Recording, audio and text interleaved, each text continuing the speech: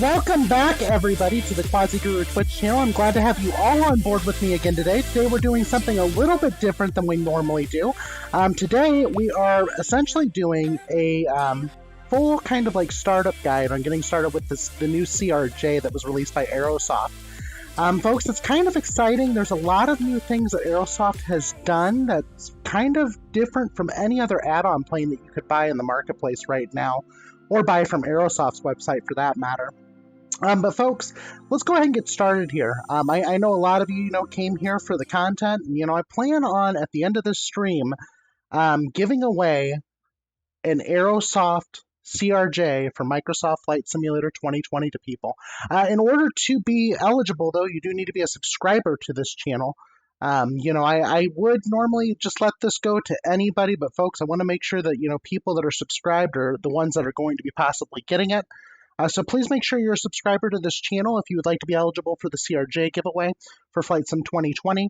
Folks, but I'm glad to have you all on board today. It's going to be an interesting set of events here that's going on. So needless to say, folks, I've done some documentation today. I've read up the documentation for the CRJ as well.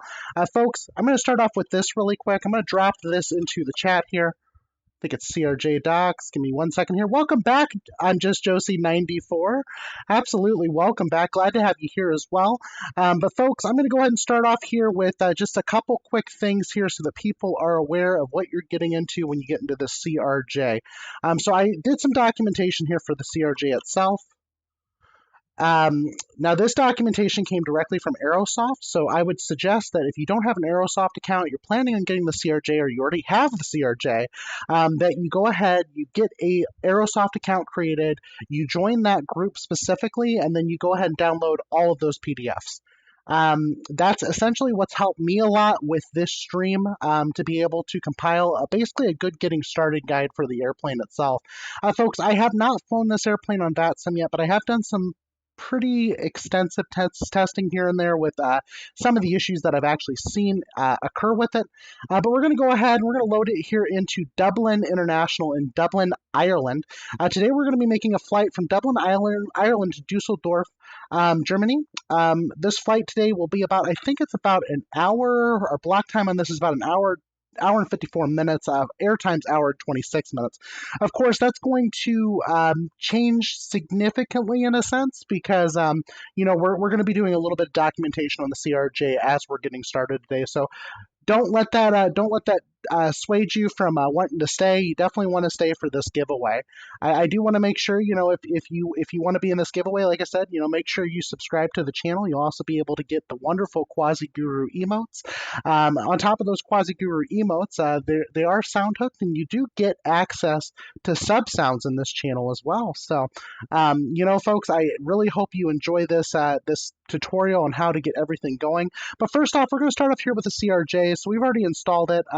I selected mine from Microsoft Store to install. The Microsoft Marketplace for Flight Sim. So essentially, it's one of the main listed content items right now. And I'm going to just go ahead and just lay this out really quick because they have requirements for this, right? And this is going to sound weird because these sound like flight simulator requirements, right? But there's a little bit more to it than just flight simulator requirements. So they want you to have MSFS fully updated. Your OS version needs to be Windows 10 1909 or higher. You have to have an Intel i5 8400 or a Ryzen 5 1500, NVIDIA GTX 970 or RX 590, 16 gigs of memory, 2 gigs of disk space, a mouse with a mouse wheel. This is very important, folks. The mouse with the mouse wheel is extremely important for this, and also a controller with a throttle channel. That's also kind of important here. I mean, you can go ahead and pull it off with a keyboard potentially by doing keybinds, but the problem is this airplane is very, very picky on what it wants to have. But yeah, absolutely. So Canesto just picked up a sushi burrito. What's going on? Okay. Hey, Adastros, how are you doing? Yeah, absolutely. Feel free to shoot me a DM on Discord. I'll go ahead and take a look at that really quick as well. But folks, yep. So this is going to be kind of interesting so far. So I've got some things set up a little bit different here. I'm going to go ahead and go back here really quick. We're going to head over to the world map. Let's go ahead and get started here. See here.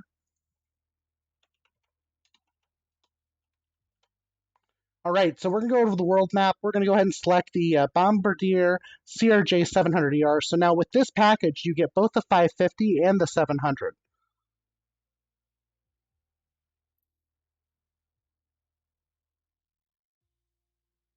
Okay, guys, I've decided to change my mind a little bit on this giveaway. Let's go ahead and make it available to everyone. So what I'm going to do right now is I'm going to change this up a little bit here. I'm going to show you a screen here really quick so you guys can see what we've got going on. Let's go ahead and head over to the I'm going to head over to my planning screen here so you guys can see what I've got showing up here. I'm going to go ahead and start a giveaway here really quick. I'm going to do a raffle. And this is going to be the CRJ giveaway. I'm going to go ahead and open it right now. So raffle's now open. Type exclamation mark CRJ giveaway to enter. But I want to make sure you all get a chance to enter for this wonderful aircraft. So make sure you enter in for it right now. And at the end of the stream, I will go ahead and draw. You do not necessarily have to be present to win, but you do need to make sure that you go ahead and enter CRJ giveaway to enter. All right, folks, let's go ahead and get started here a little bit here. We're going to go back to the FS 2020 scene. So we got the CRJ 550 and the CRJ 700ER. Today, we're going to be flying Air France HOP, which is one of the default liveries for the CRJ. We're going to go ahead and go over to weight and balance. Now, this is important, folks. So anytime you start up the simulator with the CRJ, you want to make sure your empty center of gravity position is at 35%. There is a reason for this, folks, okay? We got Lethor13 that just entered for the CRJ giveaway, folks. Please make sure you enter in for the CRJ giveaway right now. And thank you so much, History Gamer TV. I'm kind of excited about that. One follower away from 100. Wonderful, wonderful. That's exciting. Yeah, but let's see here really quick. So, you know, Lethor13, I'm enjoying it so far. I've had it less than 24 hours. I haven't had it as long as I've had other people on here. Yeah, 1480, you may want to go ahead and take notes on this one. There's a lot of things that wasn't really covered that are kind of important to make sure the aircraft is actually flyable and stable. So I'm going to go ahead and just, I'm going to pull up a document I created here really quick, folks. I basically grabbed a few things from the documentation for this aircraft. If you haven't already, also, just feel free to drop an exclamation mark CRJ into the chat. That will link you to the Aerosoft link to grab the documentation for the aircraft. It's extremely important that you actually read the documentation, at least the first, I would say, 15 to 20 pages on that first one, because that essentially makes sure the aircraft is flyable in the simulator. So let's go ahead and head over here really quick.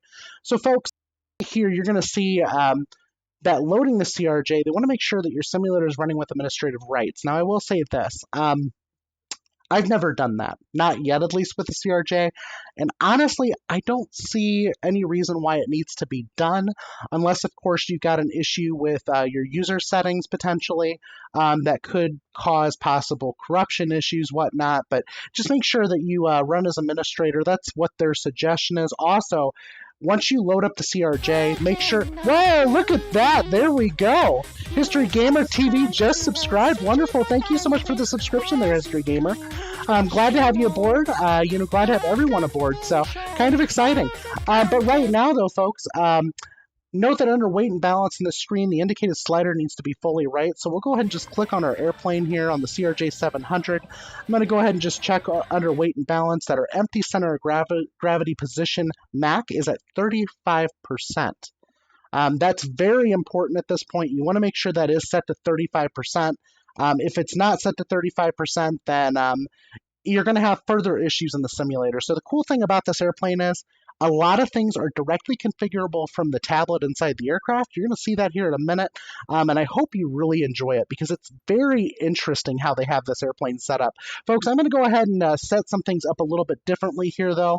We're going to go ahead and just look over my sim brief here for this flight. So we're going to be flying from Dublin, Ireland to Dusseldorf, Germany.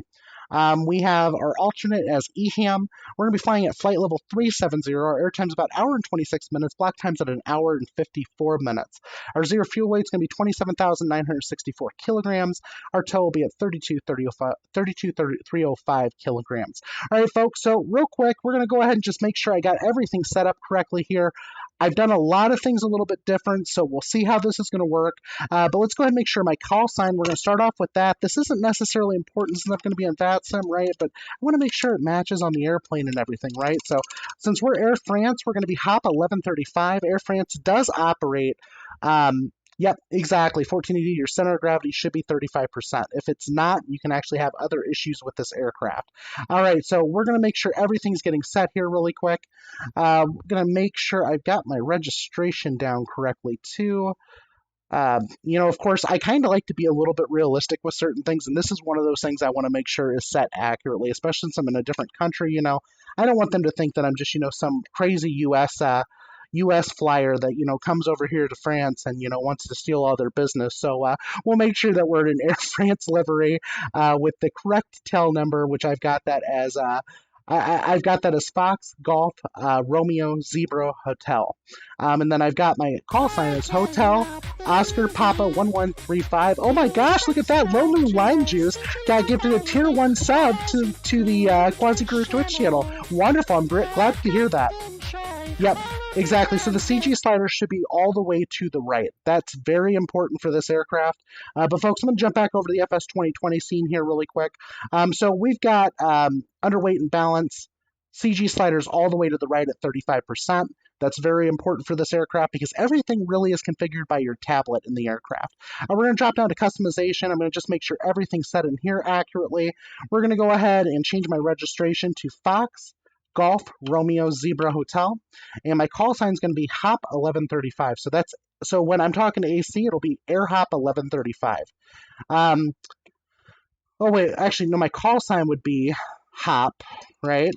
And then my flight number will be 1135. I should probably enter that in accurately, but of course I'm going to be on VATSIM, so I'm not really too worried about it. All right, so folks, we're not a heavy aircraft. We're going to keep show tail number on just so you can see what we're kind of looking at here, right? Especially with the new updates and whatnot here. I'm going to go ahead and we're going to just throw this into the daytime for everybody so that everyone can at least see what we're doing when we head in here into Dublin. I'm going to go ahead and just select gate parking 70. I don't know where the heck that's going to be at specifically. But because this is a VATSIM flight, I'm going to go ahead and turn off multiplayer right now. And I've got live weather set, not live time though. I'm keeping it off of live time so that way we can actually see what we're doing here at this airport. All right, folks, going to go and click fly here really quick. Now, really quick, I'm just going to throw this out here. So at the bottom of the screen here, you're going to see it says, please note the very first loading, the CRJ 700 can take up to 10 minutes.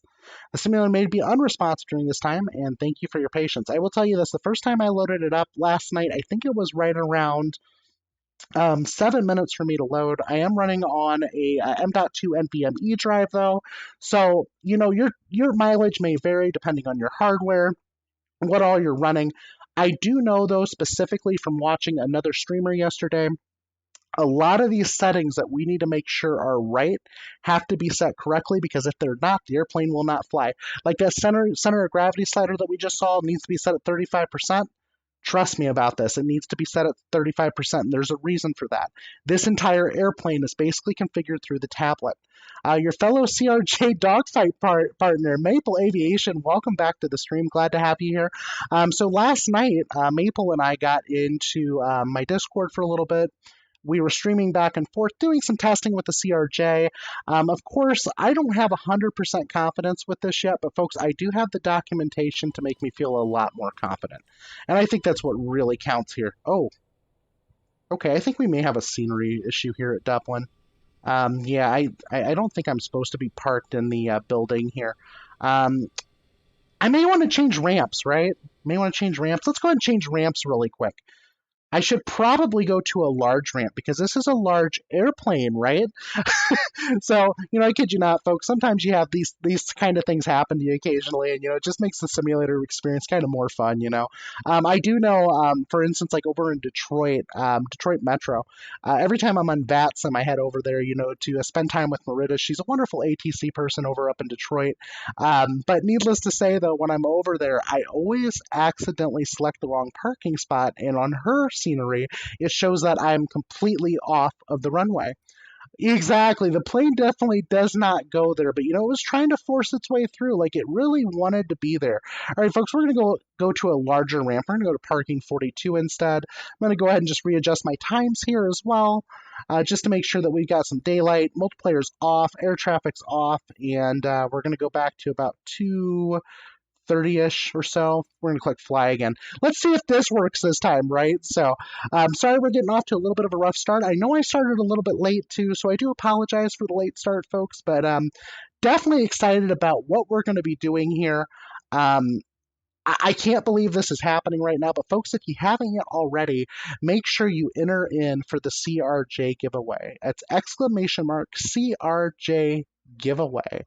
Definitely want to make sure that you all are eligible, and you do not need to subscribe for this one. I decided to change my mind on it because I want to see what kind of viewer count we can get for this stream, right? Because if you're going to get a add-on airplane that's as expensive as the CRJ, you probably want to know how to actually set it up right? So, can I enter and give it to someone of my choice? Maple Aviation, you are more than welcome to do that as well. I have no problem with that. If you want to enter and give it to anyone of your choice, you can do that as well. Absolutely, absolutely. But yeah, anyone can join on this one, guys. You do not need to be a subscriber. I initially said you had to be a subscriber at the beginning, but did a little bit of mind changing there towards the end of it. All right, folks. So I'm going to show you this really quick. We are currently in the beautiful Air France livery hop CRJ.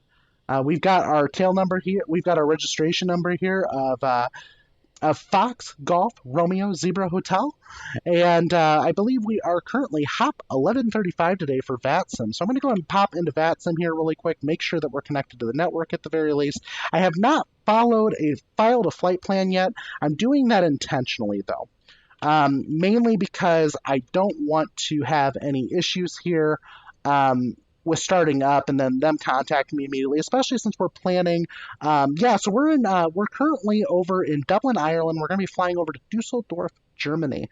This is a VATSIM event called the St. Patrick's Day Lock-In. And for the people in Ireland, the St. Patrick's Day Lock-In is essentially once all the bars close and stuff, people get together, and just hang out, right? So that's basically what it is, but we're going to go and connect to the VATSIM network here. We are currently connected. Right here, you're probably going to see a whole bunch of controllers come online all of a sudden, and this is mainly due to the fact that that any of these VATSIM events, you're generally going to have all your centers. You're going to have approach, you're going to have departure, you're going to have tower, you're going to have ground, you're going to have clearance delivery, and this continues to load. We're going to have an ATIS. I mean, this is absolutely insane, folks. It's kind of cool, though, to get on these VATSIM events because you get a lot of traffic. Like I said, this is definitely not one of those things where I'm 100% comfortable with flying the CRJ on the VATSIM network yet, but I think with the checklist that I'm provided, we can make this a lot more realistic and enjoyable and fun for everybody. But let's go ahead and get started here, right, folks? So let's make sure we can first get into the airplane. I'm going to go ahead and turn on the tablet. All you have to do, turn on your tablet here. Let me go ahead and do something here really quick because I want to make sure you can all actually see my cursor today for this one as well. All right, here we go. We are currently jumping back over here. All right, we got my cursor available. Excellent. Yeah, absolutely. We did really well last night, but I think I've got a little bit more information today to make us a little bit more prepared. All right, folks, so we're going to go ahead and start here. I'm going to go to aircraft first off. I'm going to go to a cold and dark state, which is kind of cool. On the tablet, we can set different states for the aircraft so that basically everything goes to that state. We don't have to worry about it. So I'm going to click cold and dark. All right, now, folks, you can see that the airplane is completely dark on the inside. But at this point, I'm going to go ahead and open up the passenger door. We need to make sure we can get in the airplane, right? That's kind of important, folks, I'm pretty sure. So we're going to open up the passenger door here, and we are going to go ahead and take a look through this cabin. We're going to look at the airplane itself, right? Because that's kind of important, too. We don't want to just... we don't want to have just an airplane that, just looks cool. We want to be able to actually explore the airplane as well. Let's go ahead and go into the cabin here. All right, folks, we're going up into the Air Hop France cabin. And look at this, guys. Look at the modeling. Look at the details here even, right? We got the Bombardier CRJ 700. Isn't this gorgeous? Also, we got wheel chocks. What add-on airplane for FS 2020 has wheel chocks? None of them do. Not a single freaking one. This is freaking amazing. They actually do work too. Even if I were to start up the engines right now and apply full toka thrust, my airplane will not move with the parking brakes. Parking brake not set. So let's go ahead and get in the airplane here really quick. We're going to hop into the beautiful Bombardier CRJ 700. All right, folks, we are currently in the airplane. All right, look at this. We have the cabin here. This airplane seats about 70 passengers. Wonderful cabin that we got here. Very well detailed, very good looks for the airplane itself. Got a couple lavatories here. Let's go ahead and head back up to the front of the airplane. We got to look at the front of the airplane now because that's where we really need to be at this point, right? Let's get into the cockpit, right? All right, here we go. All right, folks, we got both pilots seated in here already. We also have an oxygen mask up here towards the entrance to the cabin. All right, we're going to keep on going here. I'm going to go ahead and just get into the airplane a little bit further. All right, folks, so the first number one thing you must do when you get into any airplane is you want to check your circuit breakers, right? We want to make sure none of the circuit breakers are popped out. Let me slow down my camera transition speed some too here. It's kind of just a little bit fast right now. All right, here we go. All right, so the best thing to do with circuit breakers is you want to look at them from the side, directly down the side. You want to make sure you see none popped out. I don't see any popped out on this side. There are none popped out on this side either, so that looks good. This CRJ is actually really well modeled. The CRJ itself has a whole bunch of cool features that are modeled extremely impressively. The only thing I notice is the circuit breakers in this are not poppable. They do not work. But aside from that, though, everything else does, right? So if we come over here, for instance, like this fuel panel here, if we needed to do a test, we can turn on the power to the fuel panel, maybe, if I can get my mouse over it correctly. Probably need to supply power to the airplane real quick, too. But yeah, that's probably the issue. But folks, I can show you that here in a second here, but this is an absolutely gorgeous aircraft. I can't believe they went this far with creating a plane that is just so cool, so functional. It works all of the time. Initially I did have some problems with it, and I'm going to show you that really quick. So the one main issue that a lot of people see with this aircraft is, if you hit escape in Flight Sim 2020, you go to General, and you're going to go over to Flight Model. Right here, Modern. This part is very important. Modern is the quintessential part of making this aircraft fly in FS 2020. Yesterday I was watching a Twitch streamer that was getting upset, throwing a chair, getting angry. Younger guy, but you know what? It was kind of entertaining to watch. I felt bad for him though. But here's the problem. You see right here saying switching flight model will affect the realistic behavior of the flight. You don't want to do that. Now here's the thing. By default, FS 2020 should be set up for modern. For the modern flight model. However, sometimes it does get changed over to legacy. Legacy is not a good thing in this aircraft. This aircraft will not fly very well. You'll see a whole bunch of space shuttle status on an aircraft that shouldn't be able to do it. You're going to see a whole bunch of 500-foot drops and 500-foot increases when you're coming in for landing. You may crash into the ground. It's absolutely insane the problems that one setting actually causes. In fact, it is actually documented in their documentation. I'll go ahead and show you that really quick here. This is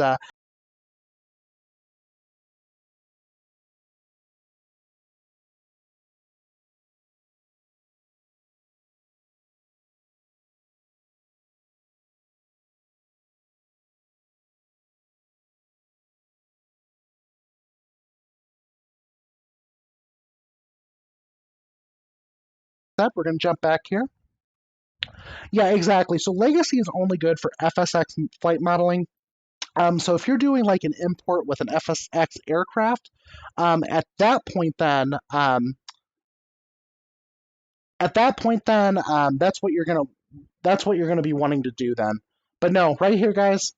Like I said, there's no specific settings that affect the CRJ specifically, except for the need to select Modern in the Options General Flight Model menu. But we're going to go back here really quick. We've got Modern set in here, so we should be good, right? You think that's all we got to do, but no, there's a lot more to this aircraft to do. This is the next thing that you need to get set. So you're going to go to Options here, If you do not do this, you will not have throttle for your aircraft either. So we need to make sure this gets fixed. So we're going to go over to options on the tablet. We're going to go to next page, and we're going to go to calibrate throttle. Now, this situation here, this is kind of cool that Aerosoft has added this feature in. Essentially, they have separated their aircraft almost from the entire simulator, which is a good thing and a bad thing at the same time because it's not as easy as just plug and play and go, right? So at this point now, we actually have to do throttle calibration. If you don't do your throttle calibration, you will not have a functioning throttle. So we have to make sure this is done. That's part of the reason why they want to make sure that this is also set up to so that you actually have a throttle, right? So here we go, folks. All you have to do is here, I'm going to go and show you down here on throttle axis. So you see how my throttle axis is currently showing minus 16,384. I'm going to go and increase that. You see how the number changes, right?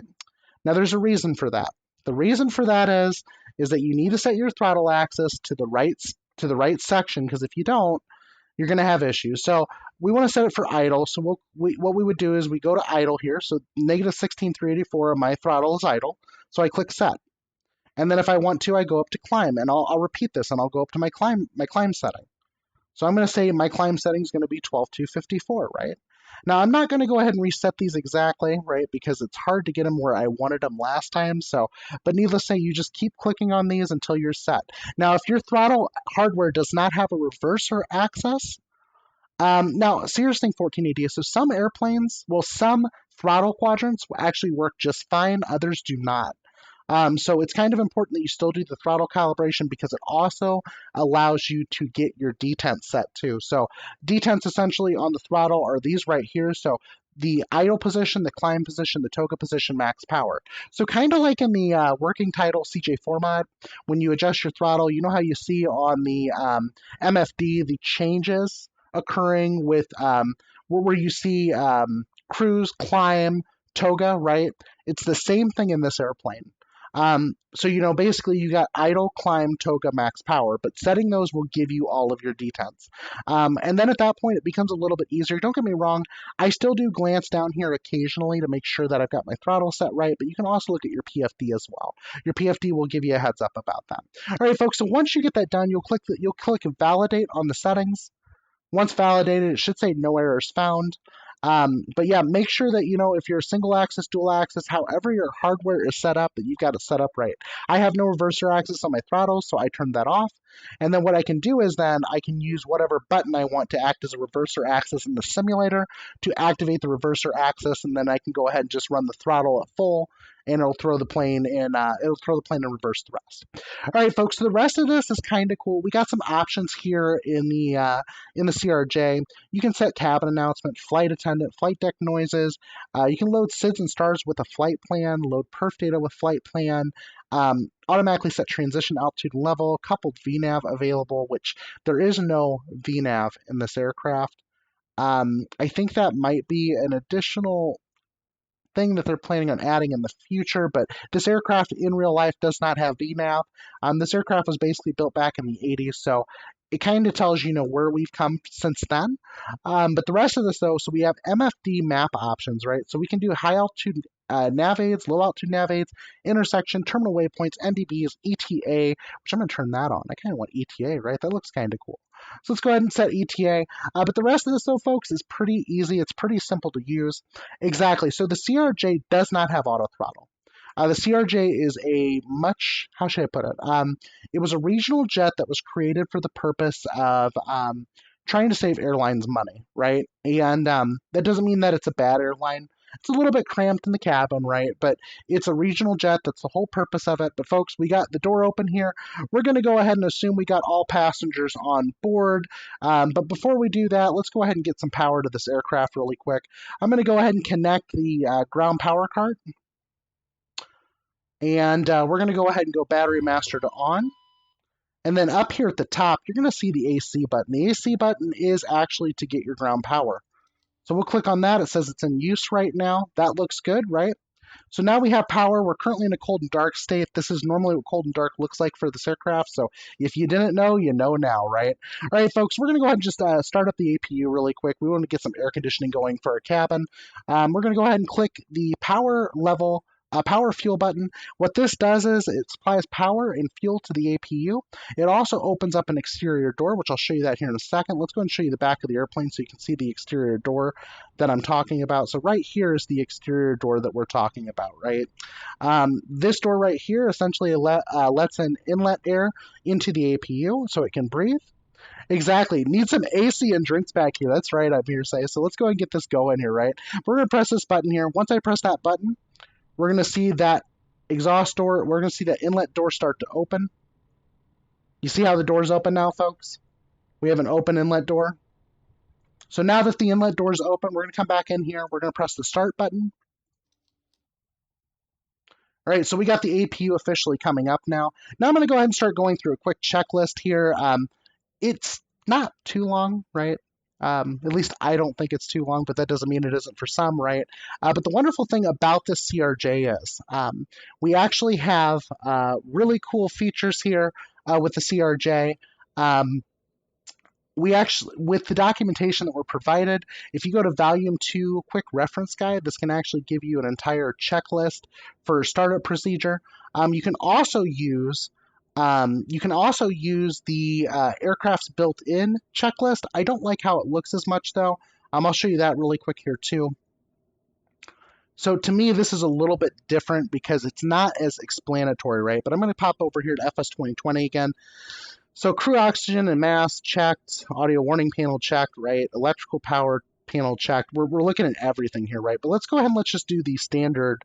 Let's actually go back over to the standard checklist here. So this is part of the quick reference guide. Once again, if you need that quick reference guide, you can always just drop CRJ into the chat. That's going to go ahead and give you the link for the documentation for the CRJ for FS 2020.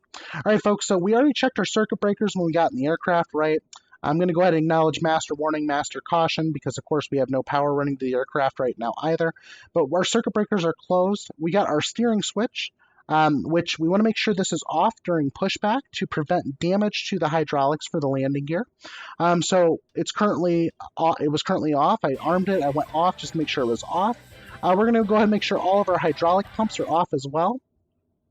So all of our hydraulic pumps are in the off position. That's good. Landing gear lever, we're going to make sure that's in the down position. It is currently. That looks good. All right, we're going to go check our flight spoiler level. The spoilers are not, they're not armed. They're not set. Also, our flaps are currently set to 0. Weather radar, we want to make sure that's off. So down here, we're going to lift up the armrest. Isn't that kind of cool? They actually made sure the armrest itself could move. Thank you so much. I'm just Josie for the 100 bits. I do totally appreciate. Canesso, you're totally right. Those CF-34s look absolutely beautiful. But let's go ahead and go back into the aircraft here. I keep forgetting to change scenes on you guys. So let's go ahead and show you once again. So we're going to go ahead and start off with the steering switch. Make sure that's in the off position. This is the steering switch right here. It is currently in the off position. We're going to come over to the hydraulic pumps. Make sure they're in the off position as well. Here's our hydraulic pumps. All of them are in the off position. We're going to make sure our landing gear lever is down.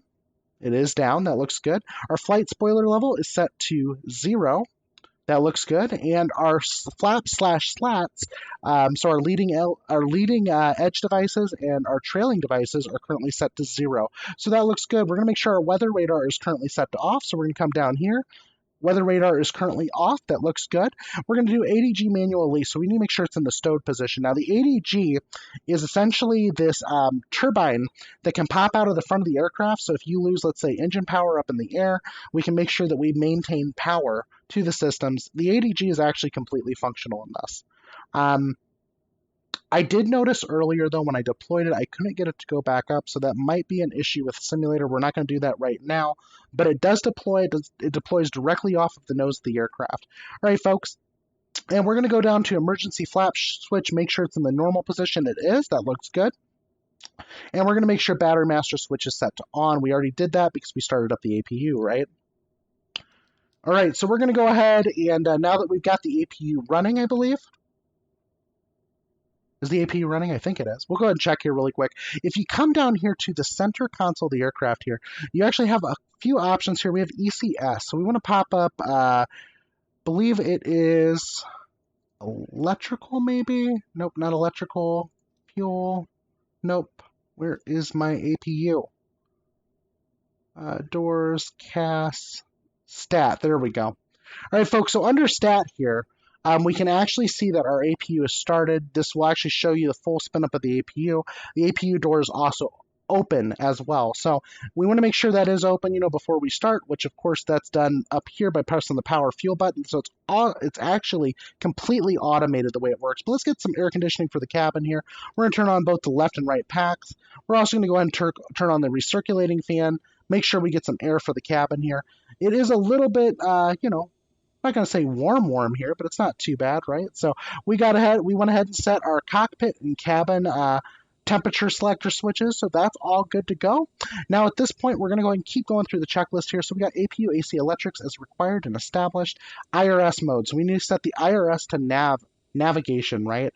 Now, folks, I'm not talking about the IRS from the United States, right? We're talking about the IRS for aligning the navigation system. So we'll come down here to the bottom of the panel. We're going to flip both of these to navigation mode. Now, the thing is that you can actually in this airplane set real-time IRS. So you can do that under, I believe it's options, is it? Let me see here really quick. Where is my, yeah, so we have IRS align time is realistic. If I click save on that, let me go ahead and turn off these items here really quick. It's going to take at least 10 minutes for them to align. At least it should. All right, so you see right here how it says attitude/heading aligning, do not taxi. So we cannot taxi at this point because the airplane is trying to align the IRS. This generally takes about 7 to 10 minutes. So, of course, this is one of those good times in which you can start, other crew briefings as well to make sure that you're good to go. But folks, we have our temperature units. We can establish those as Celsius or Fahrenheit. We have kilograms or pounds for weight units. We have millibars or pounds per mercury for the barometer setting, which you can also change up here as well. There's a whole bunch of different things you can do. I personally like single queue flight directors, probably because I'm used to flying the CJ4, but I got my IRS line time set to realistic. My LSK is set to 5R. My throttle detent is set to show, and my autopilot disconnect yoke sensitivity is set to low. So basically it means if I start to move the yoke like crazy, we're going to make sure that we're going to have everything completely functioning and working here. So if I have to move that yoke, we will have the autopilot automatically disconnect. All right, folks, let's go ahead and get started here really quick. Now that we've got all this stuff up, we're going to go ahead and continue to go through this. I'm going to just do the rest of the prior to start procedures here. So IRS is set to nav. Emergency equipment we would check at this point. So, fire extinguishers on board as well as safety life vest.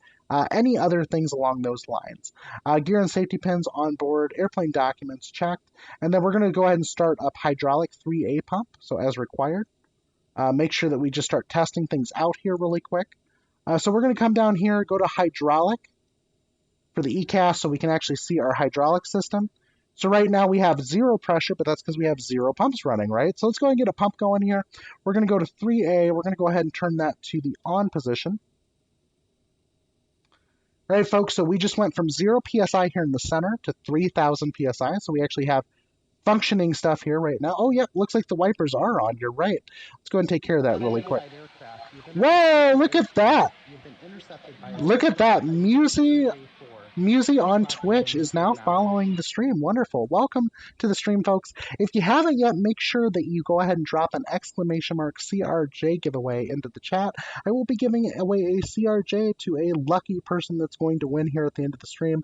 I really hope one of you really enjoy it.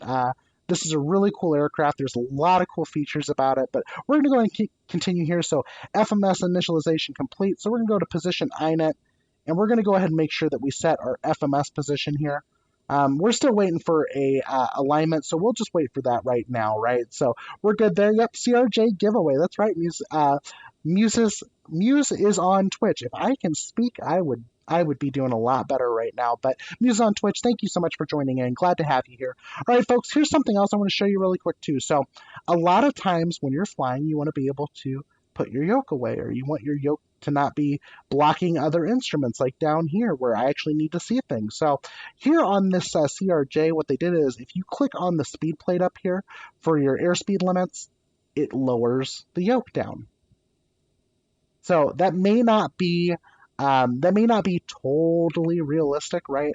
But at least at the very least, we're actually starting to see we're starting to see some cool additions and features added in here that's just making the airplane even better. So now we can actually see this entire bottom source here that we're actually going to be able to need to use later anyway. So we've got that done now. Let's go ahead and just keep going through the checklist here. Whoa! I'm just Josie94. Just gifted a tier 1 sub to Musi on Twitch. Thank you so much. Yeah, absolutely, absolutely. Yeah, that's freaking amazing. Don't forget the Sky Park. Yeah, there we go, the Sky Park. That's right. Yeah, thank you guys so much for joining in, though. I'm glad to have you here. Don't forget to enter in for the CRJ giveaway. So !CRJ giveaway, and hopefully you actually get it here at the end of the stream.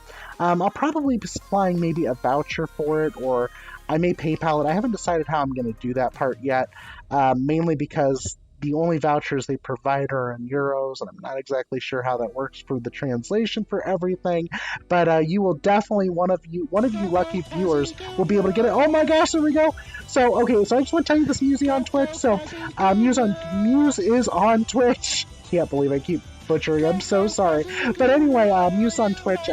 Anytime you drop in any one of my emotes, it is audio bound to a hook. So it's actually kind of cool, you know. There's a whole bunch of fun things here. Yep, absolutely, absolutely, folks. All right. So we've currently got everything connected. We're good to go here. I'm going to go and set my FMS position.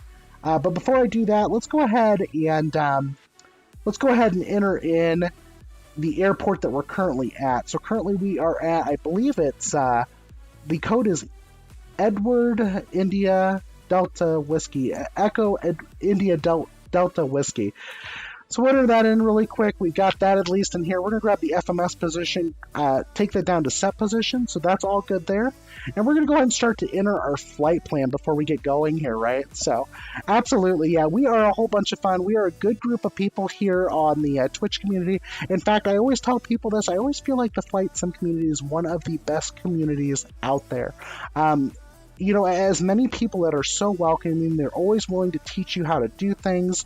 It's kind of cool to actually have that type of welcoming feeling coming to a community, right? Because you always want to make sure that, you know, you're having a good time. And I always feel like the Flight Sim community has that out for everybody. But folks, let's go ahead and continue here. I'm going to go ahead and we entered in my origin, which is Dublin International Airport, over to Dusseldorf for the destination.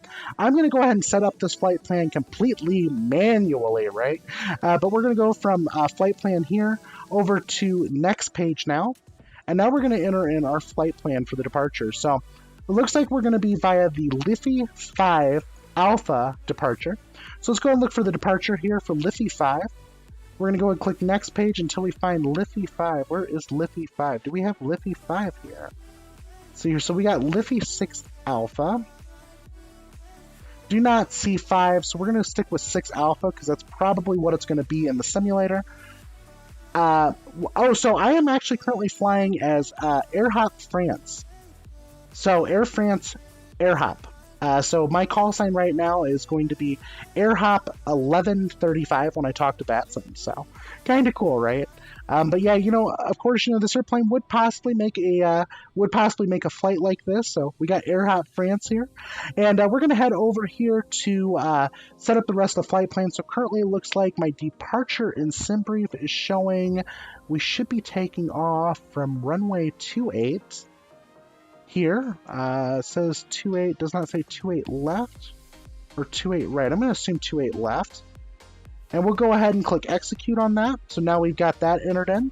And now we'll go back over to legs. So now you'll actually start to see that we've got the Liffey 6 Alpha departure set up with runway 28 left. And we're going to head back over to flight plan so we can enter the rest of our flight plan in. So we'll go to next page. So now we got via Liffey 6 Alpha to Liffey. So that is going to be the departure route for this flight. So let's come down here and we're going to enter in the rest of the flight plan here manually. So folks, I'm going to drop the flight plan into the chat so you can kind of see what I'm doing here. There's our current flight plan for today on VATSIM. Of course, you know that very well could change when we go to request clearance and I go to file this flight plan. But we're going to go and just start entering everything in. So we've got Quebec 36 is the airway. So I'm going to do Quebec 36 as an airway. And we'll take Quebec 36 over to Alava. So Alpha, Lima, Alpha, Victor, Alpha. Alpha Lima Alpha Victor Alpha.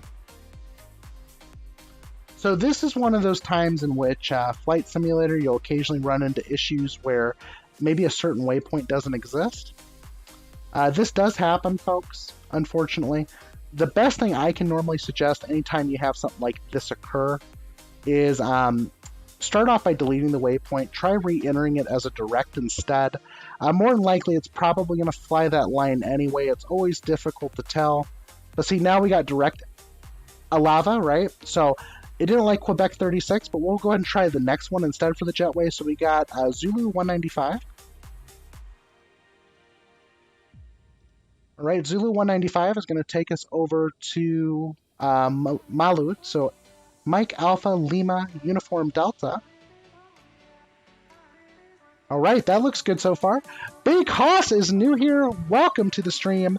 Do I know how to get back into the cab and get a wing view? I'm having issues getting out of the cockpit. Okay, yeah, no problem. Totally. So, welcome to the stream. Glad to have you here. If you hit the insert button and you hit end, it should allow you to start rotating few views by hitting the A key. So here you go. We're starting to see the exterior of the plane. We're starting to see all the custom views it has. And it'll allow you to see basically anything. So that's all you really have to do. But thank you so much, Big Hoss, for following the channel. Also, feel free to drop in exclamation mark CRJ giveaway if you don't already have one. Does this FMC support a co-route file? Actually, it does, yes. So to import that, it's a little bit different uses on Twitch. Unfortunately, it's not as easy as the CJ4 or the A320 fly-by-wire mod, right? The CJ4 working title or the A320 fly-by-wire. Oh my gosh! We're at 100 followers, folks. We did it. We hit 100 followers on the stream. Definitely excited, to actually hit that 100 follower mark. Thank you so much, Maple Aviation, for letting me know. That's freaking amazing. But let's continue into this flight plan so we can get off the ground, right? So we're going to go to Uniform Lima, and it looks like 975. Whoa, we got the applause coming in here, too. Telling you, folks, it's definitely exciting to see what's going on. Hotel Papa, cleared for takeoff, runway 30. Whoa, there we go. At 8. Oh, folks, you guys make me love doing this. I'm honestly glad that I've got you guys on board today. But this is freaking amazing. All right, so we got Uniform Lima 975 jetway to Whiskey Alpha Lima. We're gonna go then from Mike 16. Oh my gosh, here we go. Here it comes, folks. Here it comes. That's right. Going over to Dallas on Mike 16. Let's see here. We're going to Lima 603 for the next jetway. Trying to get these all entered in here really quick, folks. I'm sorry it's taking a while. I do apologize for that. We're going to go to Lamzo then after that. I know this is taking me a minute, folks, and the chat's like blowing up right now, so I do apologize if I missed something here. I'm kind of just going with the punches right now. But folks, if you haven't yet already, make sure you drop an exclamation mark CRJ giveaway for the entry into the CRJ giveaway at the end of the stream. Dastros Gaming, welcome back to the stream. I'm glad that you made it back. If you haven't yet, make sure you enter in CRJ giveaway. Currently looks like we got Danny3849 in the center, Deer Slayer XIV, I'm Hearsay, I'm Just Josie Canesto, Lethor13, Maple Aviation, Muses on Twitch, and the History Gamer TV. So at Dastros, feel free to go ahead and drop into the CRJ giveaway, exclamation mark CRJ giveaway. All right, folks, we're going to go and continue here really quick. I got to get this flight plan set up still. I can't believe this is going on right here. We're going to go direct Eveli, I think it is, Eveli. All right, direct Eveli. That looks good so far, and then we're going to go direct Papa Alpha Mike. Starting to like the fact that I'm getting directs. That's a lot easier to enter in the flight plan. And then we're going to have a jetway of Papa 62 to T-Bro. So Tango, Echo, Bravo, Romeo, Oscar. All right, let's see here. T-Bro. Folks, I have not flown this plane on VATSIM yet, so hopefully it's not a complete crap show, right? Hopefully we're not going to have too many issues. So Papa 62 to T-Bro, and then we got the T-Bro 1X arrival. So we're going to go pop back in here really quick. We'll go back to arrival here for Dusseldorf, and we're going to make sure that we select runway 05 right, so we'll do the ILS for that more than likely. And we want to make sure that we have the T-Bro 1X star loaded for this. Which it looks like I do not see the T-Bro 1X. Gotta love that. Gotta love when the star doesn't exist when you need it the most, right? Let's go ahead. I'm going to clear out the runway here really quick. Because sometimes this happens where there's always that potential possibility that maybe something's up with the runway even for the arrival. So we'll go ahead and just delete out the ILS really quick. Or try to delete out the ILS. Let's see here. Okay, there we go. We'll cancel that. And let's see if we can find T-Bro 1 X-Ray. Still can't find T-Bro 1 X-Ray.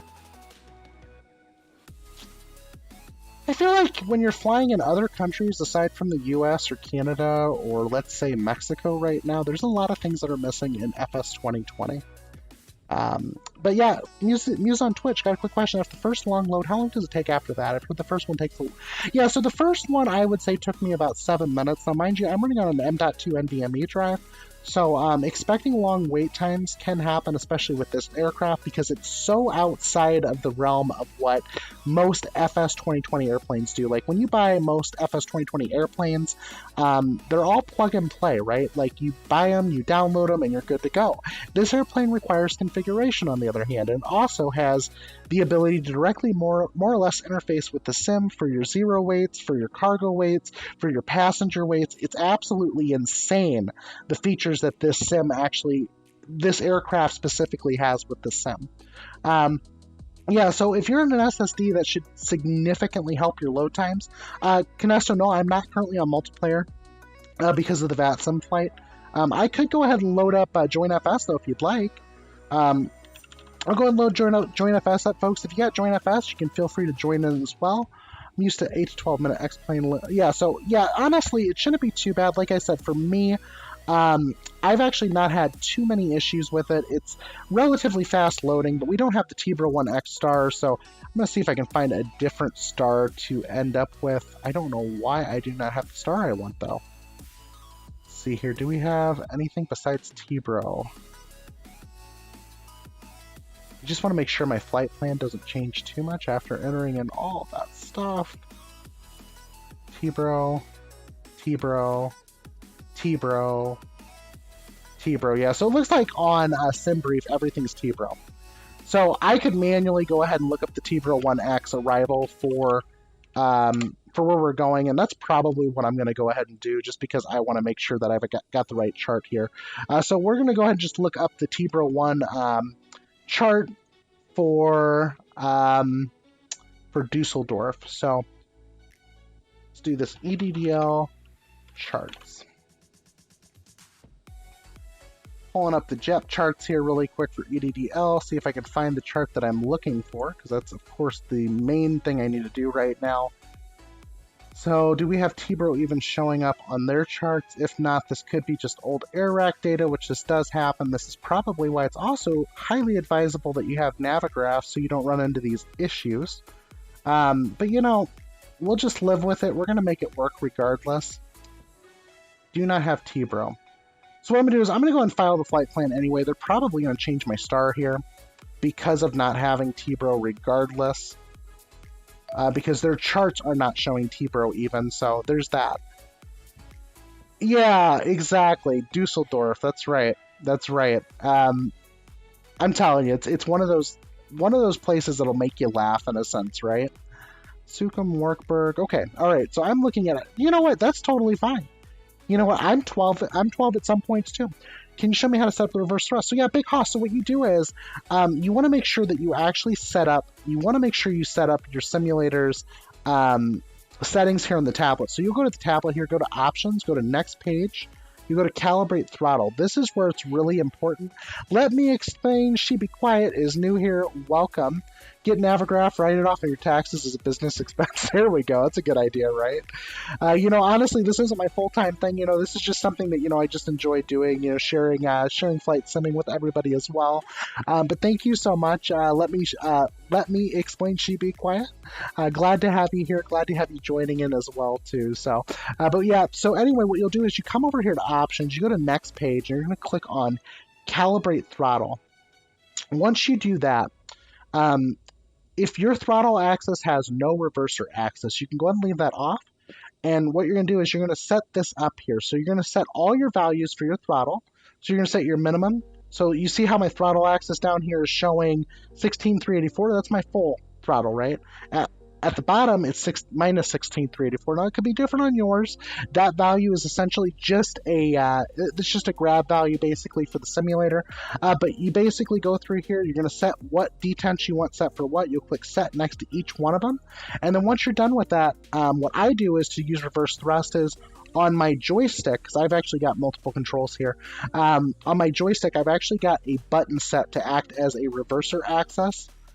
Reverser button essentially. So my throttle axis, this joystick button for here is hold throttle reverse thrust. So if you set up something for that, and then what you can do is you can apply full power with your throttle. At that point, then it will go ahead and it will act as your reverser, which does work fantastically in this. I did have some issues with that yesterday when I initially bought the plane and installed it. I was trying to figure out exactly what was causing those issues, and needless to say, it was all over the fact that I checked the wrong box in the options. So hopefully that's helpful for you. Let me know if you need anything else though on that. But that's the biggest thing. All right, we're going to go and go back here really quick. No problem, Big Hoss, no problem. But folks, if you haven't yet already, make sure you enter in for the CRJ giveaway. So exclamation mark CRJ giveaway into the chat, and you'll be eligible at the end of the stream for a giveaway. You do not need to be present to win, but we would like you to be present for the flight. The flight's only about an hour and a half. If you can't stay, we totally understand. You can also go ahead and feel free to lurk as well. We do totally enjoy having everybody on board with us today. I'm going to go ahead and just check over some things here really quick on SimBrief again. So I know I had the T-Bro 1X, and I know that we had T-Bro also showing up. So I'm kind of curious maybe if there's a possibility when I punch in the ILS, we'll kind of know where we're going anyway, because it knows about T-Bro, right? So we'll go ahead and just punch in ILS 5 right. And I'm going to go ahead and just check over the transitions here. So I don't see T-Bro listed as transition, so I'm going to click execute. Now I'm going to go to my legs page. We're just going to go ahead and make sure everything's in there, and we'll just go from there. Let's see here really quick. So looks like runway 5 right, leafy, vector. This all looks good so far. I'm going to add in that T-Bro really quick though too, because it looks like I did forget that part. So we'll go back to flight plan. We're going to go to next page here. And now we got some discontinuity showing up too. That's completely normal because of what we've set up here for the flight. So we'll go to next page, make sure everything's in here. ILS 5 right, Victor, vector. Got a Victor for your vector? All right, folks, we'll go back here really quick. I just need to make sure everything's entered in accurately. I think we had small issue here occur when I went to add in that arrival. Looks like I did have an issue occur. So I'm going to actually have to manually re-enter the entire flight plan, it looks like. Well, most of it at least. So after Leaf 6A, we want to make sure that we're going to Quebec 36 to Alava, but we know we had an issue with that earlier, so we'll just do it direct to Alava. We'll enter this one in a little bit faster, hopefully.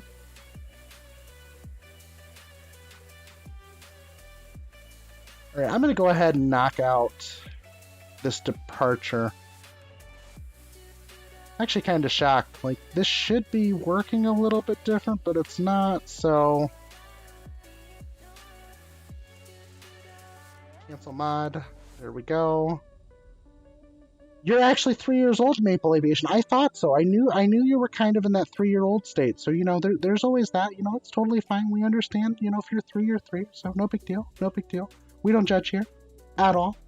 All right, folks, I'm just going to go ahead and delete some of this stuff out really quick, and we're going to just get this reconfigured one last time, because obviously it doesn't like me right now, and that's totally fine. I don't like it either right now, so we'll get rid of that discontinuity. Go to legs. Alright, I'm going to wipe everything out in here really quick so I can actually fix the flight plan, since it somehow got messed up after I did that. Delete, delete, delete. Alright, there we go. We're back to that. So now we can go to flight plan. And I'm going to go ahead and enter everything in. See here, we got everything up to Leafy, which is going to be our departure, which is good. So that looks good. We'll go back to flight plan here, go to next page, and I'm going to re-enter everything else back in here. So Alava, A-L-A-V-A.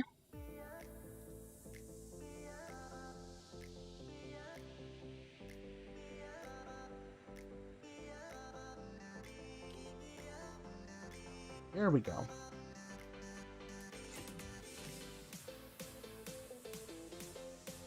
Oh, I forgot to click execute earlier. It probably would help if I actually change my settings, right? Not just leave them as they were. See here.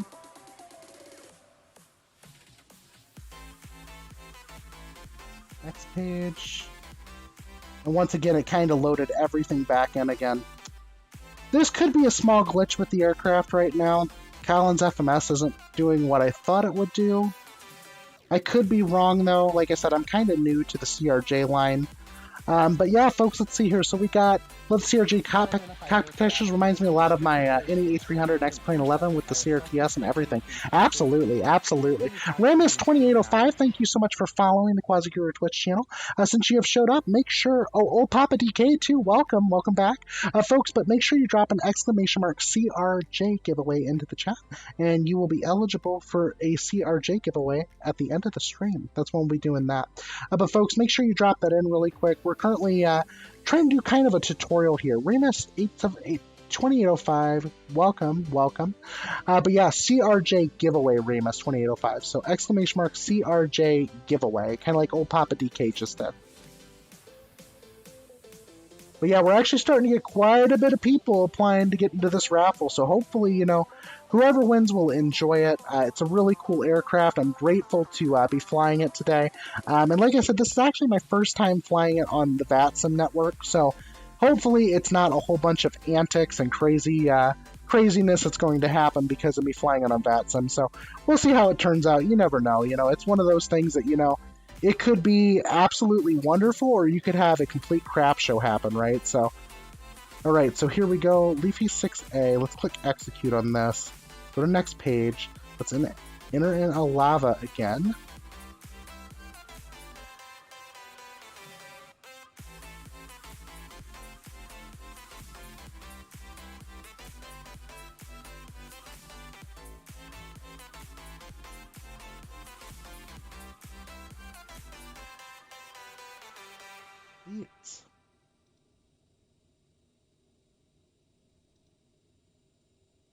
Cancel. Right, execute. Legs. Yeah, for some odd reason, and I'm not sure what this is about. Giveaway bait. Yeah, there we go. Giveaway bait. That's exactly what it is. Not even clickbait. It's giveaway bait, folks. Giveaway bait. That's what's bringing people here today is the giveaway, right? So, pretty sure that's basically what it is, at least at this point. So, I'm going to go ahead and just change my flight plan a little bit here just to make sure that I can get this to update, because for some odd reason, it's not clearing out the way I want it to. Actually never had this much problems trying to get a flight plan to clear out, so trying to figure that out right now. Delete.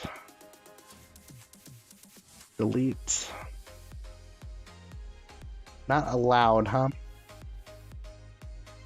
If anybody has any other suggestions to get this to function like it should, it would be highly appreciated. I don't know exactly why I cannot get this flight plan to change around like I need it to. Yeah, so you know, and you know, I think that's part of it too. You know, learning about the CRJ, so that way you know what you're doing with it. That's always helpful as well. You know, trying to make sure that we're in a good state there. You know, to get things done as well. Okay, so I'm trying to get this flight plan to wipe out, and I can't get it to work. So a little bit thrown off here, I'm not going to lie. But today we're going to be climbing up to flight level 370, though. Let's go and get that entered in here really quick. I feel like I'm stumped right now, but you know, of course, you're all here to see it with me, you know, me being stumped. So there's that. There is that. See your VNAV setup. All right. 297.4, 250 over 10. Okay, that looks good to me. Let's see here really quick. Let's change this around again. Departure, arrival. How do I wipe out something that's selected here?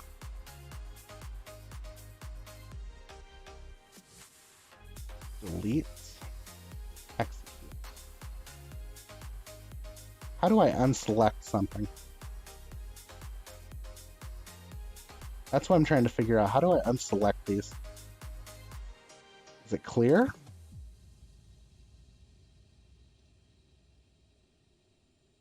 Nope, it's not clear. Oh, excellent Muses on Twitch. Yeah, I'm grateful that you stopped by to, see what's going on here on the channel and sent you my spy's personal CRJ checklist. Use it wisely. Oh, boy. Yeah, definitely need to use that one wisely. Let's see here really quick. Let me go ahead and I'm just trying to figure out why I can't get these to clear out. I know I selected them. Do I need to select blank space instead, maybe?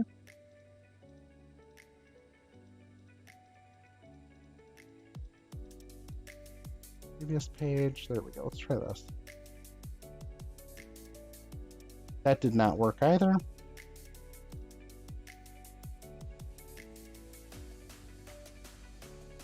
Departure. Leaf 6A, runway 28 left. Let's leave that like that, because I think that was part of my flight plan, yeah. We'll leave it like this. We'll click execute. We're going to go back to flight plan. We're going to click next.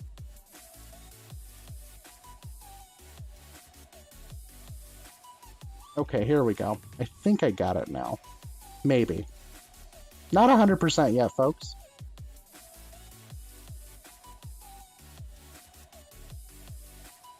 There we go. That's what I was looking for. I was trying to get this part of the frickin' FMS to work, so we have actually got it kind of functioning now. Finally. Oh my goodness. Okay, let's go back to flight plan. Let's go to next page. Alright, here we go. Now I can clear this out. This is what I was looking for. Alright, so now we're going to do a lava.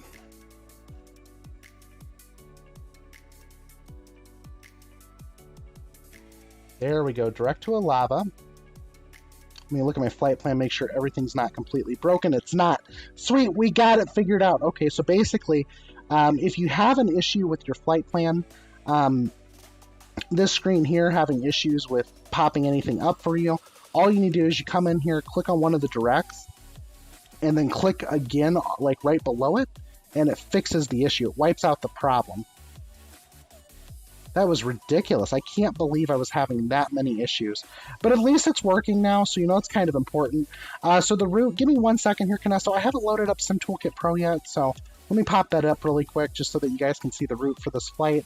Like I said, we've got an issue, though, with the star at the end. It says T-Bro, but it's not loading up right, and I think it's because the air rack data is off. But once again, I need to make sure I get a Navigraph subscription at some point. Once I do that, it's going to change things pretty significantly. But let's go and pull up my latest from SimBrief, make sure I got that loaded up here.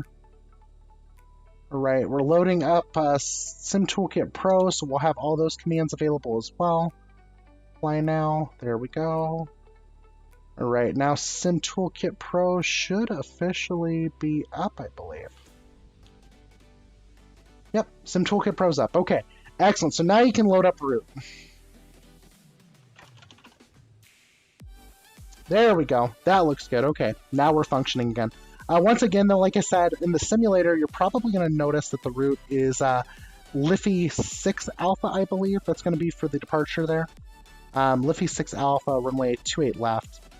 We'll execute that, go back to flight plan. Let's make sure that everything's still functioning here. Nothing broke.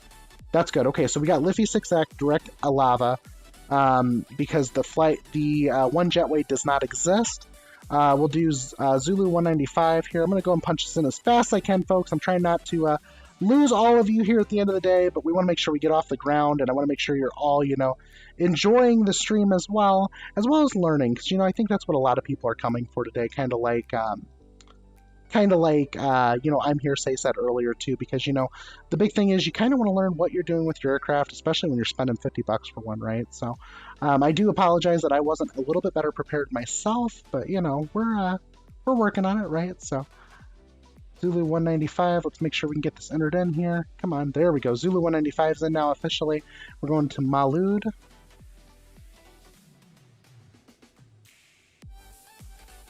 Come on.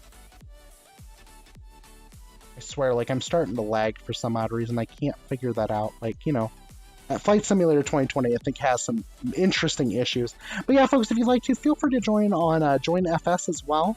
Of course, I'm not directly online multiplayer right now, but I am currently on Join FS, so if you'd like to join in on the flight there, you can do it there. Or, if you would like, you can also join in on VATSIM for this flight as well. As we depart and do the St. Patrick's Day lock-in here from... We're doing this directly from Dublin, Ireland, over to Dusseldorf, Germany. So I hope you're all going to enjoy the flight, and you'll be able to relax and just, have fun and learn some things here about the CRJ as well. Get in on that giveaway, right? So if you haven't yet already, make sure you do !CRJ giveaway so that you can be eligible for the giveaway, folks. It's kind of important. I really want everyone to have a chance at winning it. So make sure that if you haven't yet, make sure you go ahead and enter for it, because I think that's important. So, all right, UL975. Like I said, I'm starting to lag and I can't figure this out right now, but I'm pretty sure it's going to smooth out here in a little bit. This happens with the simulator a lot, and I think a lot of people recognize that too. So, simulators always have interesting issues, especially when it comes to Microsoft. So, there is that. All right, UL975 to wall M16. But yeah, there is a way you can actually import from SimBrief as well, but you have to import it directly into the directory basically for the aircraft in order to be able to pull that information down. But yes, it can be done, so don't worry about that. Now, I do think here in the future we'll probably see some better SimBrief integration even from the folks over at Aerosoft, because I'm pretty sure it's going to be a highly requested feature, kind of like it was in the CJ4. So I'm sure they'll add some sort of mod at least that you can go ahead and enter everything in a little bit easier. So there is that. Do I game to high priority? No, so I don't necessarily do that because I've never noticed that changing the performance. I mean, I could go ahead and do it right now, but it's hard to say whether or not it's actually going to change what's going on here. Let's see here really quick. Let's do...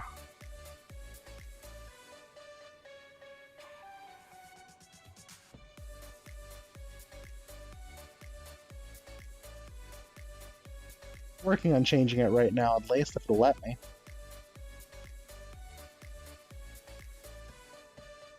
Yeah, it's not one to play well with me right now, but mind you, this happens occasionally, and once I get moving or I start moving around, it'll probably calm back down again. I think a lot of it has to do with just looking at a lot of displays at once. Even I've noticed that causes a major frame rate drop even. Mind you, I'm on some older hardware. I've got an i7-7700K with a 1080 Ti. Now, a 1080 Ti, is pretty decent, but that doesn't always mean that, it's the most functional thing on the market either to be able to, fly on the simulator. So, this does happen occasionally, and it doesn't completely shock me, to be honest, that, I'm having some small issues right now, but for the most part, though, this airplane is very smooth. I really haven't noticed many issues with it causing frame rate drops or anything like that, so, right now is kind of an exception to the rule, right? So, I'm pretty sure it's probably, Flight Sim 2020 being somewhat memory leaky even, but, aside from that, though, it is pretty functional. So, let's see here, Papa Alpha Mike, let's go ahead and insert that one in really quick, too, because we're almost done inserting the flight plan for the second time. After I had to figure out what exactly I did wrong the first time. So, Papa 62 then. Come on. There we go, Papa 62. To T-Bro. So let's see if T-Bro is actually functional here. It might be. That, or it's one of those things, the waypoint doesn't exist in Flight Sim 2020. That wouldn't completely shock me either. Because it is Flight Sim 2020, and a lot of things don't work in here, so, there's that possibility. So we do have T-Bro. That's good. So now at this point, because I have T-Bro at least, I can go ahead and insert the rest of the flight plan here. So we'll go ahead and insert the arrival here into the system, and hopefully we get cleared for it. Wait a second, flight plan. Need to change it around here really quick. I forgot to change it back. All right, we're going direct to EDDL after that. There we go. That looks a little bit better. Now let's go back here, make sure we don't lose everything just now.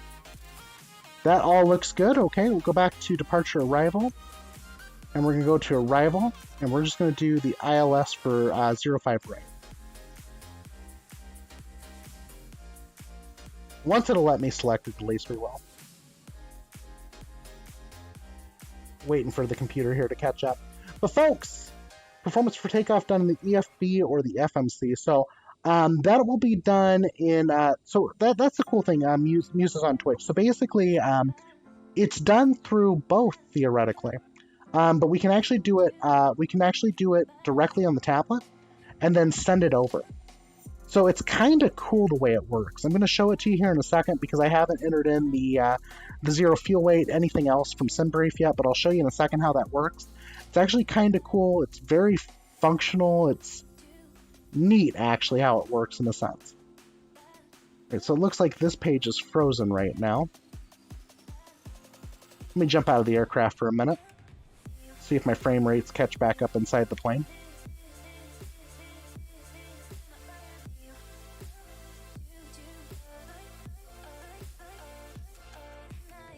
For some odd reason, my Collins FMS on the primary side just locked up completely. So I'm going to come over to the co-pilot side and just see if I can get it working over here. Well, let's do departure arrival over here. Neither of them are functioning right now. That's interesting. Is anything else broken right now that I don't know about? Okay, so basically all my avionics are acting up. So I'm going to do this really quick. I'm going to go ahead and kill my APU generator and my engine gens. I'm going to kill my battery master and just go ahead and cycle my avionics, basically. I'm actually shocked I'm having this issue right now. But you know what? This is all part of other issues as well, too. I'm just going to cycle the avionics here and see if that takes care of the problem. Come on, baby. Let's shut down. That or my entire cockpit's locked up. Oh yeah, the tablet inside the airplane's not even working right now.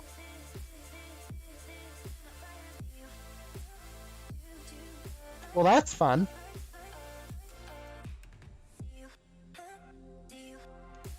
Wonder if those buttons did anything. Nope, so it looks like that didn't shut down either. Did I hit pause? No? Okay, we didn't hit pause.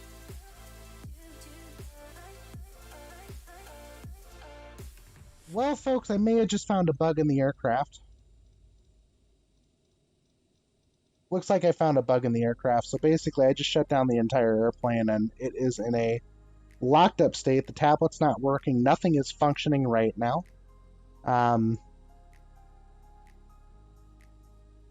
Wasn't really expecting that to happen.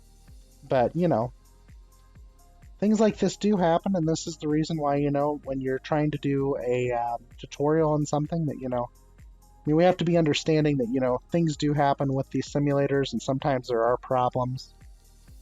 But yeah, absolutely nothing's working in this cockpit right now. Oh boy. Here's what I'm going to do. I'm going to go ahead and just reload into the sim and see if that takes care of it. We're just going to do a restart here into the airplane, so it shouldn't take me very long to reload it. So I do apologize that this is taking so long. I didn't think we were going to have this problem, and actually I'm probably going to go ahead and cheat. I'm going to actually show you guys how to import a flight plan from SimBrief. Yeah, I'm just shocked we're having this issue, but that's okay though. Stuff happens, right? So I can't completely expect everything to go right the first time around or anything like that. So, but let me see if I can find how to import from a flight plan again. That way I don't at least have to go back through that process all over again. And I'll go ahead and I'll just do a quicker startup here too, even on the airplane, so you guys don't have to deal with that. But yeah, I totally apologize, folks, that we were having those issues. But yeah, like I said, everything in the cockpit completely locked up. So we're going to go ahead and first start up the tablet again. I'm going to go ahead and just get power to this airplane going. So let's go ahead and go battery mastered on. That looks good. Let me go cold and dark really quick again. So we'll go to aircraft, cold and dark state. That's set. Now we'll go ahead and restart the airplane. So we'll go to battery mastered on. I'm going to go ahead and start up the APU. Alright, so there we go. APU door should be coming open here shortly. Yeah, you know, this stuff does happen, I guess, and, you know, it's unfortunate that it just happened just now like it did, but that could be any number of things that cause that problem to occur. But, you know, don't let that be a reason for you not to get the CRJ giveaway, right? Because it's a free plane for you, right? So, but here we go. We're gonna go ahead and just get this plane going again. Looks like I've got the APU starting, I believe.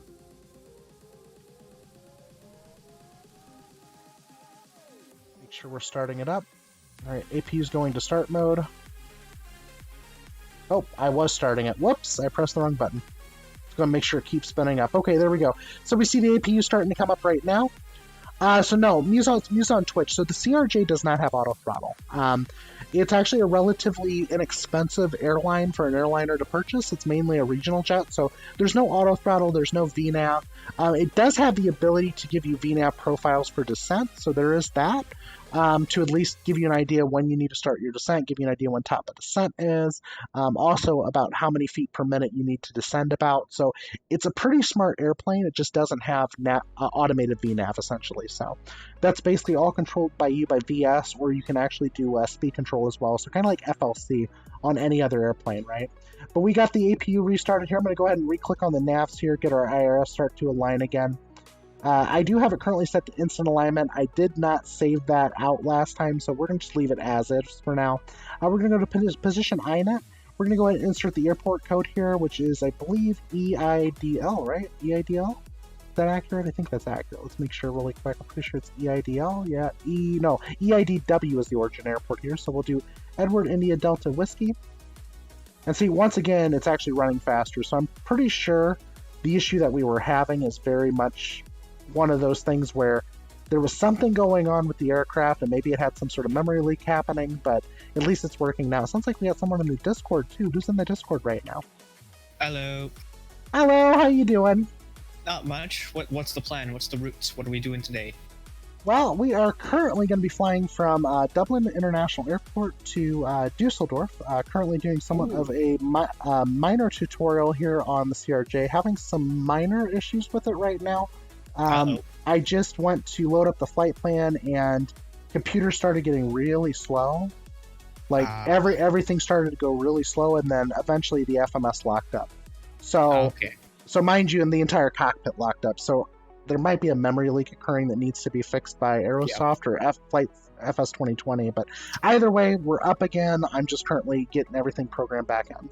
Woohoo! I've heard, I was browsing the Flight Sim subreddit today, and I've heard that people have been having issues with that. Some combination of Aerosoft and the new 2020 update just absolutely, the FPS tanking, or the aircraft's response time just tanking. See, here's the thing. So earlier, I'll tell you this, when I initially flew this aircraft, I noticed that it was very smooth. And I had no issues with it, but then all of a sudden I'm having some minor issues today. I mean, you know, you can expect that with any new aircraft or any new release, so yeah, I know it'll eventually be fixed. Exactly. But yeah, have you entered in for the CRJ giveaway yet? Ooh, I have not. I might have to here. Yeah, so feel free to drop an exclamation mark CRJ giveaway into the chat, so that you can try to get gifted a CRJ. Ooh, I might be able to write that off as a training expense, because in the last year of our program, we've got a fixed CRJ 700 sim, and we do our multi-crew ratings and all that in the CRJ 700. It's CRJ 200 or 700. I can't remember what we have. Mr. Pilot 222, welcome back to the stream. Look See at you that. entering in for the CRJ giveaway too.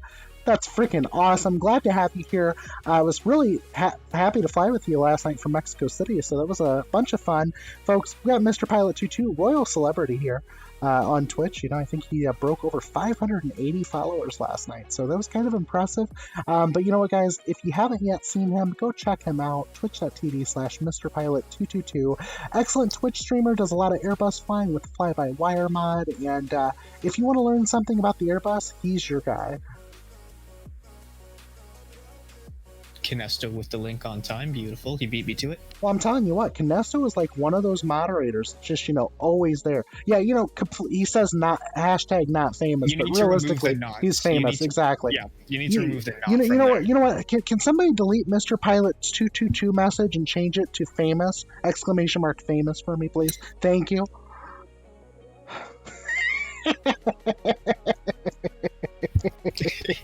That's a lot better. See, that's the way it should be, right? ! famous for Mr. Pilot 222. Glad to have you on board, Mr. Pilot, but glad to see that you also entered in for the CRJ giveaway as well. Currently, we're doing a minor tutorial on it. Having some minor issues here with the CRJ. I was getting everything set up, getting the flight plan entered, then all of a sudden it essentially broke on me. So, but I was able just to do an escape and then restart for the sim, and it was totally fine. So I don't know exactly what's happened, but hopefully we can get it going here. I'm trying to look up again how to do the flight plan import from SimBrief, because it's not like the fly-by-wire mod or the CJ4 working title mod, which would be nice, right? Because, I mean, they got all these other cool features built into the stupid tablet, but they don't have that. So, but, you know, we're waiting for that now. But honestly, there is a way to do it, but you have to import the file. So I'm trying to find out which directory to send that to really quick, and then we can just easily, just as easily import the file into the Collins FMS.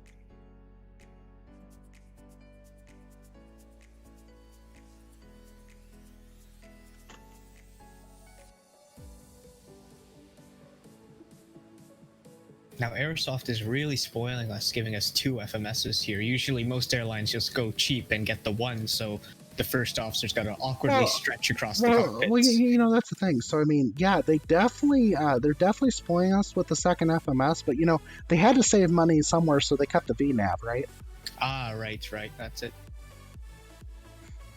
Not typical CRJ, regional jet fashion, no VNAV, nothing, no auto throttle. Exactly. All right, here we go. So this is how you do it, guys. I'm just reading through. I'm reading through something here really quick. I'm gonna drop this in here too, so that you guys have it as well. Give me 1 second here. That way you can see how to import your flight plans. Oh, Josie's making you take a swig of your Mountain Dew or whatever you have aside for you. Hey, Josie. Well, everyone that's anybody knows that I have Mountain Dew on my side here. So, folks, you know what? Pepsi has not sponsored this channel yet, but hopefully one day they do, because I do like my Mountain Dew Zero Sugar, and I am a Mountain Dew-aholic. So. Wait, what? Nathan's a mod? When did that happen? So, I have authority now. So, I'm not exactly sure. I think he hijacked it when they hijacked my stream the other day, and we had to squawk 7500. So, but you know, it happens, right? So, but yeah, hello, Nathan from I'm Just Josie. Hello. All right, so we've got a flight plan button. The file needs to be copied here. Packages Aerosoft CRJ work. So, okay, so basically what we need is we need to get a flight plan file in Aerosoft's FLP flight plan format. So, we're going to go ahead and go over here to SimBrief. We're going to go ahead and do this so everyone can see what we're doing, and hopefully we don't make a mistake here. Hopefully we get it right.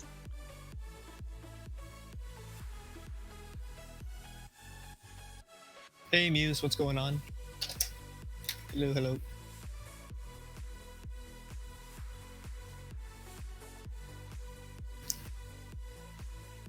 All right, folks, I'm going to jump over here really quick back to my planning screen, and we're going to go ahead and just figure this out really quick, all right? So we're going to import a flight plan into Aerosoft from SimBrief. If you don't know how to use SimBrief, that'll probably have to be another stream, but at least we can go and pull this up. If flight was sponsored by Pepsi, mine should be Coca-Cola. There you go, Danny3849. That's amazing. Let's see, MS Pilot 222. I turn it on and let it set on the runway for 10 minutes, but I don't know if it worked or not. So did you get the CRJ then? Is that what you're saying? Not 100% sure, but you letting it sit on the runway, that's like airplane abuse, right, Mr. Pilot? That's airplane abuse. No Dan, Mountain Dew. It's just my a channel normal just day in okay. Chicago or Atlanta. Yeah, totally normal day, right? Alright, so it looks like we need to grab the Aerosoft flight plan for the CRJ.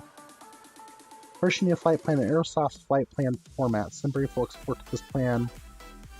Okay, so we're going to do the Aerosoft CRJ, so we'll download that one from SimBrief. And then I need to save this to my user directory here, so users, pnkid, app data. Alright, then we're going to go to local packages. Hopefully we have ATC by the end of this. Didn't even think about that at this point. So your Microsoft Flight Simulator, we'll go in there really quick. Local states, packages, Aerosoft CRJ, work. That was ridiculous, honestly. EIDWEDDL. Okay, so this part's easier, right? At least this is what I know, at least. So we press the flight plan button. Press LSK6L. So I think we have to go over here then to the tablet. No, that's LSK5R. Okay, so you know, I'm gonna ignore that. I'm gonna do what I read earlier. Do this, and we'll see if it works. So basically, we're gonna come down here to the FMS. We're gonna enter in the route. So the route's gonna be EIWE.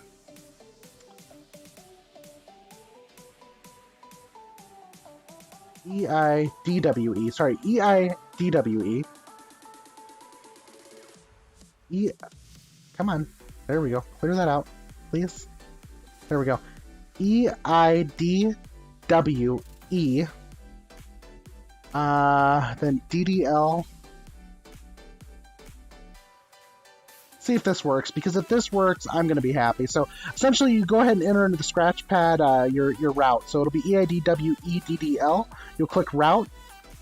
That said load error. Okay, so maybe I grabbed the wrong Aerosoft file. Or maybe I need the flight sim file. Let's see here. Finally figure out how to import a saved flight plan directly in the FMS. Flight plan, then the file needs to be copied here in the CRJ FMS. Press flight plan button. Okay, so we did that. And then it says press LSK6L secondary flight plan. Right, we did that. LSK5L route menu. What is this? Is this like some sort of code you enter? L1, R1, up, down, left, right, circle, triangle, circle, circle. Then you hear bump, bump, bump, bump, bump, minion. Yeah, I think that's what this is. What the heck? Alright, press LSK to select the desired flight plan. You'll see route loaded. A secondary flight plan menu. Route menu. Pilot route list. There we go! That's all you gotta do. So you go to flight plan, you go to secondary flight plan, and then you drop down here to route menu, click on that, click pilot route list, and you're gonna click on your plan that you want to load.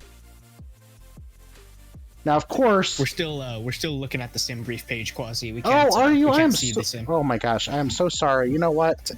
Canesto knows how to change my scenes, and he didn't do it, but he caught on at that time. So, yeah, exactly. Love Dr. Pepper Seeds. Just make sure you tune in. There you go. All right, folks. So it looks like we do know where we need to save it to, but I think I grabbed the wrong flight plan type, at least for the Aerosoft CRJ.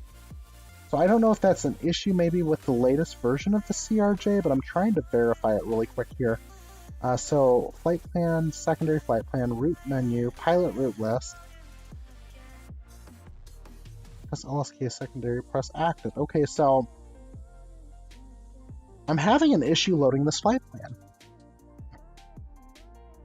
I'm gonna re-download it, see if that works maybe. Or you know what? I know why. I bet you I know why it's having issues. Come to think of it, it's because of the way the route's done, at least for the end. Let me go ahead and modify the route real quick. I'm pretty sure that's what's going on here because there is no Tbro1X here. So I'm going to wipe out Tbro1X. Pretty sure that's what's causing the issue. So we'll generate a new OFP. Earn your commands, Nathan. That's right. Earn your commands. That's right. Oh, wait. Learn your commands. It was learn your commands. Got it. All right, I'm going to drop back down in here again. We're going to try to re-download this because I did totally forget that there's one part of this departure that does not exist. Whoa, Nathan's Planes just went ahead and paid for the gift they got from Boeing Sky Pilot. They gifted a subscription to Canesto. Canesto must have just expired then. I'm so sorry, Canesto. I'm sorry I didn't realize you expired. I would have I would have easily taken care of it, but I do totally appreciate that someone else took care of it for me, so, you know, there's always that. All right, folks, so we're going to go ahead and reload this flight plan here. I'm going to go ahead and wipe out these other two that I created by mistake because obviously they did not work. They're not functional, so I'm going to go back in here to that specific folder here. Need to make sure that I wipe out those first two. Delete that one. Let's delete this one too. Whoa, go Quasiguru, there we go. I love going undercover, makes me feel better and not guilty. Go, Quasiguru, you mighty flying CJ pilot! Here, go back to root menu, let's try this again. Let's see if this loads this time. Once again, I'm getting a load error. I was really hoping me wiping... Oh, that's right, there's one more part of the route I forgot it did not have. So let me fix that up too. Jeez Louise. You know, I'm kind of glad I entered this route in manually initially, because initially entering in the route manually kind of told me that there was some problems I needed to take care of and address first anyway. So let me wipe out this this Q36 jetway in front of a lava, because that doesn't exist in the sim. At least Q36 doesn't exist with a lava. So now I've got Liffey 5A, Liffey, Alavas, as Z195, Malud, UL975, Wall, M16, Dallas, L603, Lamso, Evely, Pam, and then P62 Tibro. Okay. This one better freaking work. If that doesn't work, I'd give removing the SID and the star, removing those from the sim brief plan as well. Yeah, Usually that's what gives me most of my issues. Oh, you know what? Actually, come to think about it, you're right, because the one star is the SID's the problem here. Come to think of it, I totally forgot about that, because those get updated really frequently. Yeah, because the SID itself was the problem initially, and I forgot to change that too. So let me wipe out the SID here in the departure. So we'll do I'm gonna do direct Liffey here instead. Generate a new OFP. This one should be the official one that we need.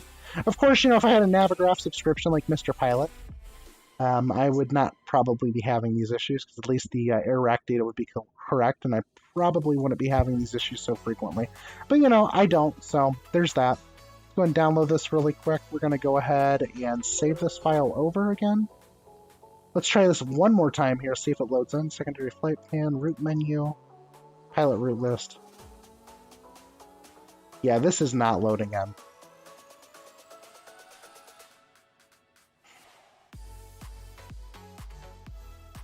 Oh, it's just not liking it. That's it. Yeah, I think it doesn't like this plan. Let me see if it loads something else. Oh yeah, it loads everything else, just not that sim brief plan. It really doesn't like that sim brief plan.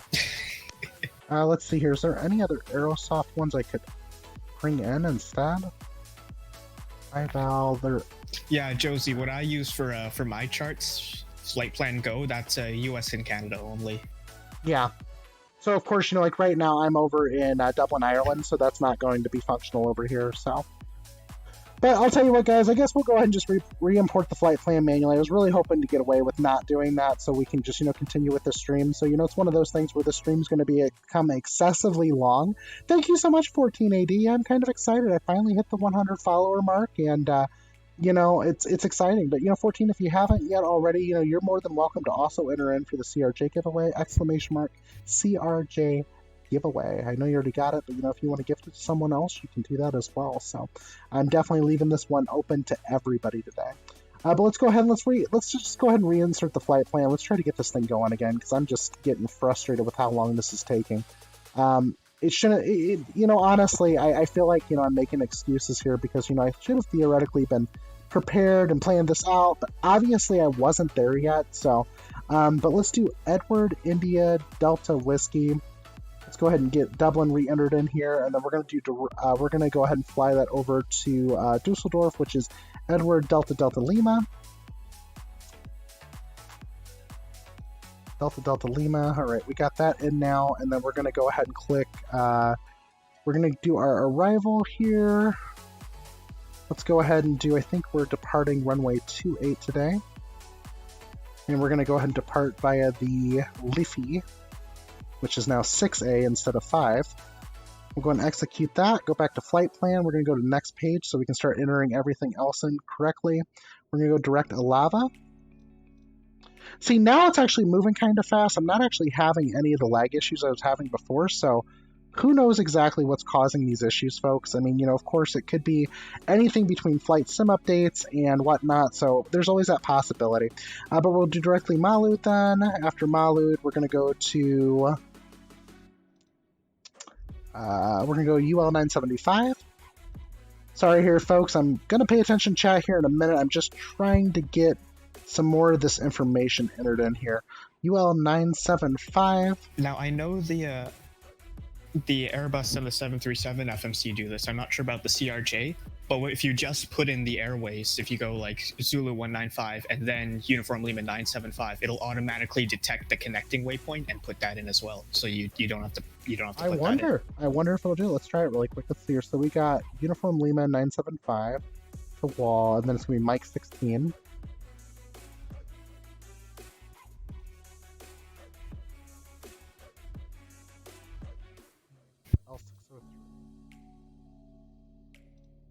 Yeah, unfortunately, I have to have another line to do it, so I'm going to have to do it on one of these other ones really quick. Give me a second. Dallas.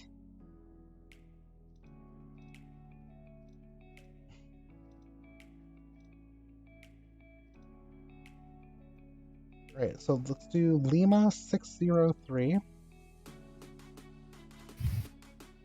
Right, to Lamso.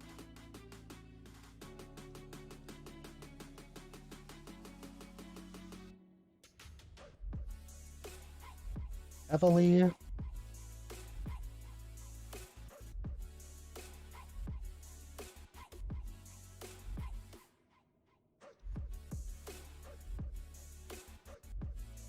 Heavily, then Pam.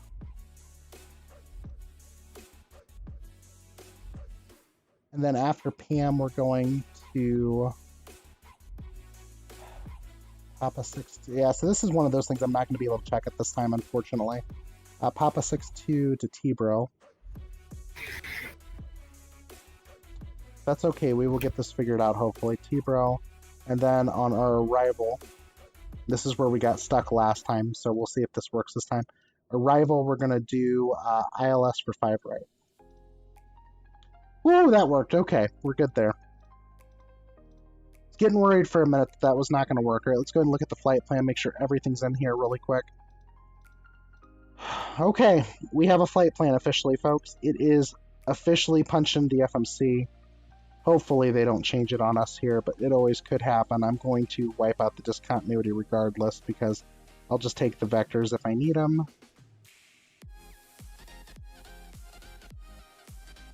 Delete. If that all looks good, we're going to re-execute this. All right, now, folks, we officially have a good flight plan. Waiting the CRJ launch around the community. Exactly. Miles Lima is now following the channel. Welcome to the channel. If you haven't yet already, make sure you drop an exclamation mark CRJ giveaway into the chat. That way you can be eligible for the CRJ giveaway that's going to be occurring on the stream as well. Currently doing basically somewhat of a tutorial flight for the CRJ. It is a new aircraft. I know there's a lot of things changing with it. And, you know, we've got a whole bunch of people that are already entering. Slayer T, if you'd like to as well, feel free to go ahead and join in on the raffle as well for the CRJ. We definitely want to make sure everyone can get into the CRJ that wants to get into the CRJ. So, all right, folks, we're going to go ahead and get this thing started up again. I'm so sorry about the stream taking so long to get started, but we're going to go ahead and do this really quick here. Let's go ahead and we got all of our generators on. We're going to make sure our APU is available. It is currently. I'm running on APU power, so that's always a good thing. And we're going to go ahead and just do a really quick checklist to make sure everything else is up and going. Looking at the quick reference guide here, so all circuit breakers are already closed. Our steering pump switch is on the off position for pushback. Hydraulic pumps are completely off right now.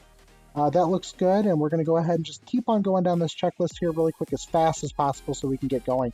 Absolutely, Clarity, but yeah, feel free to enter an exclamation mark CRJ giveaway into the stream. Totally excited about that. But yeah, Miles Lima, welcome to the stream. Glad to have you here. Glad to see you're following as well. We have officially hit above 100 followers today, so I'm definitely excited about that.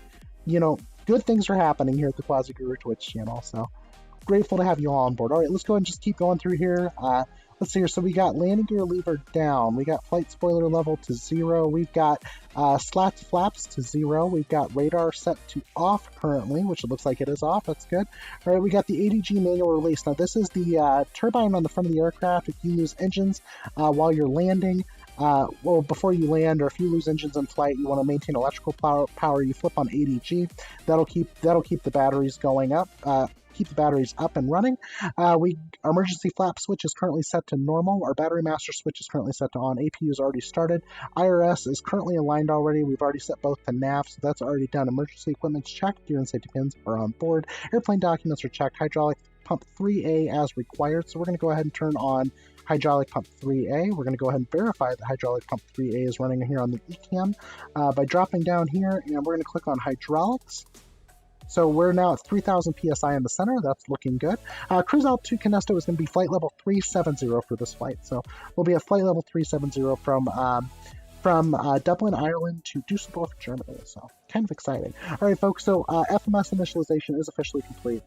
Cabin inspection, we've already done that. We've already completed a walk around too as well.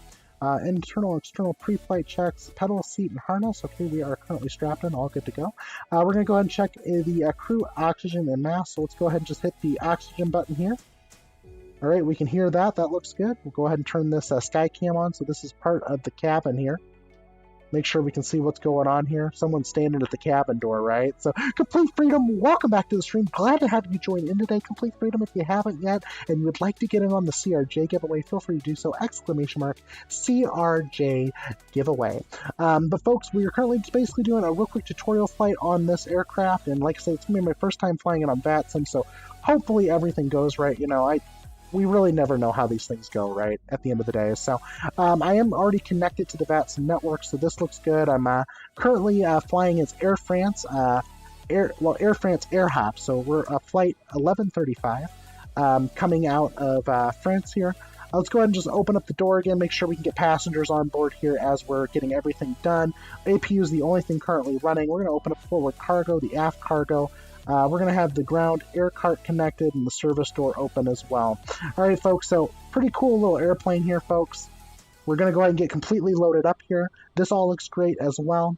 But yeah, Miles Lima, feel free to enter in for the giveaway. It's !CRJ giveaway.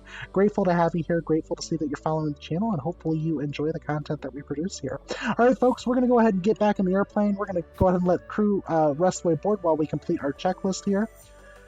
Alrighty, let's go ahead and just keep going here. Let's keep it going. Alright, so we've got external light panels checked, fuel panel is checked, bleed air panel is checked.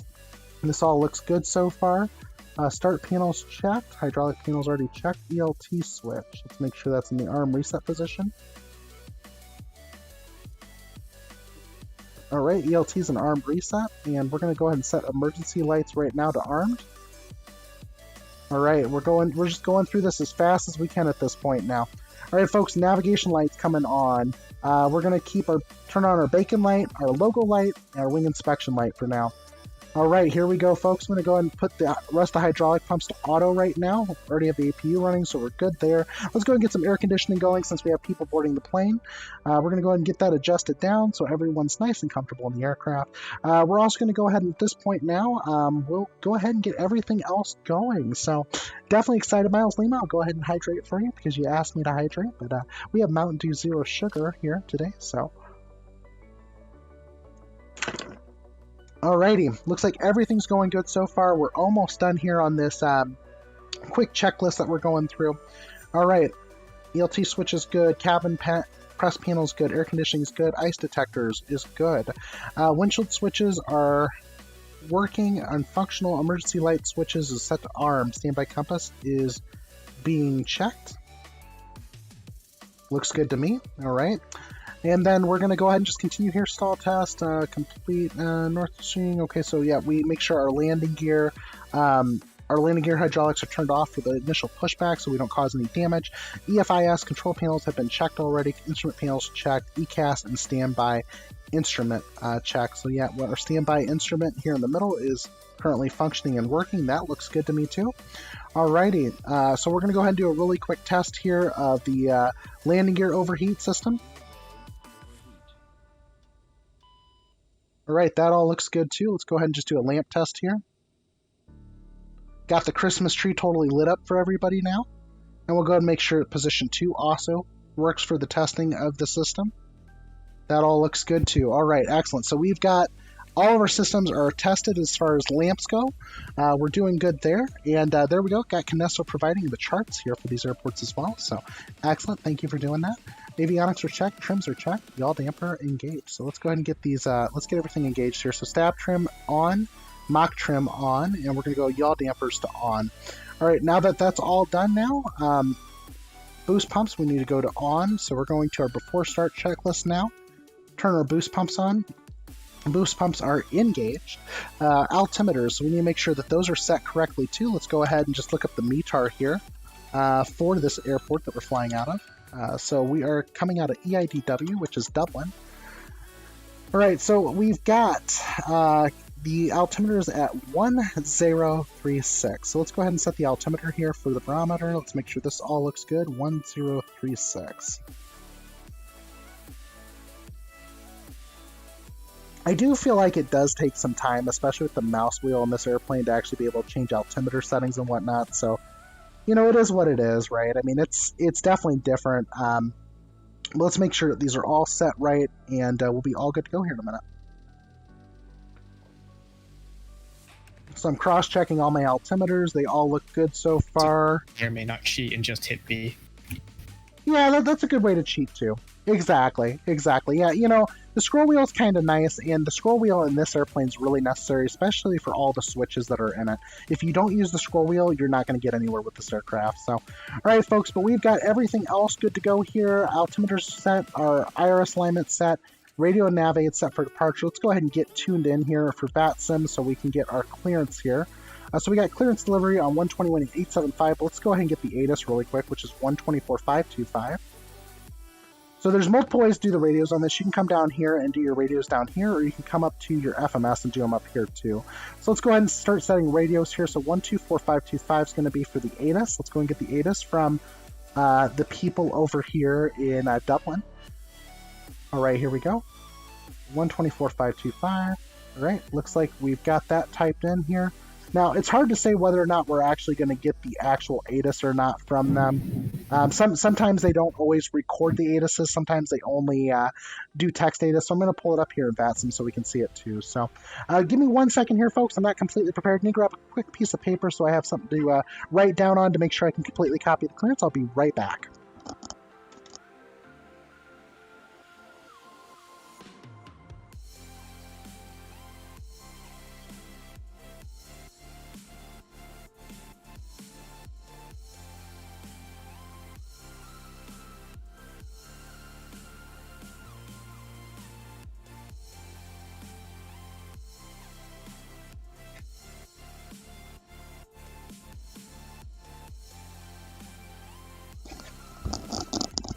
All right, here we go, folks. I'm going to go ahead and just turn down the music here really quick while we work on getting clearance from our controller. Let's go ahead and just bump the music down here just so that we can go ahead and hear what they have to say to us and hopefully get a quick clearance here. So anyway, we're going to copy down the information here. We're going to use the moniker called CRAFT. That's for clearance, route, altitude, frequency, and transponder. It's one of the easiest things to use to make sure that you're able to keep up with, to be able to actually just keep up with what a controller is telling you. That's basically the way they read you out. Your route, that's how they clear you to an airport. So basically, they'll probably say to me, you know, you're cleared to the Dusseldorf airport via, you know, whatever the route's going to be. And then they're going to give me an altitude to climb to, and maybe, you know, climb via SID. Or they're going to give me an altitude to climb to and say, you know, expect flight level 370 minutes after departure. They're going to give me a frequency to go over to. And more than likely, it's going to be with their departure. So I'll copy in that frequency for departure, and then I'm going to have a transponder frequency too. And so that's all very important for this this aircraft. Now, I will tell you this, from everything that I've learned so far about the CRJ is the CRJ actually does not have a working mode C, at least in the airplane yet, so that is one thing that we're kind of still waiting for. But once that is fully functional and good to go, then, you know, it's gonna make this airplane even more fun and enjoyable. So let's go ahead and let's go ahead and just get Ada's copy down really quick. So we have information Level 5, Joliet. 5. Oh, there we go. 70 degrees 7 knots. Visibility 10 kilometers clouds. Broken 3,200 feet. Temperature 8. 2.5 QNH 1036. Nosig. Advise on initial contact. You have information K. So it looks like they may have re-recorded it. Information Kilo. At time 2100 Zulu, expect ILS approach runway 28 left in use, runway 28 left in use. Transition level 55, wind 270 degrees 7 knots, visibility 10 kilometers clouds. Broken. All right, folks, so the transition level at this airport is 5,500 feet. So that's at that point when we'll start to call out flight levels, as well as change over to standard on our barometer. But yeah, winds are going to be 55 degrees at 7 knots now, so that's changed a little bit. So let's make sure we get that entered in. 55 at 7, and then our temperature is at 8 degrees. So we're going to need that for our perf INET page. You'll see that here in a second. Estimated log off time Zulu. So yeah, we're looking good here. Let's go ahead and get ready to tune over to clearance delivery. So it's going to be 121.875. So I'm going to go ahead and put that in here. 121.875. All right, here we go. We're tuning into clearance delivery now.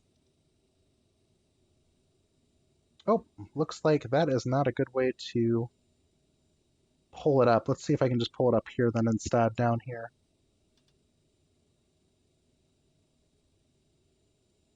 You need to click twice. There we go. Close enough. Nice. Okay, that works. All right, well, hopefully we don't get completely butchered here, so it seems like we got a nice controller. I need to also go ahead and also file my flight plan here, so let's go ahead and get that done with VATSIM so that way it's knocked out. It's quite congested at the moment, so I'm just going to hold you for about 2 or 3 minutes. Yeah, so it looks like they're busy here, guys. I know. They're definitely busy. All right, let's go ahead and go back here. We're going to edit my flight. Just for reference, which holding point are we supposed to be pushing back to so I know exactly where? T-Bro, you can probably have to actually confirm that with ground south, so I'll call you now. Liffey 6 Alpha, I think, for the departure. Yep, Liffey 6 Alpha is what we're going to do. And then we're not going to worry about T-Bro 1X for the star. We're going to leave that alone right now. Let's go ahead and set our passengers here in SimBrief. I'm going to set that to 50 right now. Cargo we'll do at 1.0. And then the rest of this looks good. So I'm going to go ahead and just click Generate OFP. We're just basically redoing the flight plan just so I can file it with VATSIM really quick because I did not get that done since we were having so many issues with the aircraft in general earlier. Hopefully, this will be a safe, successful flight. We're looking at about an hour and 27 minutes for our airtime, hour and 55 minutes for our block time. So hopefully this will work. Sit or fixed, Liffey 6A not found. Okay, that's fine. I'll call you back. All right, folks, I'm going to go ahead and file this. Trans 2882. With We're about to lose our ground crew because they have another job to go to. Can we push back in preparation for taxi? We're aware of the delay. I'll have to coordinate with that ground south, so stand by. Yeah, I'm just filing my flight plan with VATSIM, guys, and we will be getting going here shortly. Let's see. So we got CRJ7, Hop 1135. The whole point is clearing now, so you can contact ground south 121.8. There's my registration. 121.8. Have a good night. Have a safe path. See you next time. 398. Great, we got my flight plan filed, so we're good there. All right, now let's go ahead and get this thing going here, right? Mike Charlie, we are on. Let's go ahead and get the rest of my radio frequencies entered in too, just to make sure that that's all done. I'm going to pull up VATSIM, VPilot, just to make sure that we're good there. We got clearance delivery, we got ground, which we don't know which ground control we're going to get passed off onto yet, so we'll just wait a minute. 2120 at the earliest if the holding point starts clearing. 2120, is it possible for pushback and start and taxi to the moat hold, Ryanair 6 Charlie?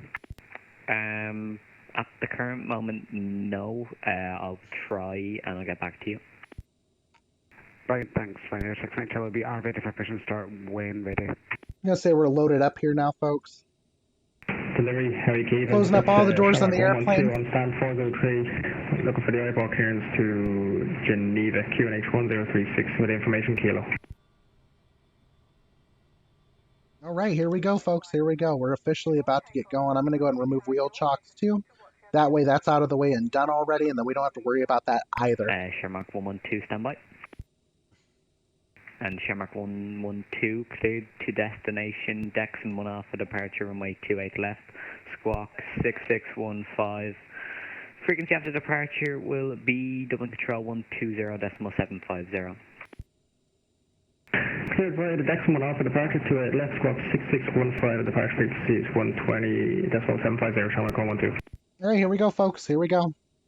About to key up here. Let's talk to this guy. 112, we back correct. Call me fully ready for push and start. Welcome.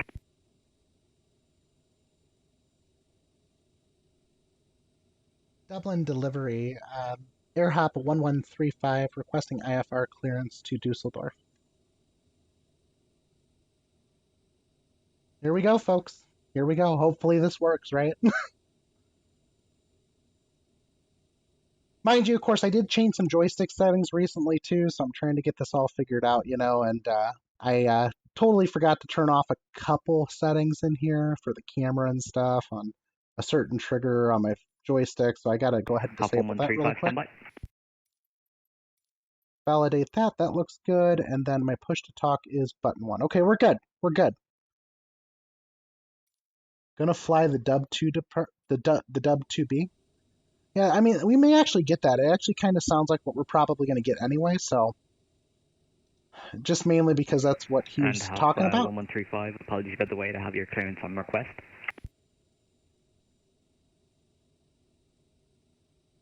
AirHop 1135. Go ahead for clearance. Oh, apologies. AirHop 1135, cleared to destination. Liffey 6 Alpha, departure runway 28 left. Squawk 6613. Frequency after departure will be Dublin Control and frequency 132575.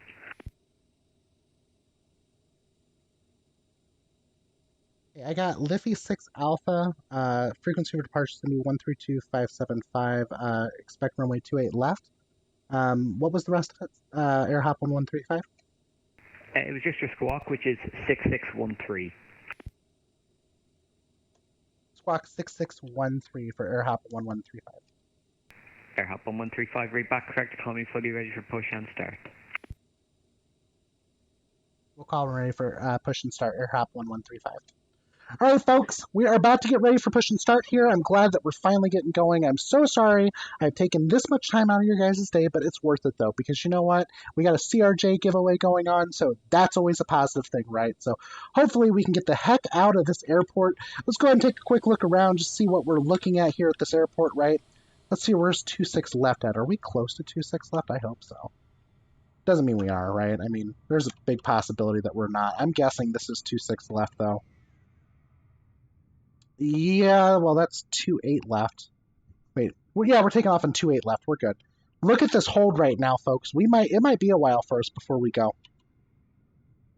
Runner 6 Mike Charlie, contact ground north 125.9er, goodbye. It might be a minute before we're off the ground, guys, but that's okay, though. Let's get going, right? You can contact ground north on frequency 125 decibel. Contact ground north 125.9er, goodbye. 125 this morning, thanks for your help, Runner 6 Mike Charlie. Okay. Clearance delivery, AirHop 1135, ready for push and start. AirHop 1135, I'm just going to hold you for about 2 minutes, just because there's traffic at the holding point, so I just needed to clear a bit, and I'll hand it back, I'll give it to ground. Wilco, AirHop 1135. All right, folks, here we go. Here we go. I'm excited about this. You guys excited for this flight? Like, I really am, because I haven't flown in this yet. I'm a little bit nervous, I'm not going to lie, and I think I should be nervous because we're flying in an airplane that's completely unfamiliar with me, but, you know, either way, we'll make it work, right, hopefully? Hopefully we'll make it work. If we don't, we may have other problems, but let's go ahead and just do a couple more things here before we get the pushback done. Let's go to the performance page because we need to enter our zero fuel weights. If we do not have those entered in, there will be performance issues with the airplane, so this is where I said that this is another one of those things where you want to make sure you're on top of your P's and Q's and get everything set up right. Because if you don't, you're going to have problems with the airplane. So let's not try to have problems with the airplane, right? All right, so our zero fuel weight is going to be 26043. 26043. All right, now our fuel level is going to be, our block fuel is at 4433. Wait, 33. Let's go ahead and do that. All right, and then after that, we're going to go ahead and just hit enter. That's recalculated. We're going to change to passengers and cargo. So our passengers are going to be at 50. And our cargo level, I believe, is going to be at, let me take a look here really quick. We'll go ahead and scroll down through my OFP. Okay, so Miles Lima, the reason why I'm still parked is because they got me on a hold right now. But needless to say, though, it's because the airport's really busy and we were actually having some issues here with the simulator. For some odd reason, the airplane completely froze up at one point, so I had to reload the airplane. But after I did that, everything's been working fine, so hopefully we'll still maintain. Airhop 1135, set your squawk 6613. All right, folks, we're going to 6613. Whoops, I need to click the right button here, too. 6613. Shamrock 112, we're ready for the push and start. I'm going to go and check my V-Pilot, make sure that's also set too. We'll go ahead and also take care of TCAS here. Airhop 1135, you're on this frequency. Airhop 1135, go ahead. Can you set your squawk 6613, please? It's set to 6613, Airhop 1135. Okay, thank you. You can contact ground south 121.8.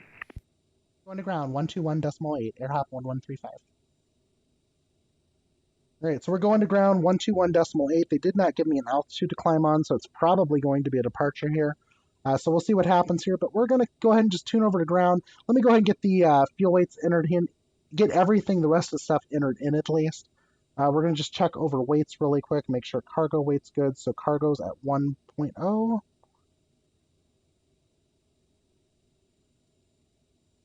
Here. 1,000 on cargo, 4433 on fuel.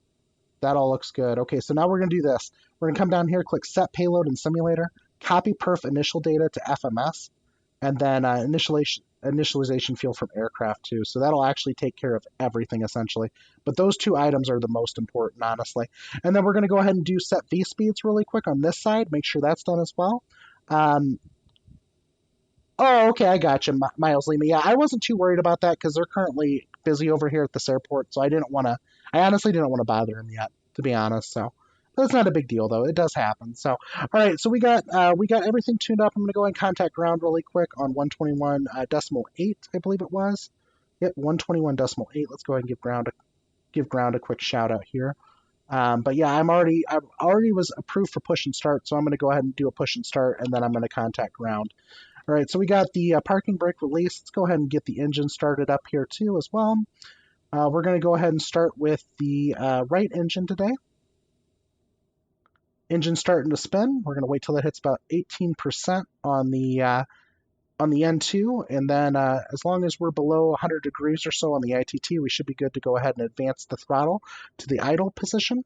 So we'll click that red switch there. Looks like we're doing good. I'm going to go ahead and advance throttle to idle. Throttle's at idle, so the engine's going to be starting up now, officially. That all looks good. We're going to make sure that we don't have my wheel chock set. We do not. We're also pushing back. That's good. All right, folks, here we go. Here we go. We're about to get out of this airport, right? Let's get rolling, shall we? All righty. Here we go.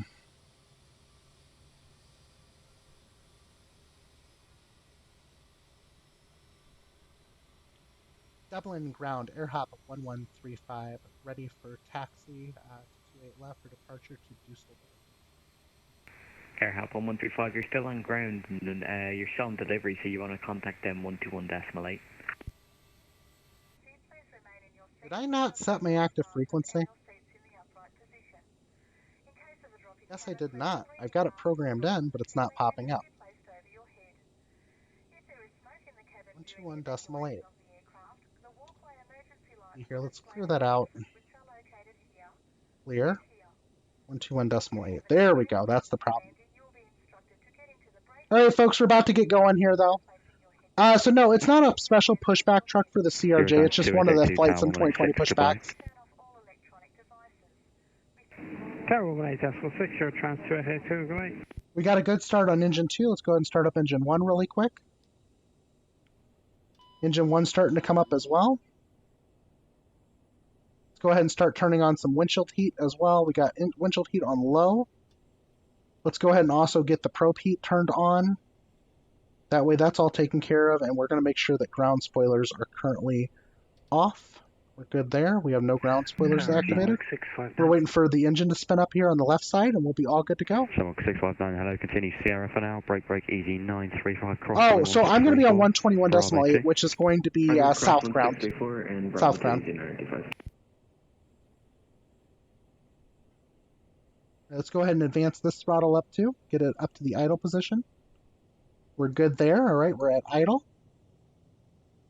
All right, that looks good so far. I'm going to go ahead and set my parking brake just for a second. I'm going to go ahead and start doing some configuration for the airplane for takeoff as well. We're going to go to flaps 8 for takeoff because that's what I set up in the FMS. Let's also make sure all my hydraulic pumps are on because it looks like I might be missing one right now. Auto. There we go.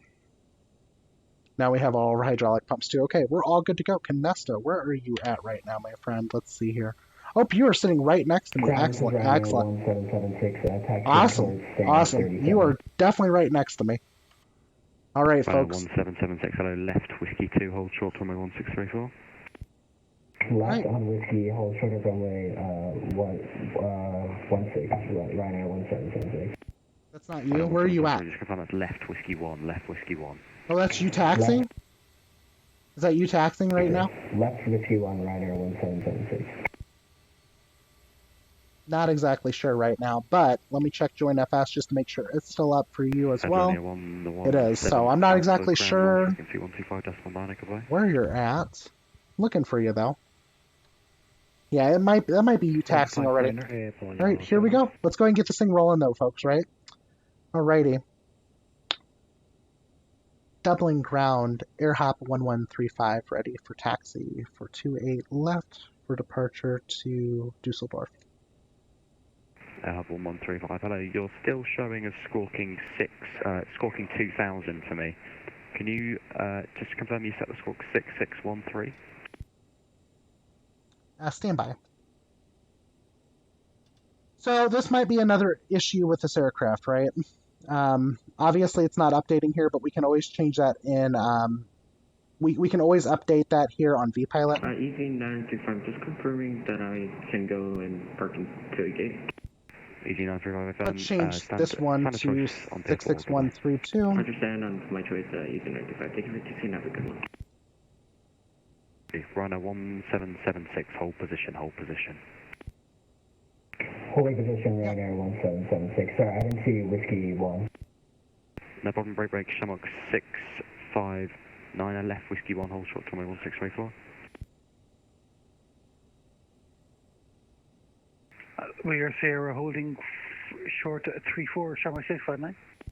Shamrock 659, negative, next left, please, whiskey 1, hold short, runway 1634. Let's see here really quick. I can probably set some other settings in here too. Whiskey 1, hold short 34. 659. TA only, release. Let's see if this works. On for traffic, normal. Alright, let's see here. Doubling ground, air hop 1135. Are you showing 6613 now? Air hop 1135. No, just make sure your transponder's turned on. So flick it to the on position and TARA. Yeah, it is. It's a new flight model. I just went ahead and set it manually. Oh, it is. I went ahead and set it manually though just now. Can you confirm? Yep, that's all working now, so you can taxi out of the west apron, hold short, whiskey 2. Out of the west apron, hold short, whiskey 2. Out of the west apron, hold short, whiskey 2, air hop 1135. Oh, is that who it is? That's Will Connington, huh? Excellent. That's amazing. Runner 553 on Sierra and... Let's see here really quick. West apron, hold short, whiskey 2. Let's go ahead and pull up a chart really quick for EDDL. Left, whiskey 1, hold short. Which Canesto luckily went ahead and dropped those in here too, so we at least have the charts for the airport. Whiskey 1, hold short, 1634, Ryanair 553. believe Canesto dropped those in earlier. Yep, let's see your EIDW. Let me pull this up. 659, cross runway 1634, stand 203. Good evening. Thank you, sir. Clear to cross the 164, stand 203. Thank you, Shamrock 649. Alright, here we go. Ground Shamrock 112, ready, push and time. Shamrock 112, hello, push start, approach face west, QNH 1036. 28, Push 28, down, where's approve, face 28? west, QNH 1036, Shamrock 112. Whiskey 2. Doubling down, AC276 on Sierra. AC276, hello, Sierra left, whiskey 1, hold short, runway 1634. Left whiskey 1, hold short 1634, AC276. Alright, West Apron give way here. to the vacating Alright, here we go. Let's go ahead and get rolling, folks. Roger, give way to the... Hopefully I got this right, because I'm looking at this chart, and I do not see whiskey on here. You think you might be able to help me on this one, Miles? So I'm showing, we should be departing runway 28, wait, 28 or 29? Where's whiskey? Where's whiskey? Do not see whiskey. What am I missing here on this chart? Echo 1, Delta, Tango 1. See here really quick.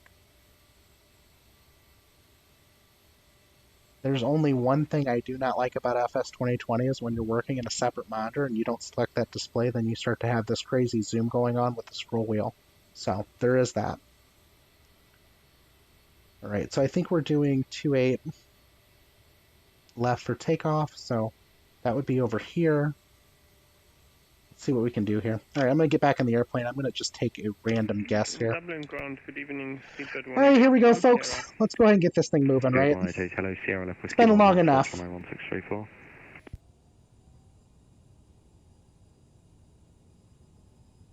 Alright, here we go. We're starting our taxi. We can also go ahead and kill the APU at this point now, too. APU's going down. Cross runway 1634, hotel 1, hold short, Sweet. 4. Excellent. Cross runway 3614, hotel 1, link 4, Ryanair 553. Ryanair 553. Once you've crossed ground north, frequency 125.9. Goodbye. Yeah, but guys, if you haven't yet already, also make sure you enter for the CRJ giveaway, exclamation mark CRJ giveaway. Alright, here we go. There's a lot of traffic over here, though, right now. This is insane. A lot of traffic, folks. A lot of traffic. And shutting down, thank you so much for the service, Shamrock 659. Thank you for flying in. Good night. Simple ask, Will. Is he going to be nice about it? Because, like I said, I'm not sure about the Whiskey 1 here. That's the only problem. I'm going to look around here just to see if I can see my taxiways accurately, at least. Whiskey 1.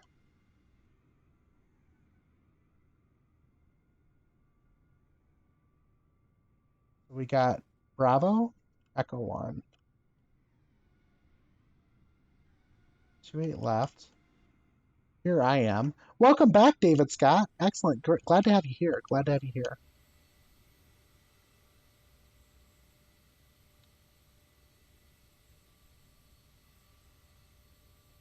Doubling ground, airhop 1135. Can you repeat taxi instructions? Airhop 1135, no problem. Okay, so take first left, hold short, runway 1634.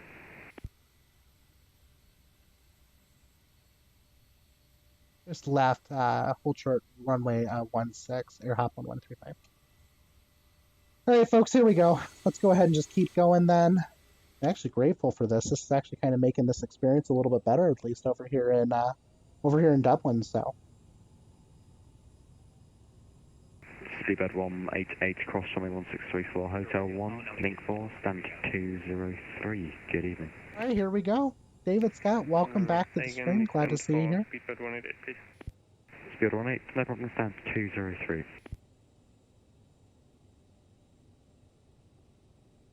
Alright, here we go. We're going to hold short runway 16.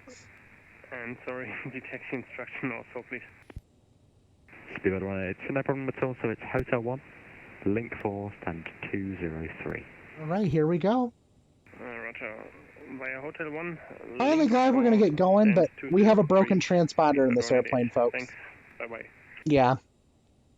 Forward to watching you fly this. I'm out and about with the phone, bringing you with me up to Store and Shores. Scores are always better with a low cost. There we go. Thank you so much, David Scott. Right, 6 Mike Charlie, hello. Papa 1, hold short, runway 1634. All right, let's go ahead and just take a look here really quick. Clear to left, clear to right. Right, 6 Mike Charlie, straight ahead, hold short at the runway. Straight ahead to hold short of SB4, my name is 6 Mike Charlie. Ground, good evening, Sleep at 82 Delta Mike. Sleep at 82 Delta Mike, hello, Sierra Left Whiskey 1, hold short, runway 1634. There we go. Sierra Left. Yeah, this guy's excellent. I really like this guy, though. You know, as far as controllers go, this is amazing, because most of the time, you know, you don't always get that same... 276, crossing easy 276, cross runway 1634, Hotel 1, link 4, stand to 205, good evening. Hotel 1, link 4, stand 205, easy 276, thank you.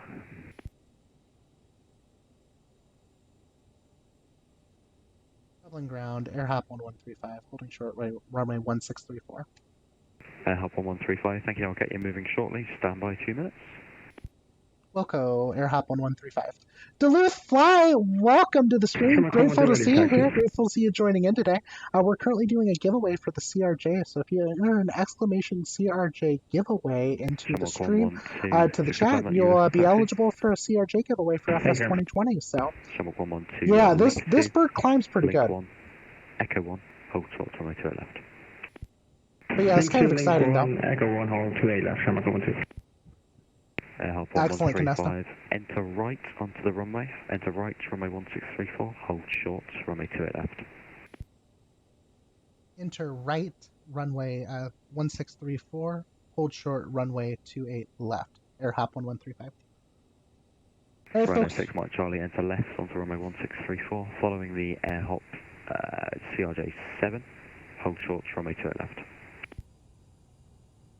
Here we go, folks. Here we go. We're doing it. Enter the left into 1634. Landing lights are coming on. And hold after the CRJ for 28 left, Ryanair 6 Mike Charlie. Yeah, I can't believe they're taxiing with runways. Like, I've never heard of that happening before, so it's kind of cool, actually, to get that experience to taxi on a runway instead, you know? Like, I'm really enjoying that. That's kind of fun to me, at least. You know, something completely different, right? All right, folks, here we go. Got our landing lights on. We got all of our lights on. Strobe lights now coming on, too, because we're on the runway. We're about ready for takeoff, so hopefully this does really well. Oh, no, I'm just flying a VOR departure. Oh, no, Canesto. Oh, no. I'm here to say thank you so much for sticking around with me. I'm so sorry that's taking this long. Contact tower, frequency 118.6, goodbye. Going to tower 118.6, AirHop 1135. Good day, 2 Delta Mike, once the Ryanair has passed in front, cross runway 1634, Hotel 1, hold short, link 4. Once traffic's crossed, Hotel 1, hold short, link 4, 80 Delta Mike. Okay, folks, we're going over to tower now, officially. 112, contact tower 1186, goodbye. 186, Shamrock 112, thanks very much, good luck. Ryanair 6 Mike Charlie, contact tower, frequency 1186, goodbye. 1186, thanks for your help, Ryanair 6 Mike Charlie. Good 82 Delta Mike from link 4. 121.8, here we go. All right. Yeah, it's so crazy, though, to see a taxiway have a whole short line of another runway, so it's kind of crazy. All right, 1187, I think it was. Hello, good evening, Ryanair 6 Mike Charlie. Ryanair 6 Mike Charlie, hello. EDW South Ground, wait a second. No. Where's my tower frequencies? Make sure I got it right. 1186, yep. Ryanair 674, hello, number 2. Number 2, Ryanair 674. All right, here we go. Dublin Tower, AirHop 1135, holding short, runway 34 at 1634. All right, here we go, folks. 4135, hello. Ryanair 1810, welcome to Dublin, vacate right with your best speed, and then right here. Vacate next flight and then right Sierra, Ryanair 1810. Connor Flynn, figure out which Dublin Tower, good evening, Spirit 834 LS, 28 left, 9 miles. Spirit 834, roger. All right, here we go, folks. We're about to take off. We're almost there. Holding short 28 left right now, just waiting for tower here to get us going. So, but yeah, you guys are definitely going to see this bird climb like crazy. 674, welcome, question. Runway 28 left, clear to land, wind 270 degrees, 7 knots. Clear to land, runway 674. Here we go. Here we go. Hopefully this works. Hopefully no other issues. Mind you, I had to manually set my transponder in VPilot, so... Shark 112 behind the landing. I was a little bit disappointed with that. Runway 28 left, behind.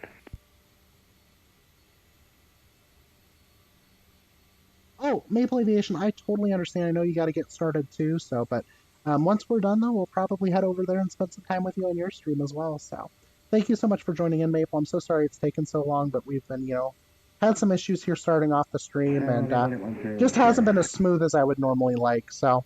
But, it happens, right? So, yeah, the livery's absolutely beautiful, right? Sorry, I don't mean to pass message there on Sierra. Runway 1810, thanks, call ground 121.8, bye-bye. 118, runway 110. The livery's absolutely gorgeous, though, you're right about that. Good evening, runway 507 on ALS, straight left. Runway 507, roger. No 18.6. What's the issue here with the frequency, Miles? Tower Shamrock 112, did I get any calls from you? I just had an issue there with my computer, so I'm just not sure if you gave me any calls. Oh yeah, I'm on Simply Tower, exactly. I'm not on P Tower. Shark 112, yep. Unfortunately, you've missed the slot now, so just hold position. No, it's holding.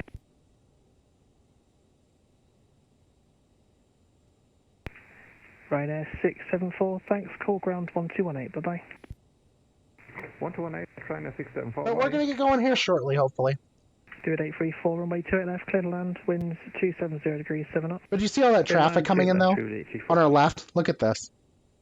We got 2 planes coming in for landing, 3 actually, because another person's on approach right now. It looks like they're currently entering left base, it looks like, for the runway. So we have 3 planes coming in for a landing. We have this guy over here holding short from the runway. We got someone holding short behind me. And so, runway 6, Mike Charlie, have you got a second? Go ahead. Just to double check our frequency after departure. Give me 1 second here, folks. Just to confirm you shut off my fan in my bedroom. Yep, I believe it's being bandboxed now, so that should work. Fine, thank you.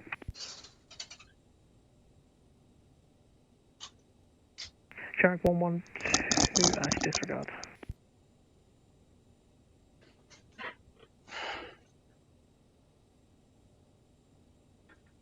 Go ahead for air hop. Nope.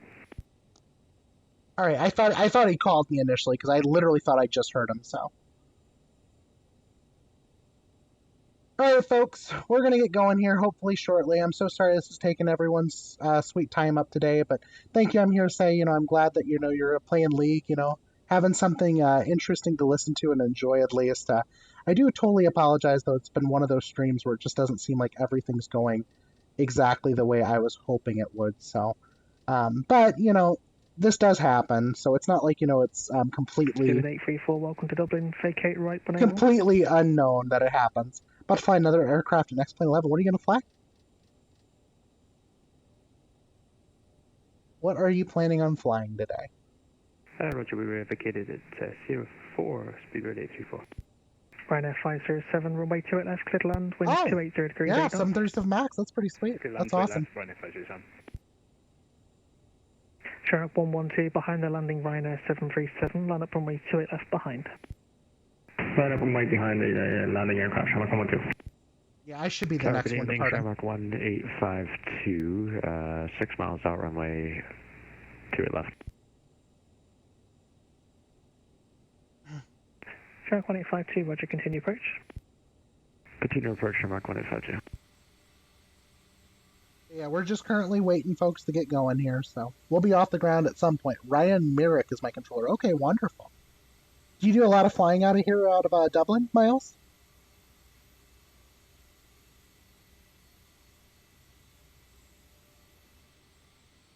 Actually, the longest hold I've ever been in on the ground, to be honest, but that's totally fine. I mean, I know they're busy, and they're only using one runway right now. It's not like the U.S. where we use, 4 runways at a single airport for landing and departing traffic. It's just, It's crazy in the U.S. how many more runways we actually utilize. You know.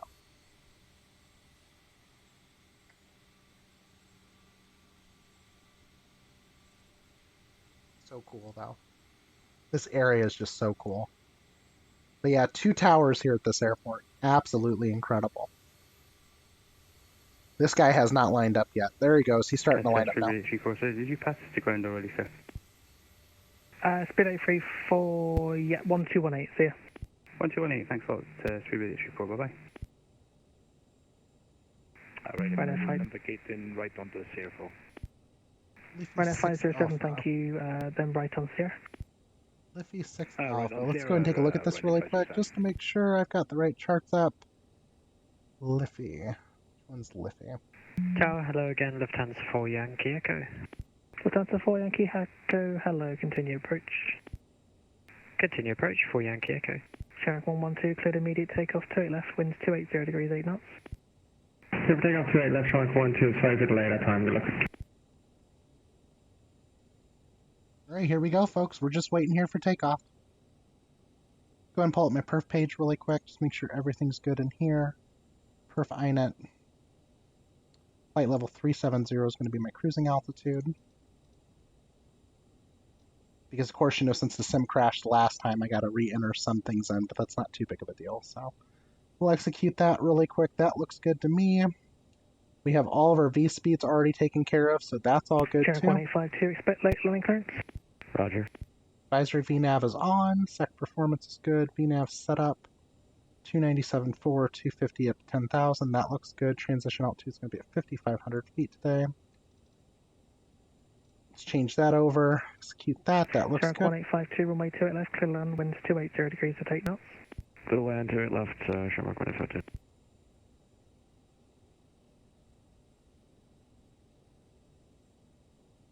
Oh, your home base is Stockton, California. Oh, okay. Very cool. Right in 507, switch to ground. Do you fly a lot out of Dublin? 507, thanks, call ground 1218, bye-bye.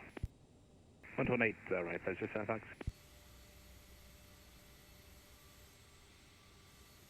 And Air Help 1135, behind the landing Lufthansa A321. Line up and wait, runway 28 left behind. Behind the landing Lufthansa A321, line up and wait.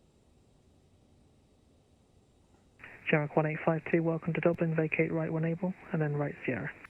Alright, folks, so after this airplane lands here, I'm going to be getting on the runway and getting going. Thank heavens. I have been wanting to get going here for a minute now. Alright, so we're going to do the Liffey departure here. Let's see here, so on departure... Lufthansa 4 Yankee Echo, runway 28 left, cleared land, service winds 280 degrees at 8 knots. 28 left, cleared land, Lufthansa 4 Yankee Echo.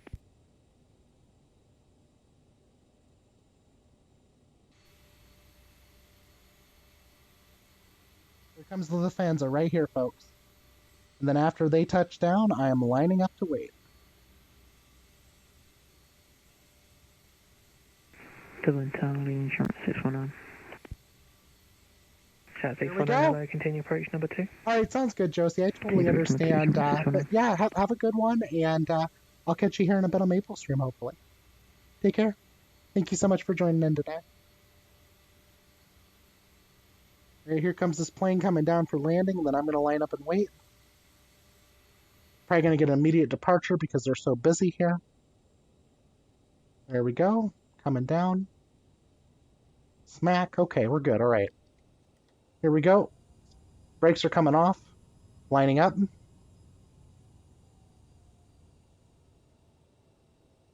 Hopefully this goes as well as I need it to. I don't know. I'm having one of those moments that I'm like questioning everything now. Yankee Echo, welcome to Dublin, vacate right 04 or 05 right 0. Vacating right, Sierra 5, Lufthansa 4 Yankee Echo. Alright, here we go. We're lining up to wait here so we can get the heck out of this airport and get frickin' flying, right? That's what we need right now. Here we go. Good evening, Toyjet 18 Lima. Toyjet 18 Lima, hello. Alright, we're lining up here for departure. Air Help 1135, runway 28 left, clear for takeoff, winds 280 degrees, 8 knots. Cleared for takeoff, runway 28 left, Air Hop 1135. Alright, here we go, folks. Toga power is set. Here we go. Let's try to get this going. You know a lot of controller positions. That's really cool. Ground, it's really cool. Bye-bye. 121.8, Shamrock 185, good night. Lufthansa 4 Yankee Echo, welcome to Dublin, turn right, ground, Here we go, folks. 1218, correction 121.8. I'm going to hold down some yoke pressure here. Thank you, right on Sierra ground 121.8, great event, thanks a lot, good night. Good night. E1, rotate. Shark 649 as the surface winds are 280 degrees at 8 knots, runway 28 left. There she goes. We're climbing out, folks. We're finally climbing out. Shamrock 619. There we go. That was very smooth. All right, let's go ahead and we're going to try out autopilot here in a second. We'll see if it's going to work this time and be nice to us at least, hopefully, right? So I'm going to go and trim out just a little bit here. We'll bring up the landing gear.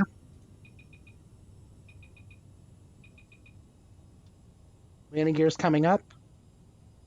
Autopilot's going to on. We're going to nav mode. All right, here we go, folks. We are climbing officially. I'm going to go to climb power here on the throttle. And we are navigating officially, I think. I hope. I don't know. We're trying here. We're trying to see what this plane can do, right? So let's see what it can do. Hopefully, we have no issues here. We're climbing out, climbing out, climbing out. We should be making a turn here any second. Make sure that we're not holding anything either. Shark 649, welcome to Dublin, vacate right when able, then right Sierra. Right when able, right Sierra, Shamrock 619. 2 Jet 180 Lima, expect late landing clearance. Roger, 180 Lima. We are climbing out, though. Doing a good job climbing out, at least. Go ahead and do speed set here. Right, that's disregard. 2 Jet 180 Lima, runway 28 left to land, winds 280 degrees at 8 knots. Clear to land 28 left, 2 Jet 180 Lima. Come on, baby, turn. Turn. There we go. We're turning. We got autopilot, folks. It's working. Contact ground 1218. Bye-bye. I'm telling you, I'm having a whole bunch of doubts since we had all these problems initially, so. Thank you very much for the ATC. I haven't gotten departure yet, though. I don't know what's up with that. Dublin Tower, good evening, Ryanair 4 Charlie Kilo and Island. So AirHop is... Ryanair 4 Charlie Kilo, Dublin, good evening. I'm trying to think here really quick. What is AirHop's identifier? Not runway 2 left, continue approach number 1. Willis copies, continue approach, Ryanair 4 Charlie Kilo. Subject 18 Lima, welcome to Dublin Road, Sierra 5, vacate right, Sierra, Contact ground 121.8, once vacated. Bye-bye now. Vacated right, 121.8 to Jet 180 Lima. Thank you, go back. 96, my Charlie, are you ready for an immediate departure? 879 Air 6, my Charlie.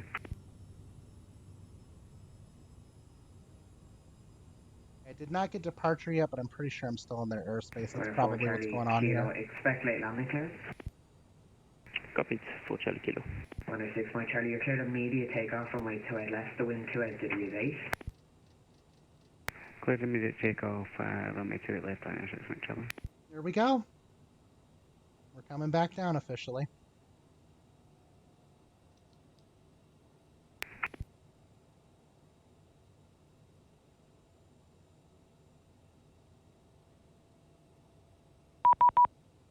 Please contact me. Okay, yeah, so I didn't get the contact code, so that's what happened there. 13257. All right, here we go. 13257. Let's go ahead and tune over there really quick.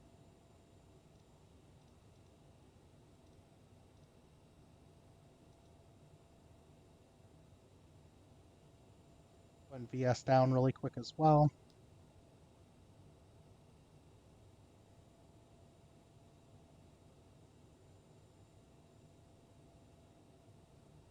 Get in contact with this guy, 13257.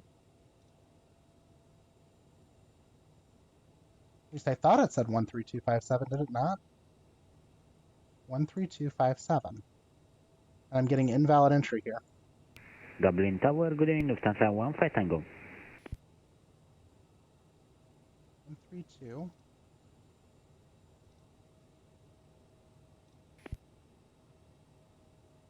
Departure is on 1325 instead. Having an issue here. Ground approach. 13257. Yeah, okay. Right. Let's see here. Let's go and contact him really quick. Hopefully he's not too upset with me. Dublin Center, AirHop 1135. Flight level 580.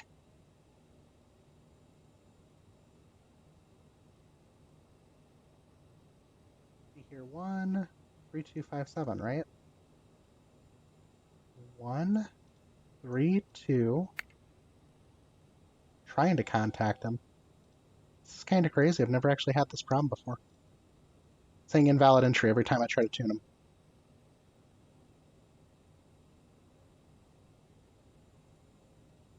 One 3257. I do 55 maybe or 56? Come on. 13255 maybe? Yeah, let's try that.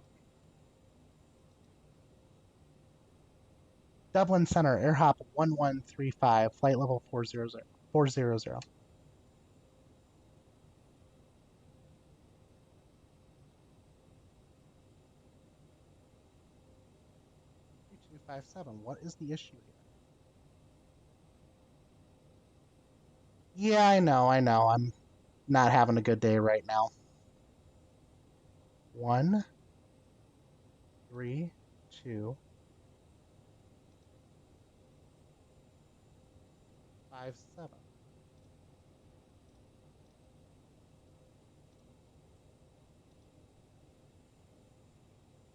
Immediately try to tune it down here too. I just don't want to do it that way, but if I got to, do it right here instead. 132. Try this. 575. That's it. Dublin Center, AirHop 1135. With you, flight level 040.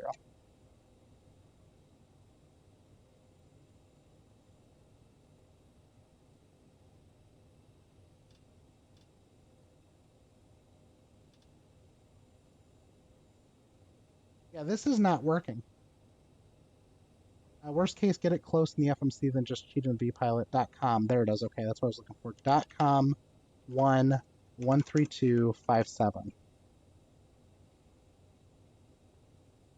Dublin Center, AirHop 1135 with you, flight level 040. Hop 1135, turn left immediately heading 020. Left immediately 020. Runner 6 Mike Charlie, contact Dublin 129.175.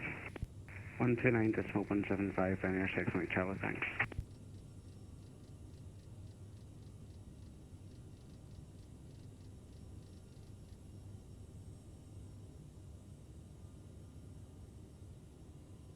Spirit 4 Charlie, descend flight level 80. Down to 80, Spirit 4 Charlie. Hop 1135, stop climb flight level 70.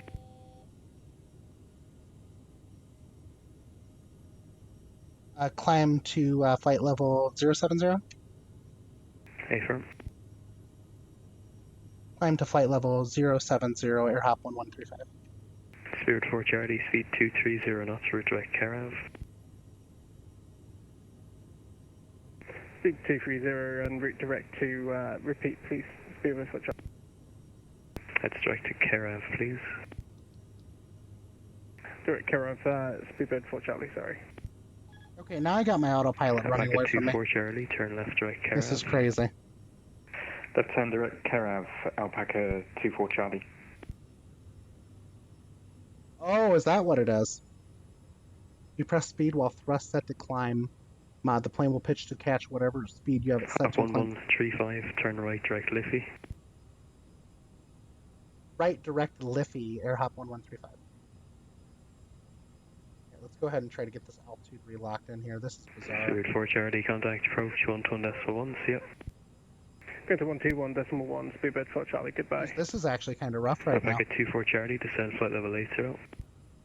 Descend flight level 80, Alpaca 24 Charlie. Nav mode, let's go ahead and do a direct here again. Of course, I'm just flying it by hand now because I'm having issues for some odd reason with it holding altitude, so let's go ahead and just fly it by hand for a minute, I guess.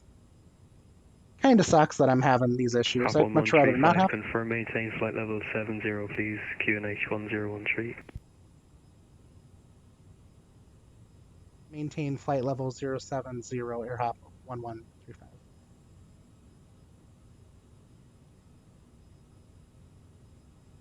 Yeah, this airplane is getting away from me for some odd reason. It's not wanting to hold altitude. I had this issue earlier yesterday, and then it started working randomly, so I'm not exactly sure what's causing it. Like I said, I'm back to hand flying it now. I'm trying to get the plane retrimmed and everything too, so I can't exactly tell what the issue is here, but we're trying to get it down here to a safer setup. 24 Charlie, contact approach 12.1. See you later. All right, let's go ahead and go back Approach to 121.1. this. Alpaca Autopilot's 24 on. Charlie. Cheers. Bye now. Bye. Nope. We're gonna go ahead and just hold the airplane off. I'm gonna follow the flight director. This is nuts. Dublin Tower, Shamrock 651, heading 300, flight level 10. Shark 651, hello. Continue on the heading. Descend flight level 90. I have no idea what's going on here. I really don't. I'm gonna cut the power though. Let it just catch back up here.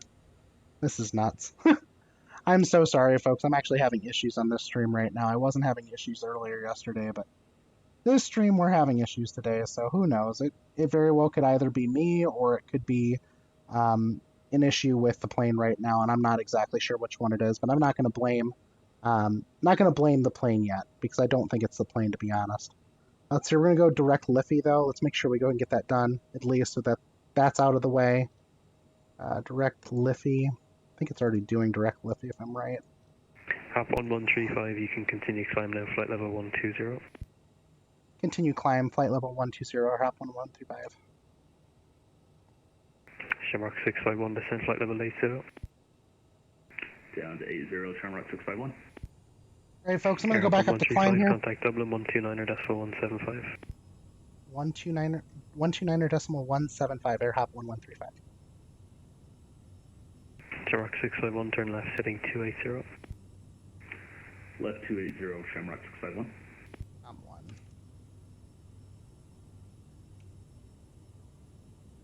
Yeah, I'm actually a little bit disappointed that some of this isn't working, but it is what it is at this point. So we'll just make it work.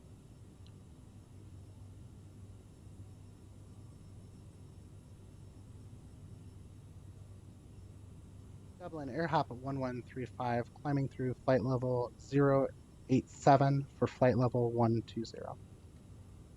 Hop 1135, Dublin, good evening. Identified, climb flight level 230, redirect to Wallasey, Whiskey Alpha Lima. I maintain flight level 270, direct Wallasey, Whiskey Alpha Lima, air hop 1135. Alright folks, I am hand flying this airplane right now. I'm a little bit embarrassed by that. I really wish I wasn't hand flying it. I would much rather not hand fly the aircraft, but I am right now, so there's that. So unfortunately that's what we're doing, but we're just trying to make sure that we're keeping this thing on par, and it's unfortunate that we're having these issues right now, but we are. So yes, it is the honeycomb yoke, so it does make the flight experience a little bit better, at least when you're hand flying. But like I said, it's unfortunate though that we're actually having these issues right now, because this shouldn't be an issue that we're having, but we are having it. So I'm gonna go back to manual here. Yeah, it's just hop, exactly. Hop 1135, London's offline, Unicom 122.8, I'm just flight to bye. London's offline, Unicom 122.8, air hop 1135. All right, folks, we're going up here to flight level we're going up to flight level, see here, we're going up to flight level 270 right now and going to Unicom as well. So I'm manually entering the frequencies right now into VPilot since I'm having issues, so I'm just going to keep doing that, I guess. It's unfortunate, but I can't believe I'm actually having this many issues right now with this airplane. Hello, whoever just joined. Hi. Ah, is that Nathan? Good. Yes. I thought so. Okay, that is Nathan. All right. Yeah, and Lithor 13, so I've already done that. The issue is, even if I hit altitude hold, it doesn't hold the current altitude. That's the problem I'm having right now. Like, the autopilot's acting like it's disconnected, and it's not. So that's the reason why I'm currently hand flying the aircraft, is because of that issue. So It's unfortunate, but like I said, we're working on it. We're trying to figure out what's causing the issue. I'm not exactly sure yet. If you have any suggestions, though, I'm definitely open to them right now because it's starting to drive me a little bit bonkers. Yeah, I mean, I know what altitude hold mode's used for, Lithor. I generally fly the CJ4. CJ4 is a very similar aircraft in the sense, beyond the point that it has working, functional VNAV. So, you know, there is that too. But it is what it is. Like I said, I'm not even that worried about it, to be honest. I'm just more of upset with the fact that the airplane is not flying itself like it should be. Because theoretically it should be just flying itself, but it's not. So I'm going to go back to speed mode, see if this thing can just maintain speed going up. Let's go ahead and do 290 for the climb, because that's what it should be at.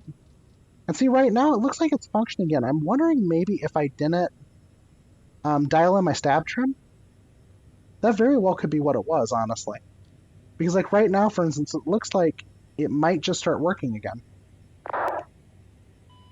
We haven't started the climb, so that's a problem. And I already engaged speed mode. Come on, let's go.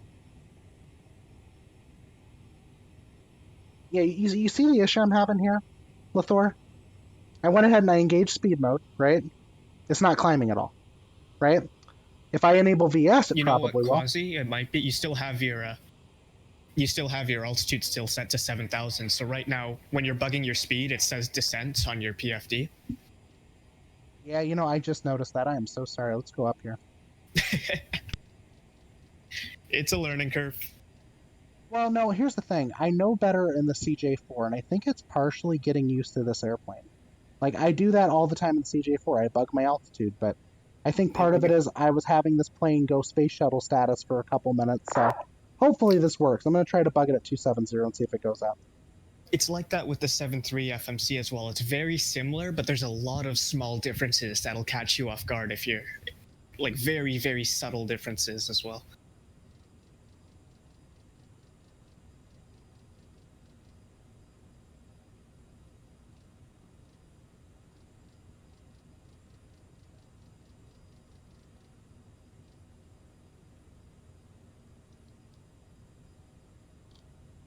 Okay, climb, plane, climb.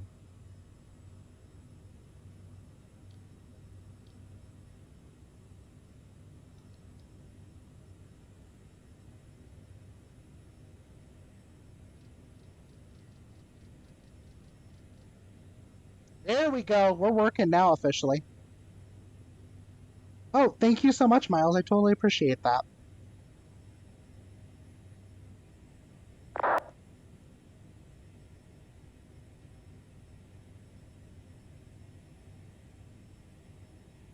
At least we're climbing finally. I just can't believe I was having that many issues. I mean, I do need to do some more diagnosing with this airplane, though. I wasn't having these issues yesterday, but then again, I probably was paying attention to my altitude selector. Probably paying attention to that and several other things, so... you're not a fan of this aircraft, Miles?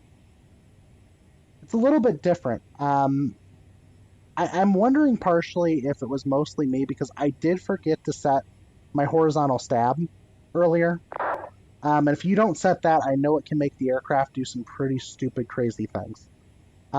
Which I think that's something I figured out yesterday with Maple Aviation on his stream. Well, no, we were streaming separately together, I should say.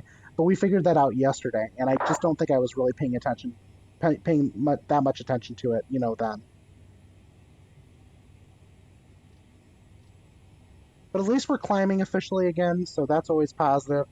Since I have no controllers, I'm going to go straight up to flight level 370 at least, so we can get up there and just try to get this flight over with at this point. Like, I'm like so embarrassed right now that I've been having these problems, so.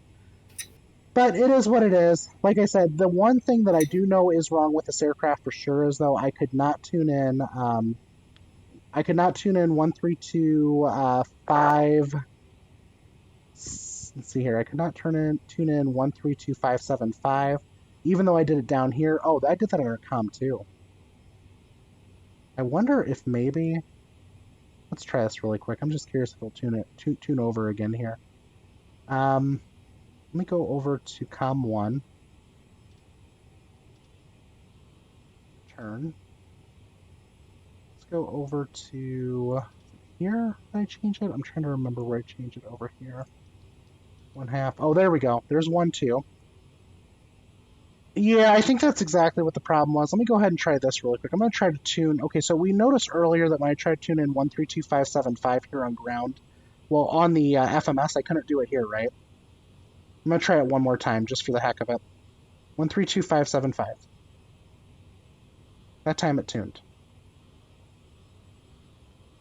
Was it ground or was it departure that I was having an issue with?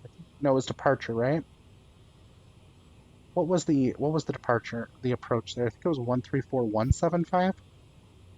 Trying to remember which frequency was the issue. Oh, 13257, yeah. No, that's interesting. See, now that I set 13257 in there, it's fine. But it wasn't taking it before. I really can't figure out what was causing that. Like, it was a definite error with the system, but now it's working all of a sudden. Like, I'm kind of confused as to what's causing that. I mean, I know it could be any number of things at this point, but I'm really wondering what caused that to happen. Because I could not tune in that radio frequency at all, and now it's letting me tune it in. It could be that we're just a little bit buggy still. I have no idea, but like I said, it's my first time flying it on VATSIM. I want to try to fly it on VATSIM to see what it would do. I'm going to start cleaning everything up since we're above 10,000 feet. I'm going to go turn off my landing lights really quick. That's all good now. The rest of this looks good right now, but yeah, I'm wondering maybe if there's a horizontal stabilizer trim that was the issue, and autopilot just was trying to catch up to retrim the aircraft, but I have no idea at this point. I really don't, so no idea.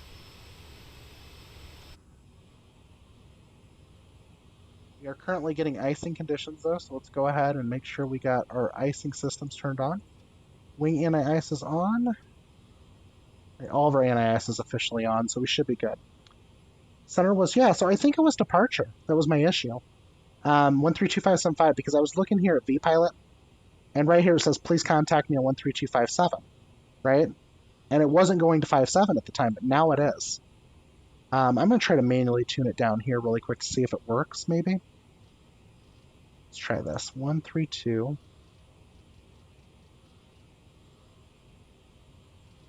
Let's do 575. If it fully tunes or not, we'll find out in a minute. Ryanair 1 Delta Victor, turn right heading 360 degrees. Okay, so part of that was my problem earlier.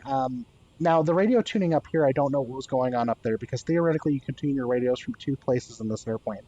You can tune them from the radio panel down here with your transponder, or you can tune them from up here even. But I can't figure out for the life of me what is causing the issue up here. Now, the transponder is definitely an issue. We cannot set the transponder for VPilot, so I had to manually set that with VPilot by doing .x and then the squawk code. But aside from that, though, it could be a Microsoft Flight Sim issue, but I doubt it, because Muse is on Twitch. I do a lot of VATSIM flying, specifically with the CJ4. Even do some VATSIM flying occasionally with an Airbus. I've never had that issue before on Microsoft Flight Simulator. So my guess is an issue with the model, where it's not tuning in the correct transponder frequency. Unfortunately, I don't know if there's a way in VPilot to actually copy down the code that you've entered in. I know how to manually set it. That's not an issue. Let me see here. If I do .x, will it tell me what it is? Maybe? Not enough parameters. Okay. .x space question. .x question mark? No. Okay, so I don't know if there's a good way to look it up in VPilot to see what you're manually set to, because like they show you your transponder. They'll show you the rest of your frequencies, but that's it. They just do not show your transponder. So, yeah, and that's a possibility too, but here's my guess though. Here's the thing, because Aerosoft has disconnected this airplane so much from the simulator, I'm thinking it's an Aerosoft issue. But I'm going to go ahead and go back to Unicom really quick so that I'm not listening to these people right now, because they're not controlling my traffic. Going back to Unicom, we're on 122.8. Let's make sure the radio changed. It did, so that looks good too. But yeah, I have no idea what's causing that issue, so. Oh my gosh, thank you so much. I'm just Josie. You're amazing. You're absolutely incredible. I hope Mahan's having a good time over there on his stream as well. But yeah, the clouds do look absolutely amazing. I was having some major issues here lately, just trying to deal with problems with either the simulator or it's this flight model specifically. But I can't. The transponder is not setting codes correctly, so I can't get that working. Wait a second. Yeah, it was set to on. Okay, so that's not the issue. I just can't figure out what the freaking issue is here. I know this says it's set for standby, but it's not because it was working. 99700 flight ID.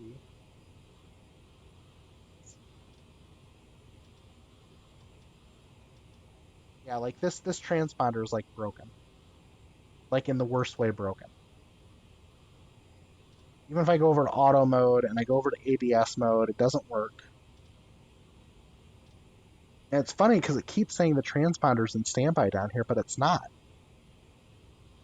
I don't know. I'm still trying to figure that part out. Like I can't figure out what's causing the issue to occur. But to me, it makes absolutely no sense. Like we shouldn't be having this issue, right? I mean, I know it's a different flight model, so it very well could potentially be something I'm doing, but here's the thing. I changed the transponder code here on both ATC1 and ATC2, right? And then I changed the transponder code down here too. You would think, obviously that would be enough, but it's not, so I can't figure it out. I really can't figure out what's causing it. I think we can probably narrow that part down. I mean, the space shuttle status might have been for a minute because I forgot to maybe adjust my horizontal trim on takeoff. I initially did it on the initial flight before, we had the simulator issue with the model just locking up like it did. But I really don't know what's going on here. I mean, mind you, like I said, I do a lot of ATSM flying. It's something that I really enjoy doing. I do it primarily with the CJ4. And, a similar avionics setup. It's Proline Collins too, but it's a little bit different in the sense that this avionics system is like more or less from the 80s or 90s, when that other Proline Collins system's from a newer period of time, and of course that's on working Title Mod too. So it's a little bit different. But like I said, I'm just a little bit off put by the fact that the transponder itself is not tuning to VATSIM. It's kind of disappointing.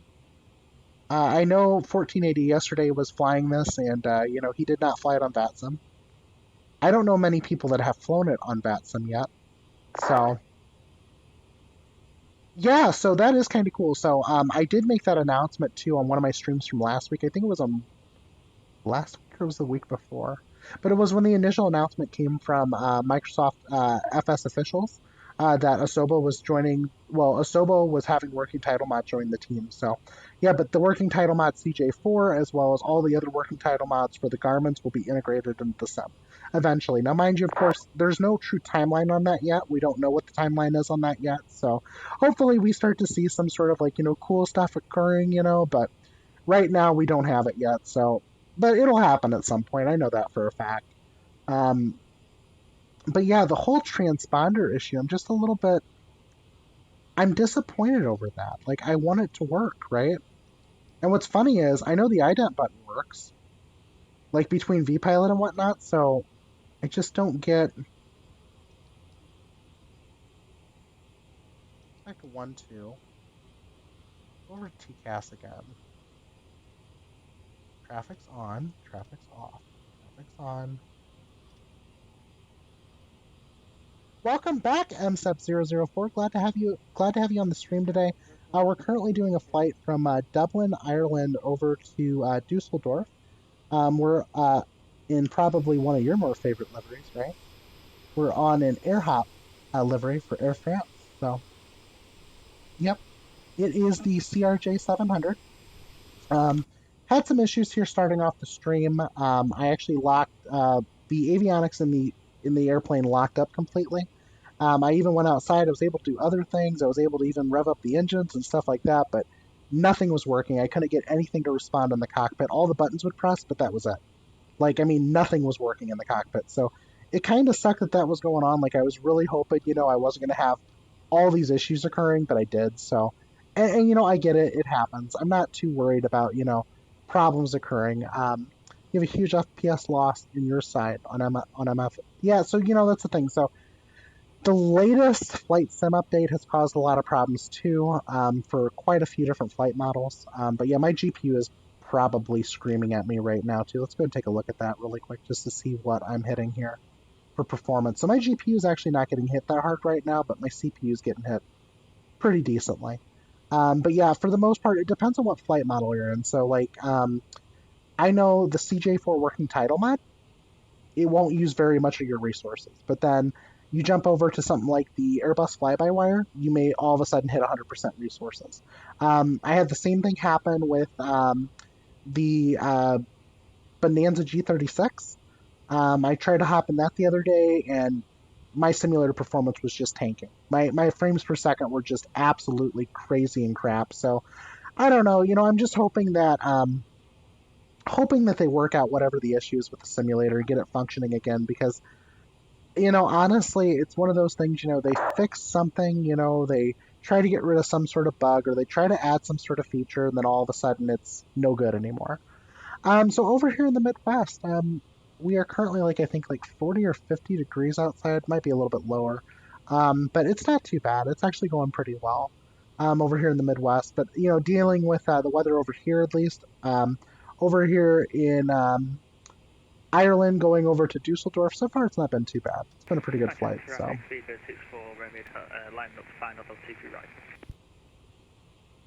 Wow.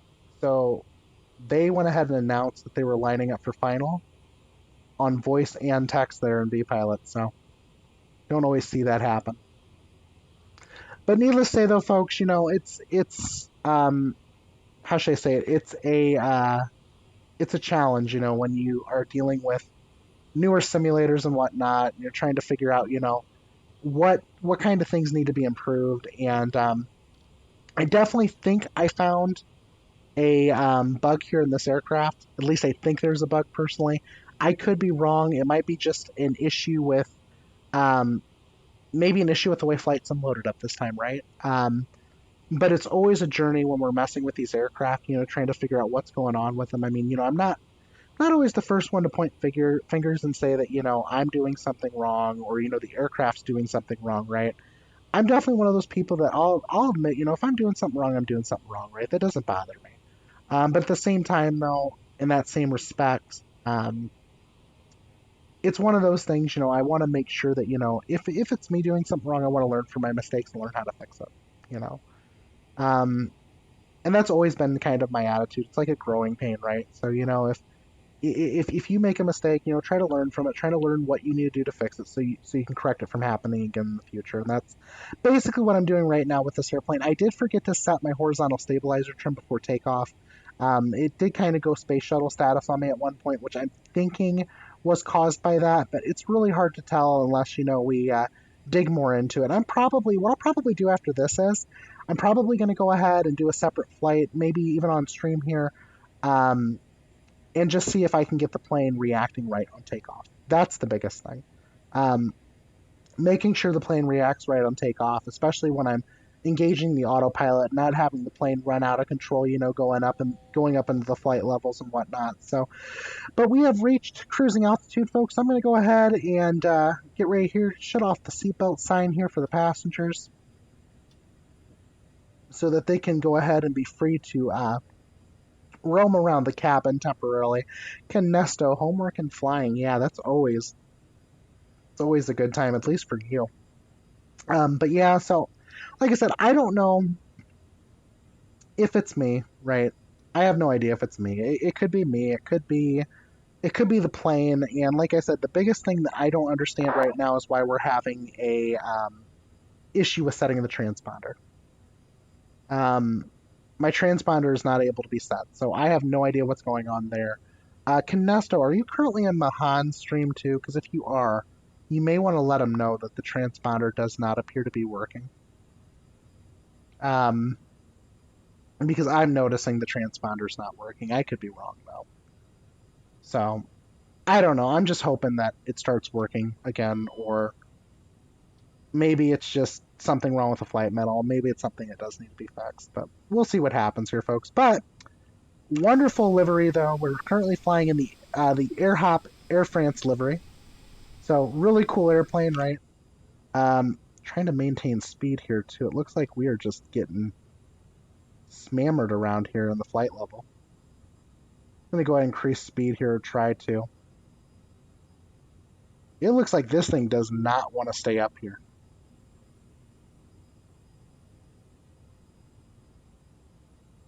Did I turn on the speed brakes? No, we don't have speed brakes on. Flaps are all the way set. What is our current speeds? We're 312 over the ground right now. 311 true, so it's not like we have a headwind. Why will this thing not accelerate? Really? Okay, so Air France is replacing hot plane to main lines by A220. Wow. Wow, okay. Yeah, I'm losing airspeed. I think we're going to vacate this flight level. We're going to go back down. Don't know why we are losing so much speed here. I'm going to go down to 32,000 feet and just leave it at that. Don't know what is going on. Why are we losing so much airspeed? Let's go and cut power, let this thing descend on its own. Or try to descend on the own.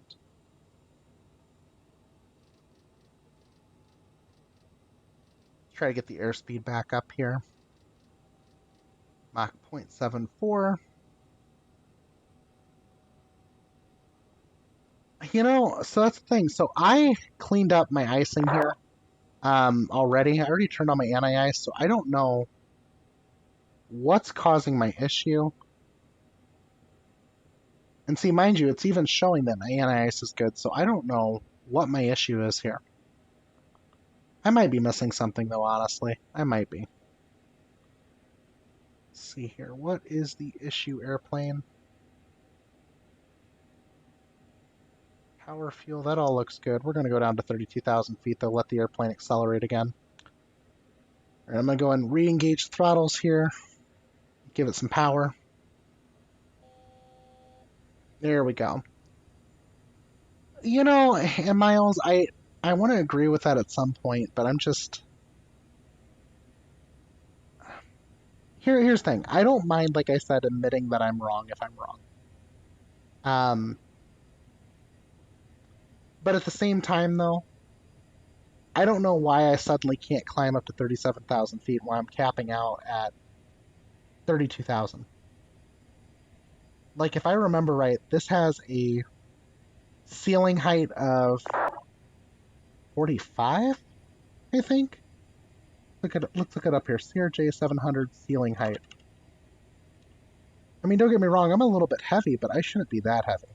Oh no, so the ceiling height's 41,000, but either way though, 37,000 feet, I shouldn't be having an issue, even if I were heavy, right? I mean, I'm not even at the full weights for this airplane. Like right now, I am 34,020. Let's take a look at flight sim to see what it's showing for balances, weights and balances. Yeah, I'm well under gross. I'm under 75,000 pounds, so there should not be an issue with this thing climbing. Yeah, exactly. Yeah, the CRJ, well, now the CRJ 200 is a lot different, though. The CRJ 200 is kind of a scary bird because that airplane itself, and you know, Nathan can elaborate more on this even, but it does not have slats. So when you make an approach with a 200, it's one of those things that looks like you're swooping way down, and you know, everyone's basically in that brace for impact position until you throw in that flare, and you just hope it lands nice and gentle. But realistically, though, it's like it really is true space shuttle status. The CRJ 200 was very much one of those cheaper regional airlines, and you know, it's kind of like flying on Spirit today in the U.S. You know, they sometimes forget to close the screen door, right? So exactly, yeah, you got to transition from 5 degrees nose down to a flare attitude instantly, and pray you don't slam into the runway. And more than likely, you're probably going to in the CRJ 200 anyway. It's not exactly advisable to get in one of those and expect that you're going to have a good time, because you're probably not. So, exactly, then fight it down the runway, because even a 5-knot cross will send you tumbling down. That's so true. That is so freaking true. But yeah, folks, I'm just glad we're at least in the air. We're flying. We're having a good time. So, but like I said, I'm sorry it's taken so long for this flight. You know, we've had a couple problems here and there, and well, like I said, who knows? It's either the aircraft or it's me, right? But I do know for a fact that we're having transponder issues, and I'm disappointed by that. I am. I had a radio issue earlier too, where I couldn't set it in the FMS. Now, mind you, I did try the wrong comm device to set it manually, so I should have noticed that, but I didn't in the V-Pilot. But it looks like I can set it down here manually on the comm device, so that's fine. But the ATC squawk code's what's got me thrown right now. And why it's saying standby, I have no idea. Because it shouldn't be showing standby, right? Like, I mean, why would that be showing standby right now at 6613? Am I buffering on your end? Do you have, do I still have, transcoding enabled? Are you able to lower resolution at all? Jesse Pear, welcome to the stream. Grateful to have you here. Thank you for joining in. If you'd like, go ahead and drop an exclamation CRJ giveaway into the chat, and you'll be eligible to win the CRJ potentially at the end of the stream. Let's see here. But yeah, Jesse Pear, let me check something here really quick, guys. I don't know. Maybe Twitch is having an issue right now. Let's check it out. See if I'm nonstop buffering on my end too. There's a possibility. Okay, so I'm not buffering on my end, but maybe run transcode. Change your transcoding down. I can take a look at my bit rate here too. Give me a minute here. Oh yeah, my bit rate's starting to tank. I'm down to 4,955. Yeah, I might be having some internet issues here.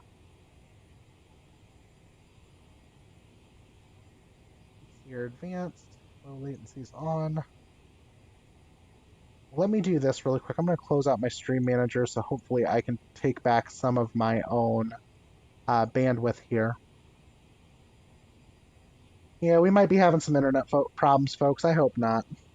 My audio just cut out too? Hello, hello, hello. Can anyone hear me?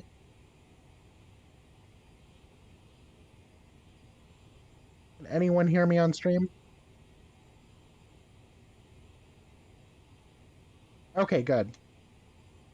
Yeah, I just started closing up some things that were open, at least, connecting to my internet. So let me take a look at my router just to see if I've completely dropped out here.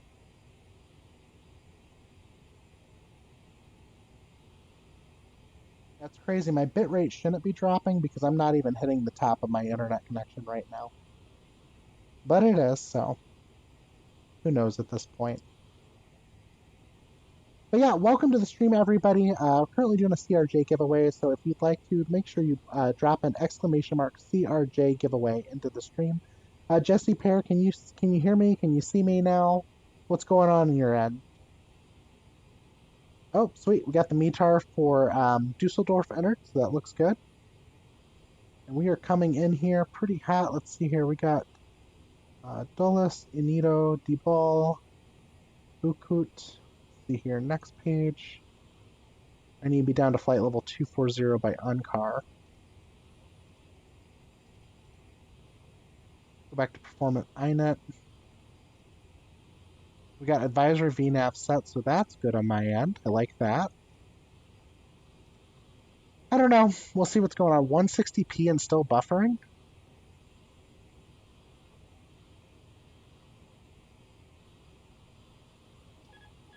Well, that's not good.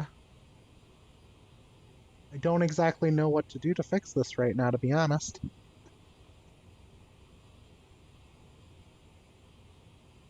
And see, what's crazy is my performance metrics coming up from Streamlabs is showing good.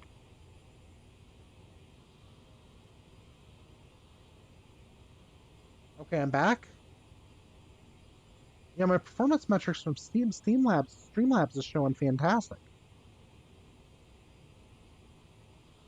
I see it right now, David Scott. Well, give me a second here because I need to pull up, see if I can pull up my stream separately, maybe, to get a better view of it. A full few minutes delay. Yeah, everyone try to refresh really quick, or maybe close out your app, come back in. Oh, 1 standby and 2. Hold on a minute here.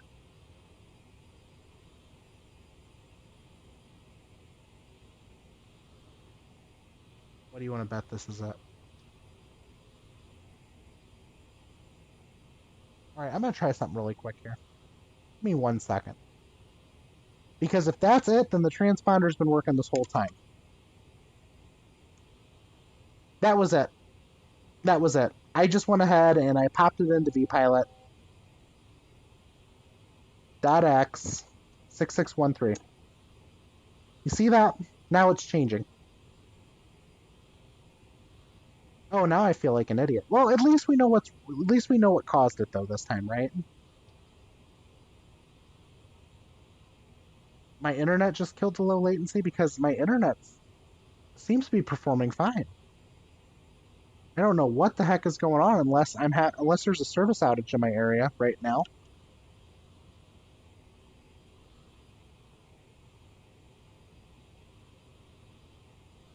Checking really quick to see if there's a service outage occurring in my area, and I just don't know about it. It's 2 minutes now? Oh boy.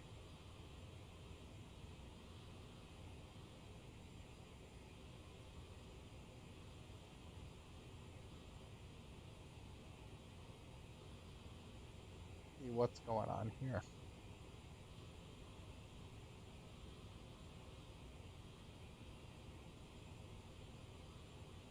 Well, if you guys want, I can continue the stream, or I guess I can stop it here if it's causing this many issues. I don't exactly know what to do about this, to be honest. I mean, there's really nothing I can do aside from trying to restart my modem, but that's going to drop my stream. You have me loud and clear now, Miles? Okay, sounds good, Muse. We'll see you here in a little bit.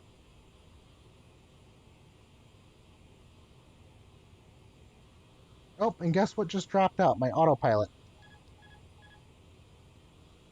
I probably bumped that. That's my fault.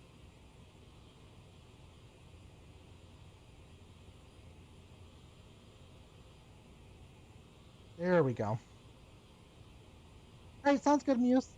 2 minutes, 45 seconds right now. That bad.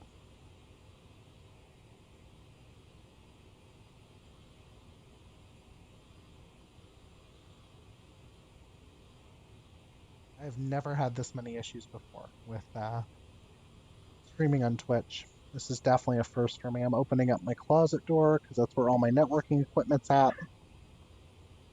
See if letting it cool down will help. I just don't want to have to restart my modem because if I have to do that, then the stream's going to drop.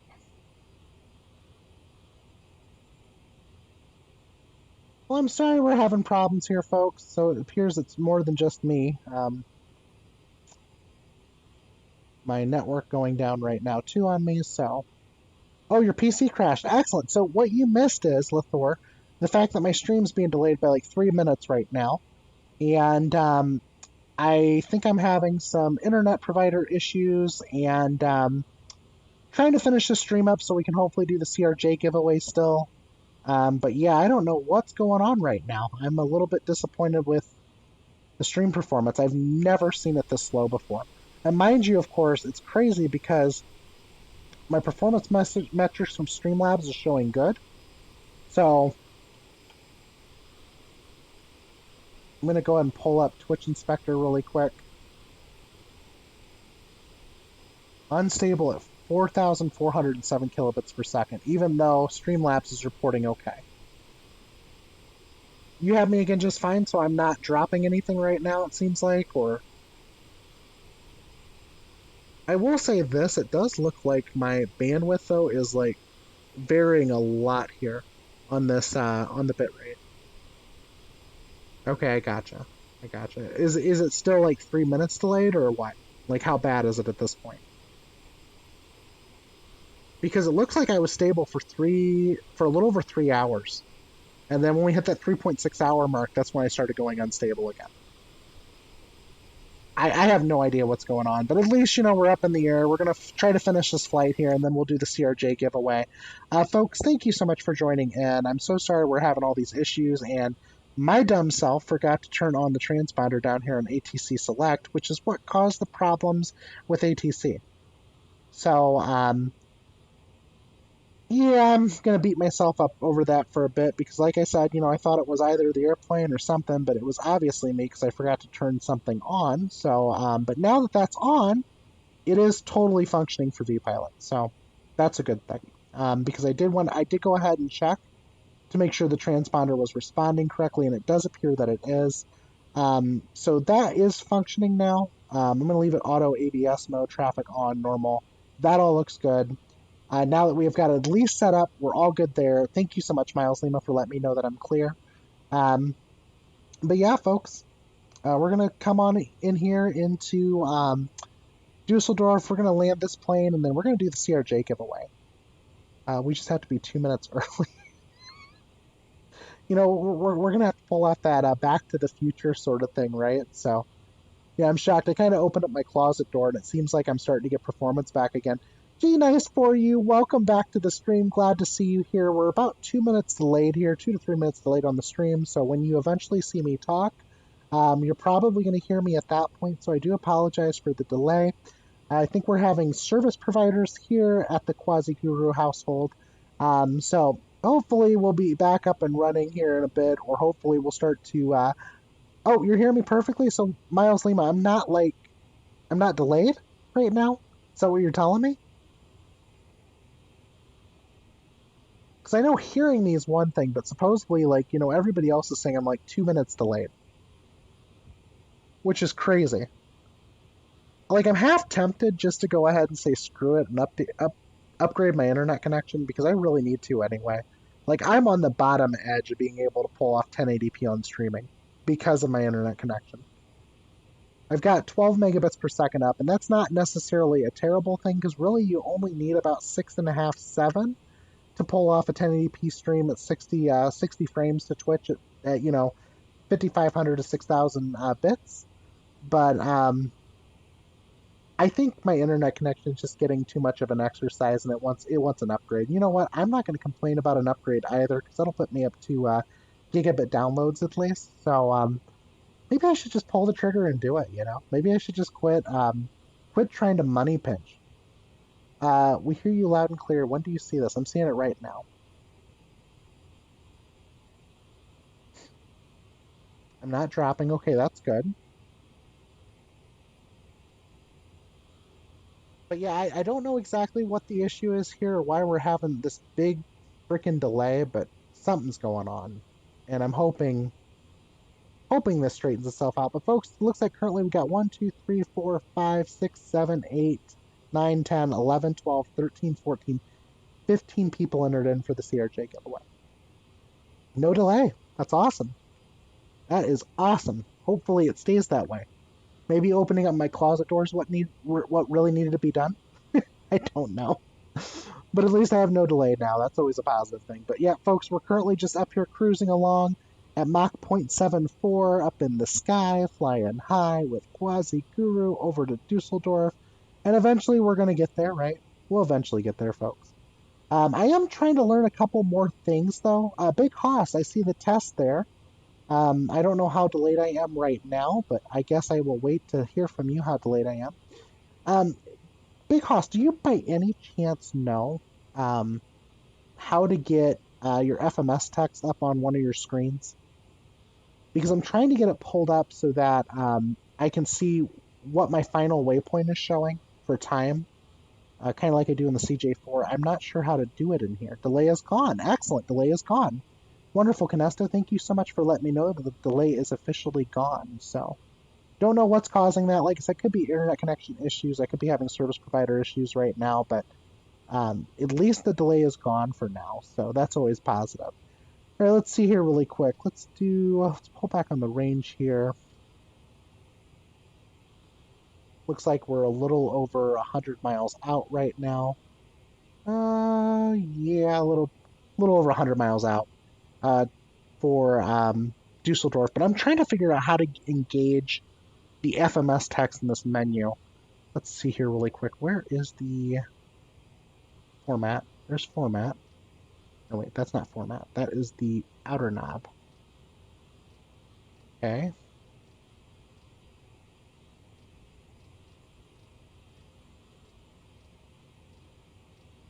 All right, so I'm trying to figure out.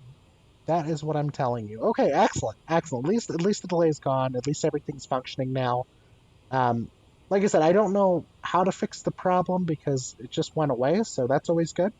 So at least that's good because we'll be able to still land on Dusseldorf, and hopefully you'll all be able to see the landing. Folks, if you haven't yet already, make sure you drop an exclamation mark predict into the channel with the descent rate there for the landing in Dusseldorf. I know yesterday when I was flying this off stream, I had, I think, a minus 54, a minus 137, I think a minus 200, so I'm kind of all over the place, but I'm trying to learn some more things too. Hit MFD menu is the bottom left. Sweet. Thank you so much. I need that so bad. Bottom left. Terminal waypoint. Oh, here we go. On. Yes.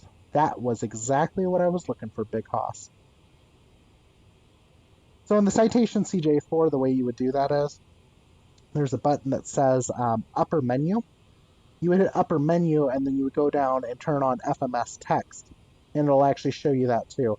So we got David Scott already predicting a minus 54 there.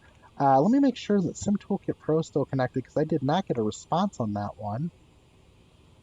Let's see if maybe it's just a delay. Let me pull up METAR here for an airport. I'm seeing it right now, David Scott. Seeing it right now. Why? I'm just going to pull up a random airport here. That works, okay. Let me just drop in a basic predict into the chat.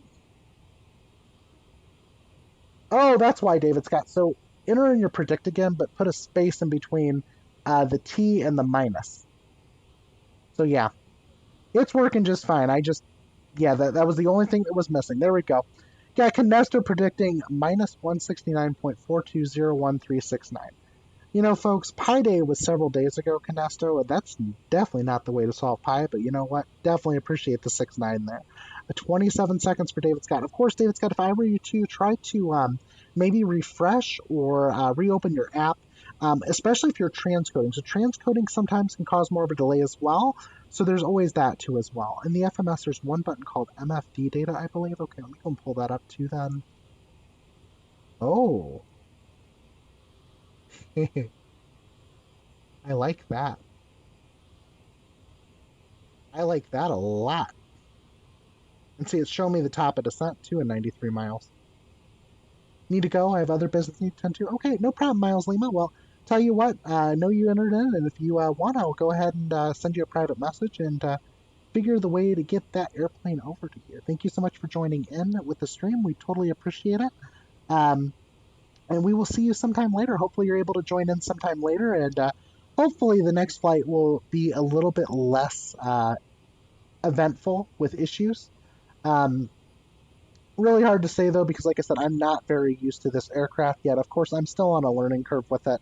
Definitely not used to the CRJ, but the CJ4 on the other hand, tell you what, you can talk to most people that watch my streams. I am crazy with the CJ4. The CJ4 I know like the back of my hand, right? So the CJ4 I'm really good with. This I'm learning, right? I think a lot of people are though, because a lot of people just bought it. You know, like I said, I wanted to learn some more like upfront things on how to configure it right. So you know, it's one of those things. You know, sometimes do as I say, not as I do, right? Because if you sometimes do as I say, then you know you may not get the same sort of response that you need to get. So you can confirm Quasi is the CJ4 Master 14 AD. You know, I'm shocked you were lurking that, or you just popped back into the chat. I'm not sure, but thank you so much for that. I do appreciate that. You know, I've taught 14 a lot about the CJ4, and you know what? It's just I always love to teach people that are willing to learn. And you know what? 14 AD is a wonderful first officers. Also an excellent Twitch streamer, folks. If you haven't yet, go take a look at 1480, twitch.tv/1480. He's my first officer, occasionally on VATSIM flights. So that's the thing, 1480. So I was having some issues, and to be fair, most of them I think were me. Okay. Initially I thought there was a transponder issue with the aircraft. It wasn't the aircraft, it was me. So when you start up this aircraft and you get everything set up, I went ahead and entered in the transponder number, and then I got asked to contact some people on the radio, and the radio was having issues. Now the radio issue, I'm not sure what was causing that. Because there's multiple places in the radio here you can enter in information in the CRJ. You can enter in under radio tuning on the FMS, or you can come down here to the radio panel and enter it in down here too. Now on the radio panel, I was able to tune the frequency. Unfortunately, I tuned it on COM 2. Didn't realize I did that until a little bit later. But I tuned COM 1, that's working. The problem is in the radio panel up here, for some odd reason, 13257 was not tuning. It kept saying invalid. It kept saying something like invalid, right? Every time I put in the scratch pad, every time I tried to punch in it just kept saying invalid. And I'm like, okay, whatever, no big deal. So eventually I manually set it in VPilot with the .com1 space and then the frequency. Then I tried to do the transponder. The transponder, I set to 6613. I kept getting told it's not showing up. Well, the problem was down here, there is this nice little switch by ATC Select, right? It was in this position, which is the default position, standby. Okay? We're supposed to move that over to 1 or 2, depending on what you want it to be set for. And of course, my dumb self, I didn't realize it was set to I didn't realize that was the reason why it was showing standby and why it wasn't functioning. But now at least it is. So at least that's functional too at this point. Like I said, the airplane for the most part is flying well. I forgot to retrim on takeoff the horizontal stabilizer, so I had kind of a space shuttle status going on takeoff. Had a really rough departure because of that too. Of course, I was being called out, contact approach, and I couldn't contact them because I couldn't get them tuned. And then I was having issues with flying the airplane because it was still trying to climb a lot. I was trying to trim it out really quick, and I was hand flying the airplane probably for the first 10-15 minutes of flight until I figured out what was wrong. Then I forgot to bug the altitude. Like, I looked like probably a complete noob. I'm not going to lie. I probably looked a lot worse than most people do. So, to me, this is one of my more embarrassing fats. Because generally I'm, right on top of the numbers. I'm always, doing everything by the books. I'm flying by charts. I'm actually doing what I'm supposed to be doing. And then here I am, I felt like a complete noob for a minute. I'm like, this isn't good. This is not working out. I got to figure out what I need to do to make this right. But here's the thing though, Canesto. You know the aircraft, right? And you tend to fly the Airbus, and that's it's a great aircraft. It's actually fairly solid for VATSIM. Never had a problem with the Airbus for VATSIM, but then again, here's the thing. I haven't flown this aircraft, right? And so I haven't flown this one on VATSIM, so there's some learning curves that you learn, and, this is definitely a new airplane to me, and that doesn't help. So, like I said, I'm definitely willing to take the blame when it's given for me, and I'm pretty sure this is probably all my fault.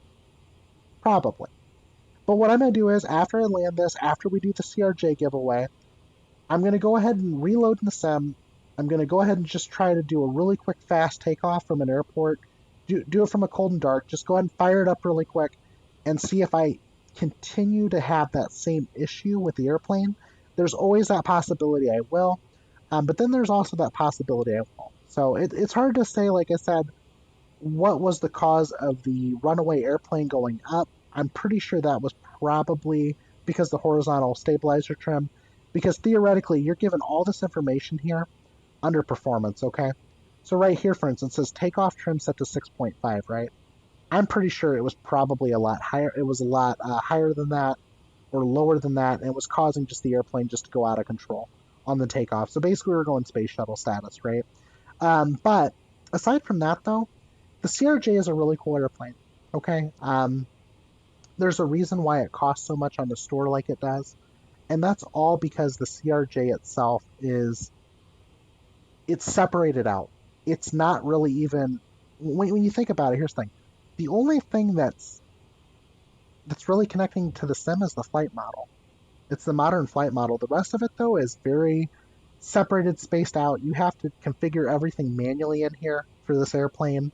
There's a lot to it. It's not a simple bird to fly. There's a lot more to it than just than just doing it. There's a lot to this airplane. And I think that's part of what's causing part of my issues too. For instance, look, I do a lot of working Title Mod CJ4 flying. That's what I know the best, and yeah, they have Collins Proline avionics in it too, and they're a little bit different than this. A lot of these features in here are a little bit different. Like, me going to MFD data, for instance. Like, if I go to MFD data, I can get a list of my waypoints, right? That's kind of cool, right? But it just depends on what you're looking at too. So. But let's go ahead and get ready, configured here for landing here too. I'm going to go ahead and configure my landing speeds really quick. Got landing speeds configured. Go ahead and make sure. Got dry conditions. Don't see weather in here though to set everything out. It's probably in here somewhere. See here really quick. Brake cooldown temperature options, instant for the IRS alignment time. I'm good with that. Everything else looks pretty good, but I need to focus on the descent here in a minute anyway. All right, folks, so I need to be down to, let's take a look at the leg section here.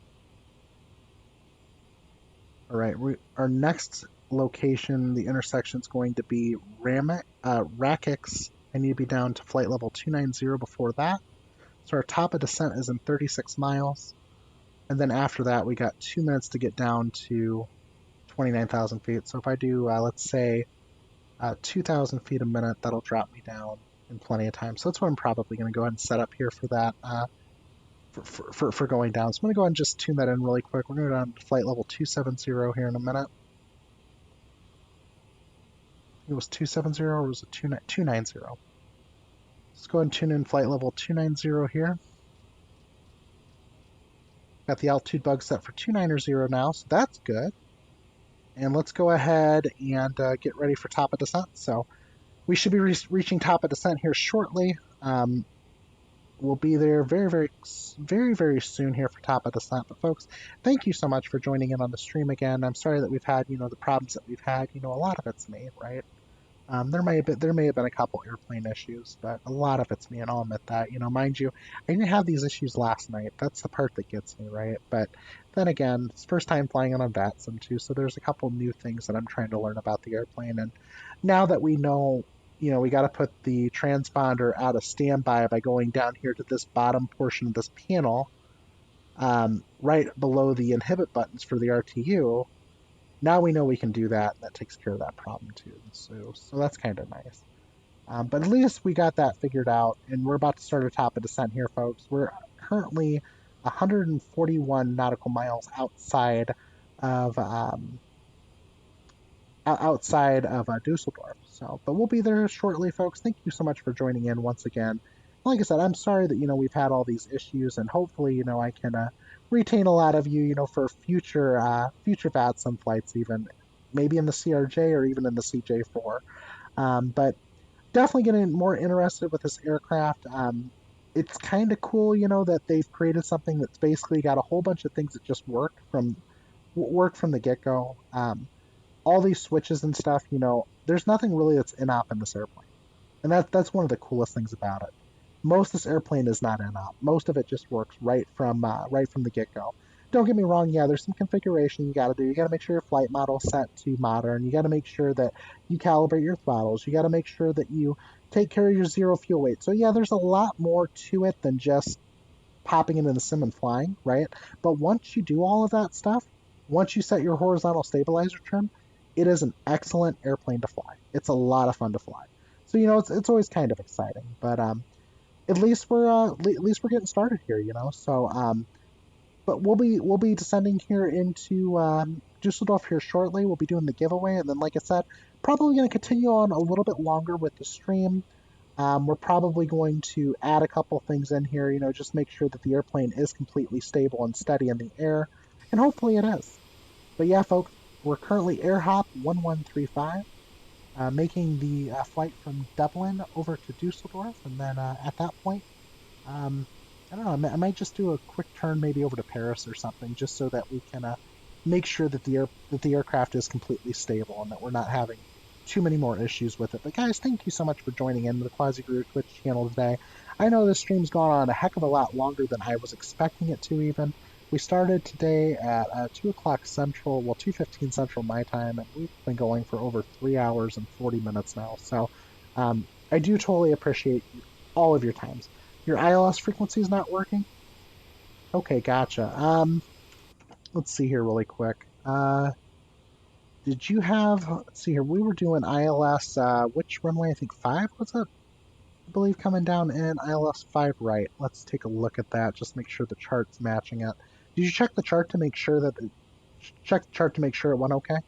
Your plane just went space shuttle status? Are you flying the 727 Canesta or are you flying the A320? Oh, you're in the 727. Well, that's why it went space shuttle status. That airplane's just absolutely nuts. Absolutely crazy. But I'm going to go ahead, and since we're getting close top of descent anyway, I'm going to go ahead and start descending here. So we'll just go ahead and just give a quick shout out to let people know that we're descending. We're starting our top of descent.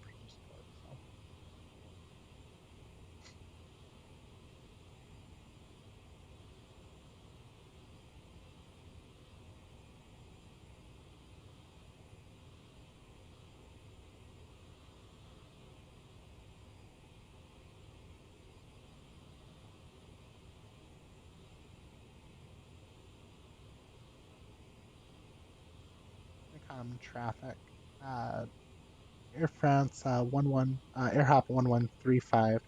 Top of descent, about 26.5 miles away from Rex. Descending to flight level 290. All right, folks, here we go. We're going to go ahead and start the descent here. We're at 290 here. I'm going to go ahead and VS this down some. 290 VS. There we go. Go ahead and go down by 2,000 feet a minute here. Whoa, whoa, whoa. Okay, calm down, calm down. There we go. Your VOR is working? I'm going to go ahead and back down throttles a little bit here. It's like the plane only wants me to do VOR nav. Are you currently in the latest version of developer there, Canesto? For the Airbus? Oh, wait. Oh, you are in the F320. Okay, that's what I thought. So, gotcha, okay. And I know Mr. Pilot wasn't having many issues with it last night when we did our flight from Mexico City. But he also did completely reinstall the simulator. He also reinstalled the fly-by-wire mod. He had an issue reinstalling the fly-by-wire mod. He couldn't find the directory for the simulator. It was actually kind of a mess last night. So that does happen, though, you know. It is what it is, as we like to say. Going to go and slow down the descent a little bit here, but we're currently descending at about 1,800 feet per minute. Descending into Dusseldorf, folks. We're almost there.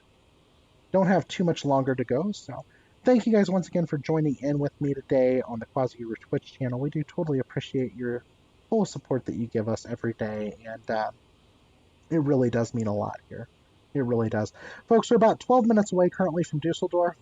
We're about to go ahead and strap in, get ready for landing. If you haven't already, make sure you drop an exclamation mark predict into the chat for the landing rate.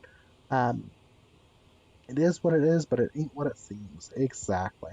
Exactly. All right, folks, here we go. We're coming down, though. Let's go ahead and make sure we get our next leg here.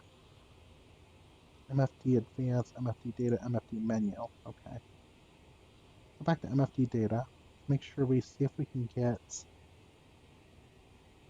a VNAV. There we go. That's what I was looking for right there. Yes, that is so cool. All right. EL55 by Uncare. See here, legs. Get down to 240 for Uncar.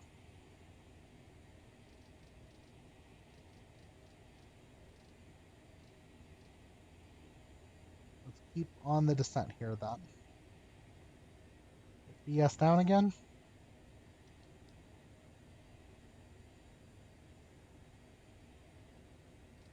I'm going to go ahead and just maintain 2,000 feet a minute coming down now at this point.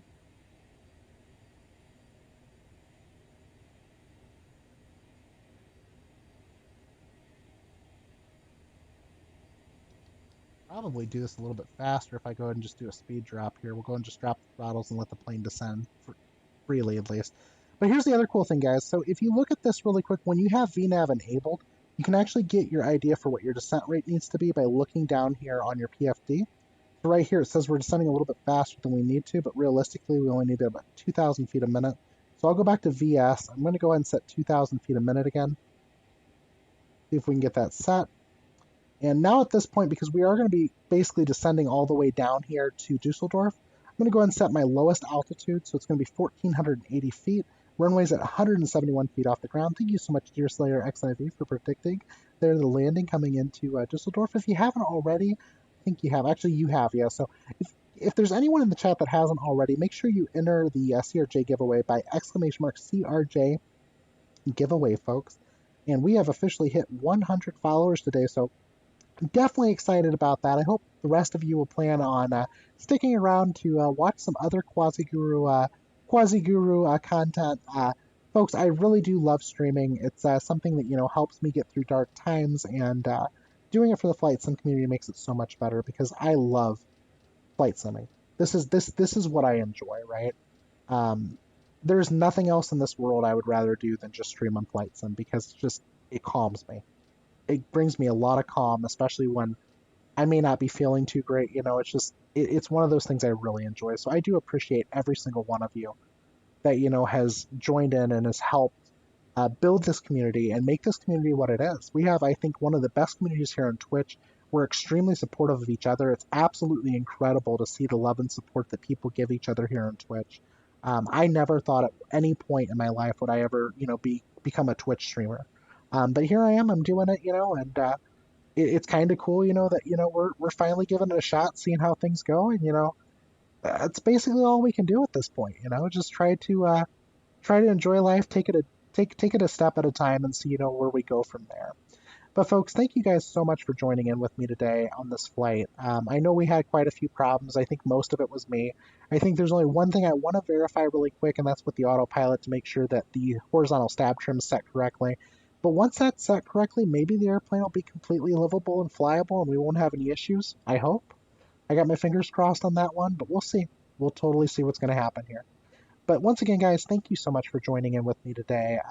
You guys, it's been a pleasure to stream for you. It's been a pleasure coming down here into it's been a pleasure flying from Dublin to Dusseldorf and, trying to deal with the VATSIM issues that we've had. And I hate having the issues, but you know what? Sometimes they're definitely stepping stones for us to learn on, right? So, but here we go, folks. We're currently descending into the clouds here. Coming down into Dusseldorf. Absolutely gorgeous those cloud layers are, I'm telling you. I've got the throttles at idle on this descent, too. I really should probably start descending a little bit faster, but, I'll wait until the plane tells me to descend faster at this point. But let's see here. What did we have there for the METAR? So altimeter is going to be 1027. Let's go ahead. I'm going to see if it'll let me set that really quick. Okay, so it doesn't have a standby system like the CJ4 does. The CJ4 just recently added that in, though, where you can actually set a standby for your barometer. So I'm going to go ahead and just start to set them, get them set up at least, fully knowing that I'm changing from standard right now over to the other items. So there we go. All right, folks, here we go. We're currently descending down into Dusseldorf. We are about 3 minutes out here from the airport, so I need to really descend a lot faster than this even. The airplane is not keeping up with what the descent rate should be, but that's okay. We will still get it down.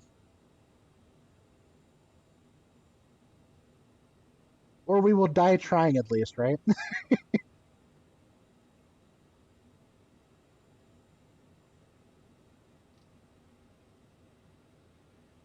Yeah, this is supposed to be a helpful thing at least to get your altitudes right, but obviously we are like beyond that at this point. So we need to be down to 3,000 feet minimum.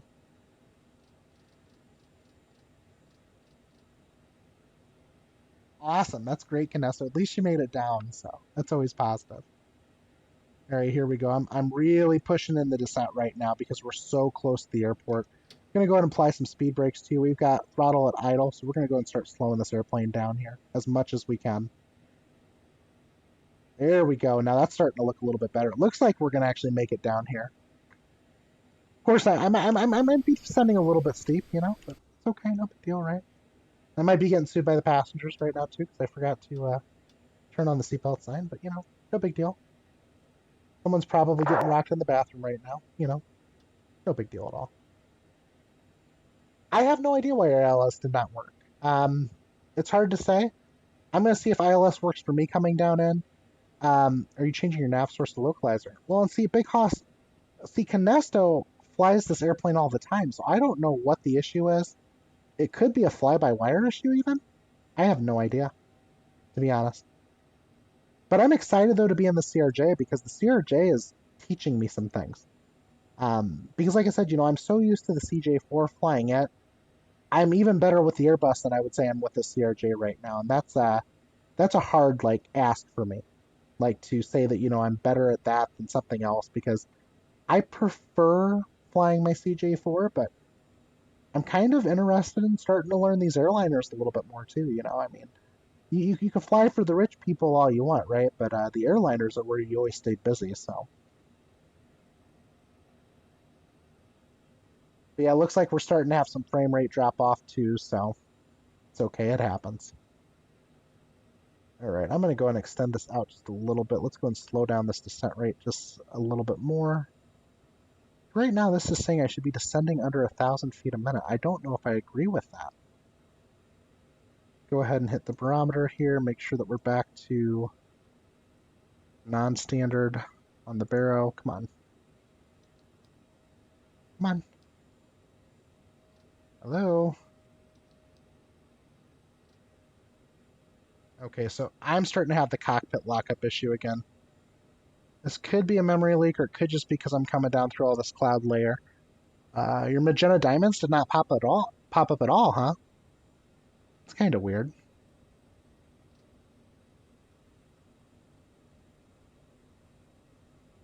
I gotta get this thing to level out. Come on, calm down. Let's get this thing readjusted here.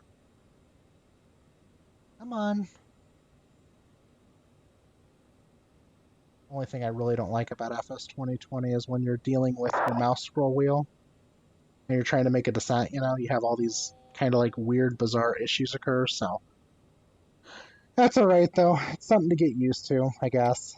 Let's go ahead and turn off the speed brakes. We're slowing down officially now. Let's go ahead and get this thing below 250 knots, hopefully.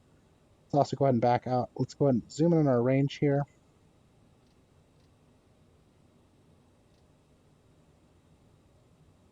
Come on. There we go. Come on. What's the issue? Oh, wait, wrong one. There we go. That's better.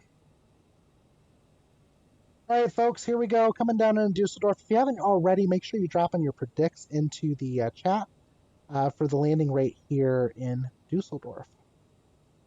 And once again, thank you all for joining in on the Quasiguru Twitch channel today for this flight that we've had several issues on that I will take full responsibility and blame for. So, like I said, I hope a lot of you though will come back and, you know, you're not just, you know, coming here for the giveaway, because I would love to have a lot more faces in here, especially when I'm doing VATSIM flights. Like I said, I do a lot of VATSIM flights with the CJ4. That's my primary aircraft that I fly. But I'm trying to see if I can get into more of these other aircraft, like this airplane here, for instance. You know, I think this is kind of a cool airplane. Definitely want to learn more about the CRJ. And, you know, try to become a pro on this at least, too, because it's kind of fun to fly these, right? So, let's see here. Let's go ahead and take a look at our altitude. So, 1480 is the altitude height. All right, let's see here. 14... All right, we're going to set that to 1400 for now and just let this thing continue its descent. Down to about 220 knots. I'm going to go and just give it a little bit of throttle here so we don't lose too much airspeed. There we go. All right, folks. Thank you so much, 14AD, for the prediction there. Thank you for dropping in that METAR there for Dusseldorf again. A lot of cloud layer here, though. Definitely doing some IMC flying right now. What a beauty. Oh my gosh, don't tell me people are actually doing some crazy stuff on VATSIM right now. That's insane. All right, folks, we're currently 42 nautical miles out from Dusseldorf. Thank you guys so much for joining in today. Like I said, hopefully we have a good landing here at Dusseldorf, but it's hard to say at this point. I don't know. We'll see what's going to happen at this point. Like, I feel like this stream hasn't gone, right from the get-go almost. I mean, we had some positive things, interactions that occurred, but we'll see what happens here. 6 hours stale? Oh, yeah, it is. Absolutely. Well, and especially with the altitude showing, because I think that shows you at 3,800 feet. I'm at 3,000 feet, and I'm just like being, blasted here. All right, here we go. Waiting for the turn in here. At DL55, 3,000 feet altitude. All right. We're already at 3,000 feet, so we don't need to worry about that. We're almost here at the airport, too, so once again, hopefully, like I said, we'll have a smooth landing. It's hard to say, though, like I said, at this point, we're kind of at that moment where smoothness might be thrown out the window just because of the cloud layers and stuff, and starting to get a little bit choppy here in the simulator because of it.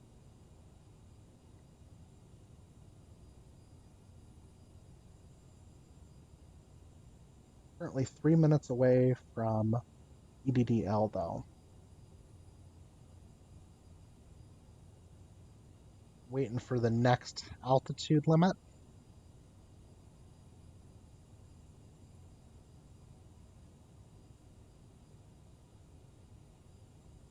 That'll basically be on the turn in, too. All right, so. RNAV runway 33. Okay, so that is not the airport we're going to, which is good. Yeah, 14, I'm kind of feeling like a noob today, though. I really am.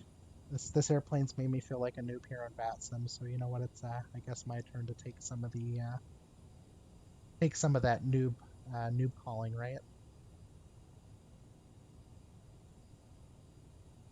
34 miles out from just okay.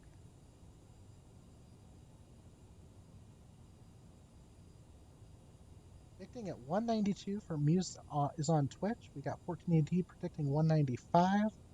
Canesto earlier predicted minus 169 point something. David Scott, I think, predicted a minus 54. Exactly. No, and I totally understand that. And besides that, 14, it's one of those things that I'm not 100% comfortable with flying this yet either. I'll tell you this much. Yesterday when I initially flew it, I put it down at 200 feet per minute the first time. Then I pulled off 777 feet a minute the next time. And then the time after that, it was like 54 feet per minute, then 134 feet per minute. So that was just me doing some traffic patterns, like trying to get used to it. I think I've got it down now for the landing, but it's going to be hard to tell if I've actually got it down or I'm just, essentially guessing at it at this point. Yeah, I'm going to try to hold the confidence in the butter, but I don't know. I mean, in the CJ4, I can easily lay down under 100 every time I land that thing. Thank you so much for dropping in that emote. Oh, geez. I'm telling you what, that'll actually make my face turn red sometimes. It's one of those things, you auto-tune your voice, and then, it's really hard for, I don't know if anyone else has this issue, but, I hate hearing my own voice, right? Especially, on TV or something like that always, bothers me. Now, what's interesting is on Twitch, on the other hand, if I watch one of my VODs, I'm okay with it, right? I'm okay with my VODs, but, I'm completely not okay with it, I'm on TV. And, even if I said yes to being on TV, right, I have an issue with it, and I don't get what that is, but it's, some sort of weird, anxiety issue. I have no idea, though. But, yeah, this is absolutely crazy coming into Dusseldorf here. This weather is nuts right now. But since we are under 10,000 feet, though, let's go ahead and make sure we get everything else configured as well. Let me get some lights on in here, too, I think.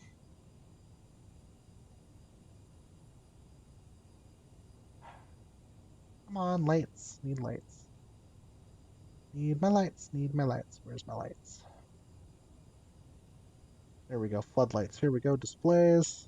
Oh, come on, go up, go up, go up. Oh, up right there, right there. Okay.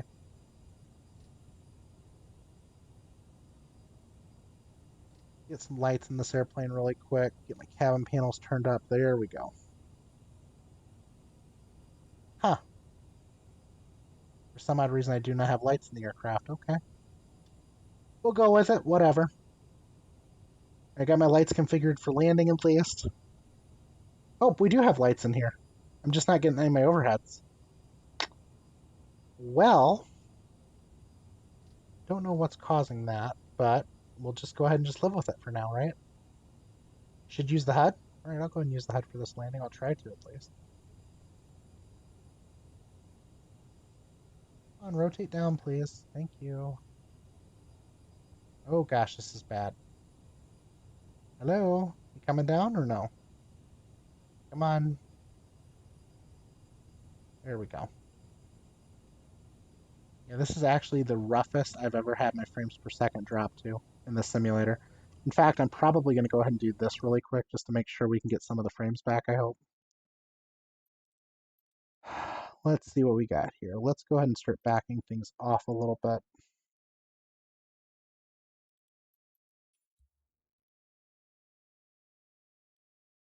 Yeah, and that's the one I just hit too, Big Hoss. Check it out. That's what I was used to hitting right here. See that? I got no lights. Battery's on. Yeah, I don't know what's going on. My guess is it's probably just something going on here where the plane's loading up in the simulator. Oh yeah, I can actually run this simulator pretty high most of the time. Ever since the last update though, it's not been as nice. I'll tell you that much.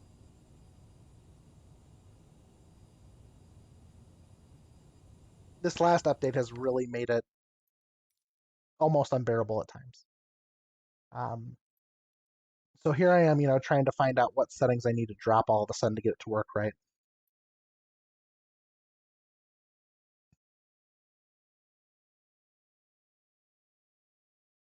And this is one of those moments where I also know that I'm just losing. I'm dropping frames per second like crazy right now. Are you still trying that ILS approach there, Canesto? Okay, here we go. Zoom out. Hello? I want to be zoomed all the way in on that. Come on. There we go. That's better. Oh, heavens. Okay, yeah, so we are having some issues here right now. I'm half tempted just to go clear weather, just so we can get this to smooth out. This is actually really bad on my end right now. Let me go ahead and do clear skies. Oof. This is rough. Come on. Hello, computer. Don't lock up, please.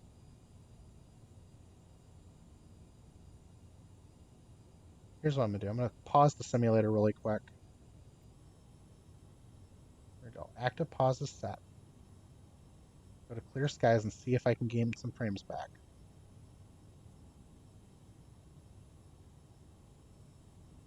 There we go. Clear skies.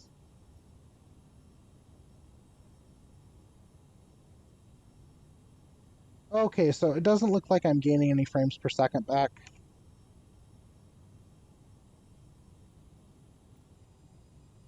Active pause is now off officially again. See, what gets me is this happened right before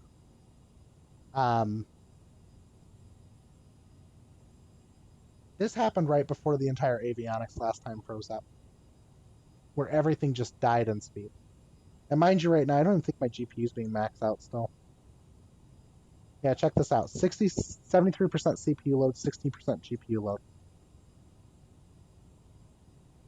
I think I got some hardware dying. That's not good.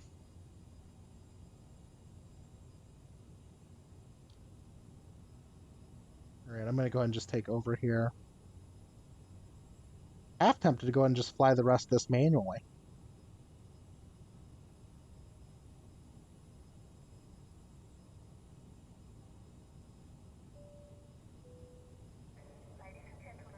And there goes the cabin announcement for the landing.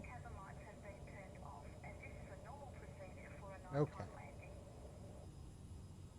I might be starting to smooth out again. I'm just a little bit shocked with why this simulator is running so rough. Come on, General. Let me go ahead and just bump down the settings one more time. This is crazy. I've never had this simulator run this bad before. Put on a medium. Escape. Escape. Well, I can tell you guys this much. See here really quick. What is my usage here? So Flight Sim's only using 8.5 gigs of RAM. Flight Sim's using 8.5 gigs of RAM, and my GPU is barely being utilized right now. My CPU is barely being utilized right now. Oh well, we're going to go ahead and continue this approach. So we're going to try to get this thing down, and then, like I said, from there we may go ahead and do one more quick flight to get it up in the air, just to make sure that autopilot's working correctly. But we'll be doing the drawaway here for the CRJ giveaway in a minute. So, yeah, I'm a little bit disappointed though, because like everything's been going good with the stream, and then just today's just been not my day. Not my day at all. Like I said, right now this is extremely unstable. I've never seen it this bad, honestly. I really haven't. So I'm a little bit disappointed to see it this bad, but it is what it is. Yes.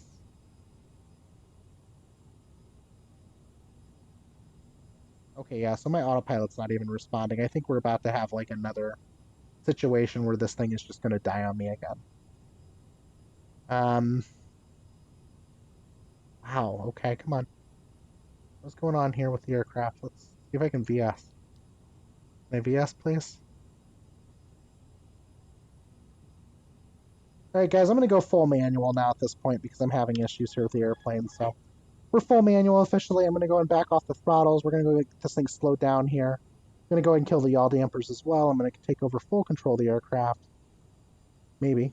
Let's see here. Yaw dampers. Can't even click them. There we go. Yaw dampers are off. Oh, okay, here we go. Let's go ahead and try to do this approach one more time the correct way. Let's not go too crazy here. Make sure the gear comes out, which I think it is. Yeah, this is bad. This is really bad right now. I am like dropping frames like crazy. Gears coming out. Let's go ahead and do flaps all the way down. You know, Canesto, I couldn't tell you if my LS is working or not. This is the worst performance I've ever gotten from my computer in flight sim. Worst performance I've ever had. So I'm gonna place it down, see what happens here. I can try to change my nav source really quick, see if it bugs in. ILS does look like it'll work if I let it, but like I said, at this point, there's no reason for me to let this plane fly itself because I'm having major frame issues. This is the worst performance I've ever had from this PC. Absolute worst. Alright, here we go. I don't know. Give me a second here, Canesto. I'll let you know.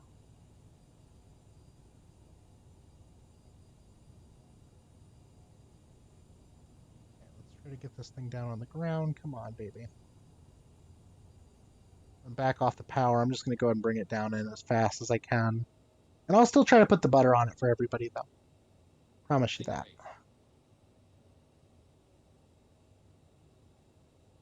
Yeah, this is by far the worst performance I've ever had from this simulator.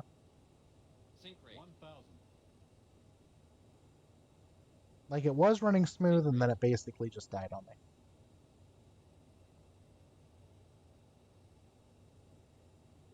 Here we go.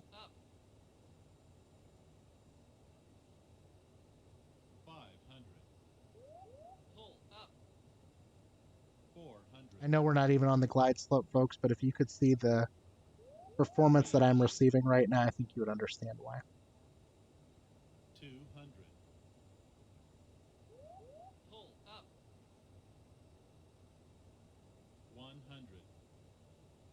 Yeah, this is going to be bad. I have no idea how this landing's going to look, but I don't think it's going to look that well. Too low, flaps. 30.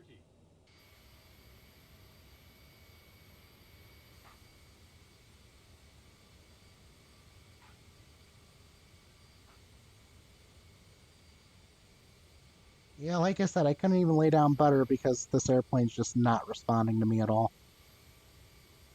Like, this is the worst. This is definitely the worst I've ever seen the flight sim perform.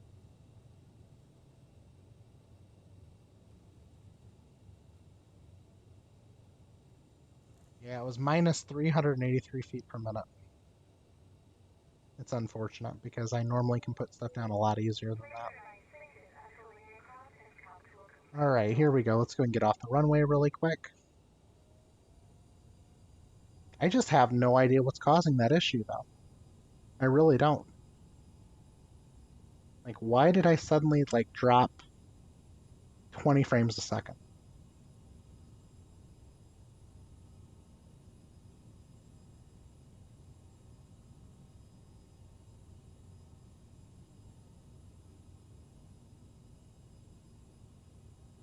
Yeah, I'm going to go ahead and just drop off of VATSIM right now because of this issue, so. Yeah, I don't know what's going on here, but I lost basically every frame that this computer had left in it, so. And mind you, I just went from ultra settings down to medium.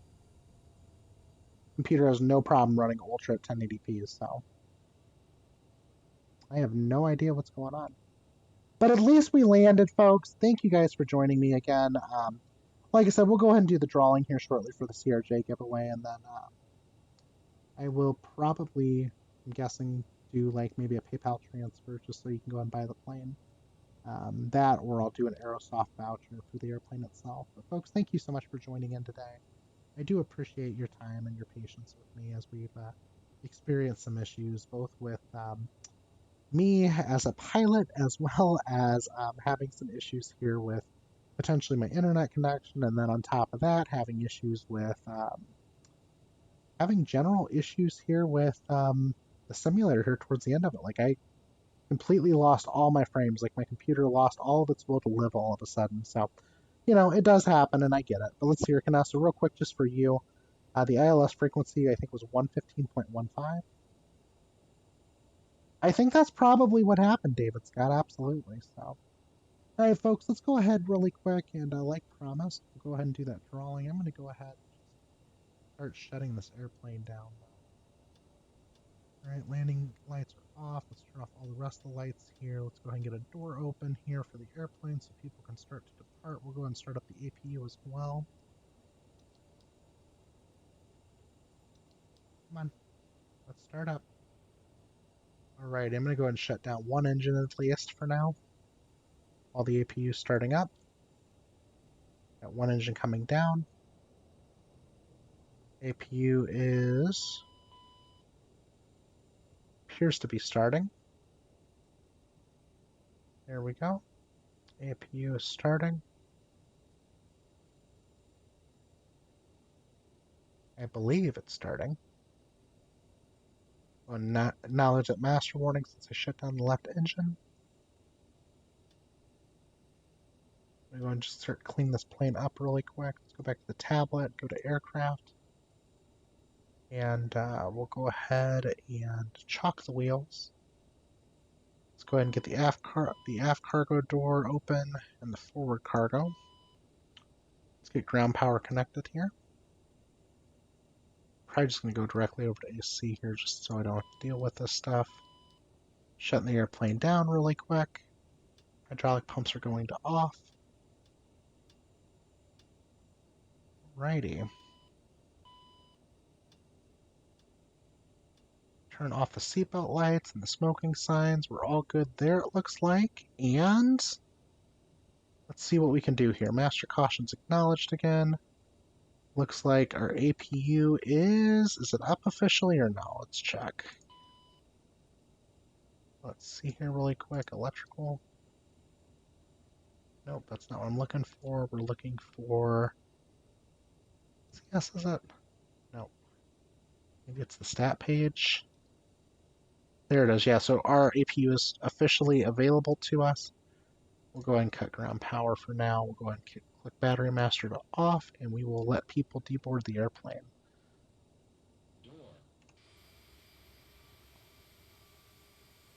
Okay. Go ahead and make sure we shut down the other engine here too as well.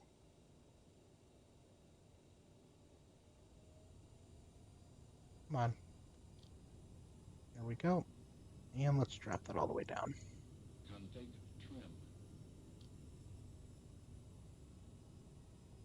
Come on. What is the issue here? There we go. All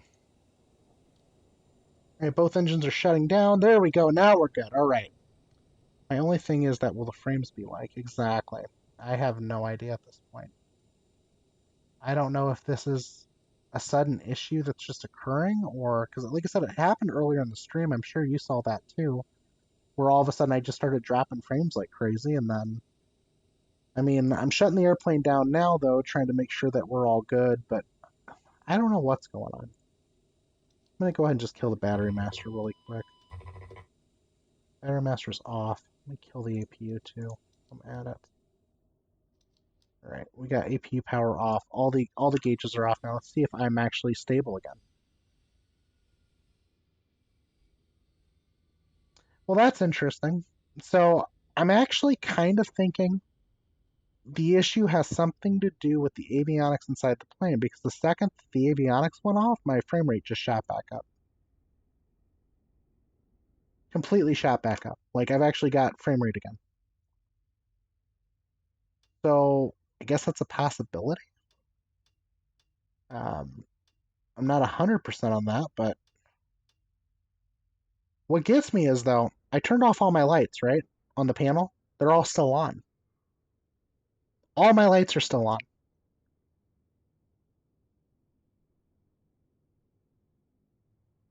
Okay, CRJ. All right, folks, let me ask you a question really quick. Have you heard of any other people experiencing issues like this with the CRJ, where you can turn the lights off on the panel, nothing happens, all of a sudden you start to lose frame rates after you fly it for a bit, or you're in it for a bit? Because right now, like I said, this is some of the, by far, the worst performance I've ever seen come from my simulator. I've never seen it this bad before. I've never seen it this bad before in the sim. And it very well could be because the latest flight sim update.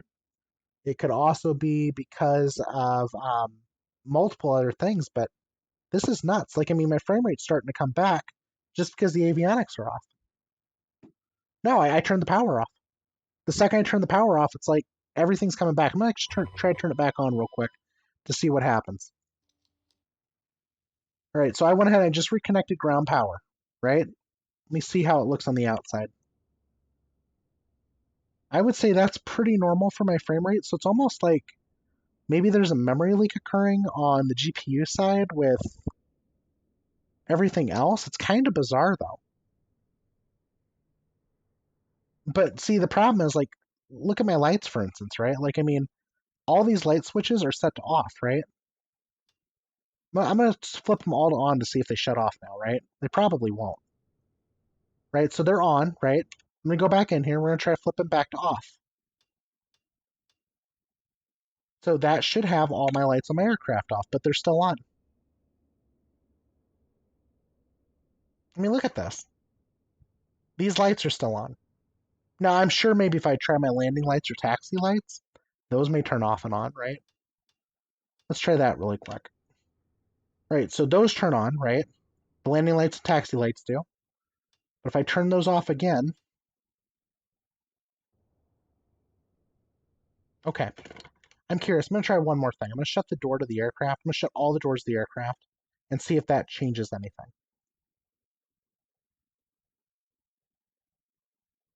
Go and close everything up again. I'm going to remove ground power and everything. We'll keep the wheel chocks in place.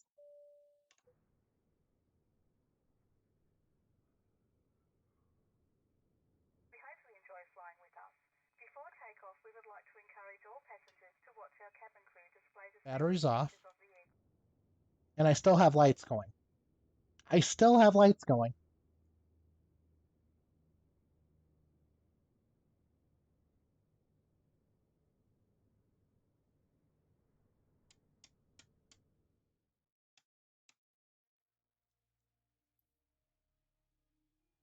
Huh, okay, that's interesting. So this may be a yoke issue then, or a compatibility issue with my yoke, because here's what I just did. I went ahead and I clicked on, I'm using my Honeycomb Alpha right now to control the plane. And now all of a sudden I don't have anything again. Like my sim just locked up. Oh, there we go. It's back. Okay. Let me try this. Landing lights, taxi lights. Nothing. Nav strobe. Turn on battery again. There's battery. Okay. Okay, so here's another bug. I'm going to report this one directly to Aerosoft. So it appears that when using a device to control your switches, kind of like the similar thing in the CJ4, beyond the point that the CJ4 actually still works, even though it says it doesn't. So it appears if you're using something to control those switches, like the Honeycomb Alpha yoke, for instance, which you'd think this would be something that would just work, but it appears that even if you toggle things in the airplane, like right now, I can toggle nav strobe, right? Now, mind you, I'll toggle nav in here really quick. We don't have nav lights, right? Let me go ahead and toggle the battery master to on the airplane, see if we have them then. We still don't have them. I'm going to toggle the battery master on my yoke to off. And I'm going to go ahead and just apply ground power really quick just to make sure that I'm not losing my mind here. Let's see here. Let's do ground power to the aircraft. Ground power cart's now connected, so I should be able to hit the available. Well, we're in use. Okay, that's good. All right. Okay, so it appears to be an issue with the Honeycomb Alpha yoke controlling the aircraft. So on the ground here, if I try to use the Honeycomb Alpha yoke to control the lights will do whatever they want to do, even with the battery master off, as long as it's on the yoke. But in the airplane, so basically I got to make sure that when I'm using my yoke, I can't use it with this airplane. Well, I can use the yoke to fly it, but I can't use the yoke for anything else, like lights or the bus or the alternator, which that doesn't completely bother me, but kind of crazy though that that's what I have to do in order to get it working, and that's what was causing the issue in the first place. Because now all my lights are independent on the switches inside the aircraft. So that also should mean if I turn the battery master to the off position, all the lights should shut off. Yep, they do. Okay.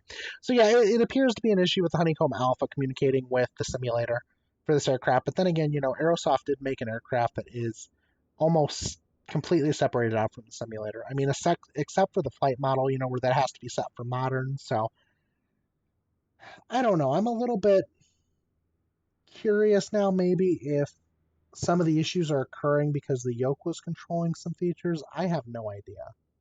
But it's sad though when you have, you know, a yoke for an aircraft, especially from a reputable company that's causing potential issues with a pay-for plane. But then again, you know, kind of like you said, Muse is on Twitch.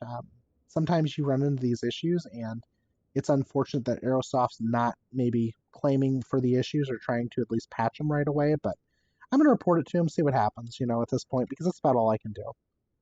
I mean, you know, I can try to report it, see what happens, and just go from there. And you know, if it gets fixed, it gets fixed. If it doesn't, it doesn't. I mean, honestly, I don't really care which way they go with it. If they want to fix it, let them fix it, you know. But at the same time, I'd much rather them fix it because I spent all this money for this aircraft, right?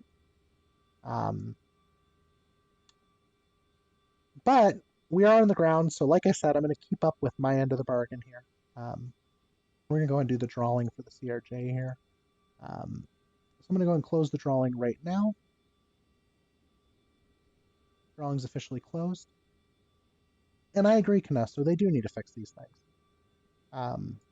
And like I said, I think part of it might be because of how disconnected the airplane is from the simulator, right? I mean, the fact of the matter is that this airplane is not connected at all with the sim when you think about it. It's so disconnected because you have to manually set your throttle detents. You have to make sure your flight model is correct. You have to make sure your zero fuel weights are in, because if you don't, you're going to have issues. You got to make sure your horizontal stab is completely calculated in, because if you don't, it's gonna run away on you. There's like so many issues here with this plane that could be easily resolved. I'm just overall disappointed that my yoke is causing issues with the plane too. Exactly, and that's the thing, I mean, look, I spent, what was it, I think $54.67 US on this with tax for the airplane, and I've got some issues that shouldn't be happening, but they are. I mean, I'm okay with issues. I don't have a problem with issues with an airplane, right? As long as those problems are getting fixed, or as long as those problems are being addressed, and we're saying, hey, we released something buggy, we're working on trying to fix it.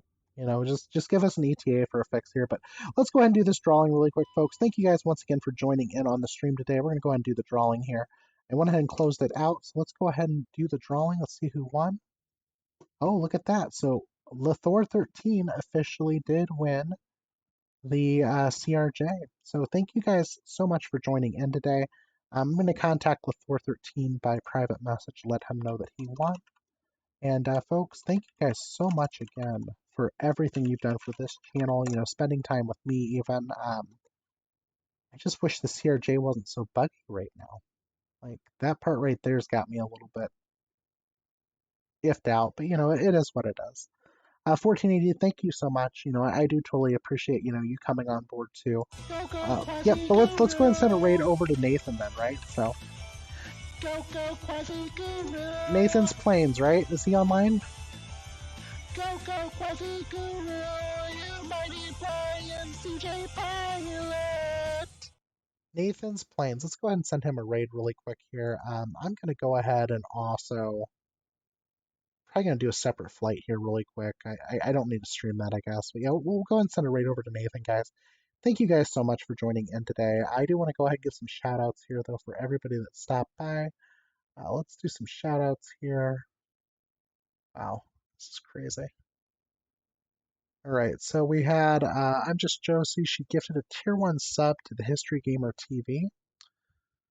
After that, we had 14AD that shared 100 bits. I'm Just Josie gifted another tier 1 sub then to Lonely Lime Juice. I'm Just Josie then shared 100 bits. Muse is on Twitch, has followed the channel. I'm Just Josie gifted a tier 1 sub to Muse on Twitch. Big Hoss has followed the channel. I'm Just Josie cheered another 200 bits. Then we got Rasmus2805 that has followed. Mr. Pilot had hosted with 1 viewer.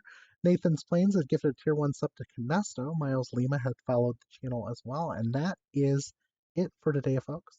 Currently, we're at 101 followers, so we did officially break that 100 follow barrier.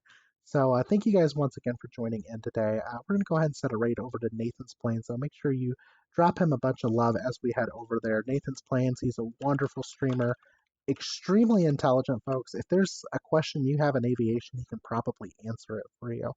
But thank you guys so much for joining in. Have a wonderful rest of your day, and let's go ahead and let's give Nathan's Plains a raid. Thank you guys so much.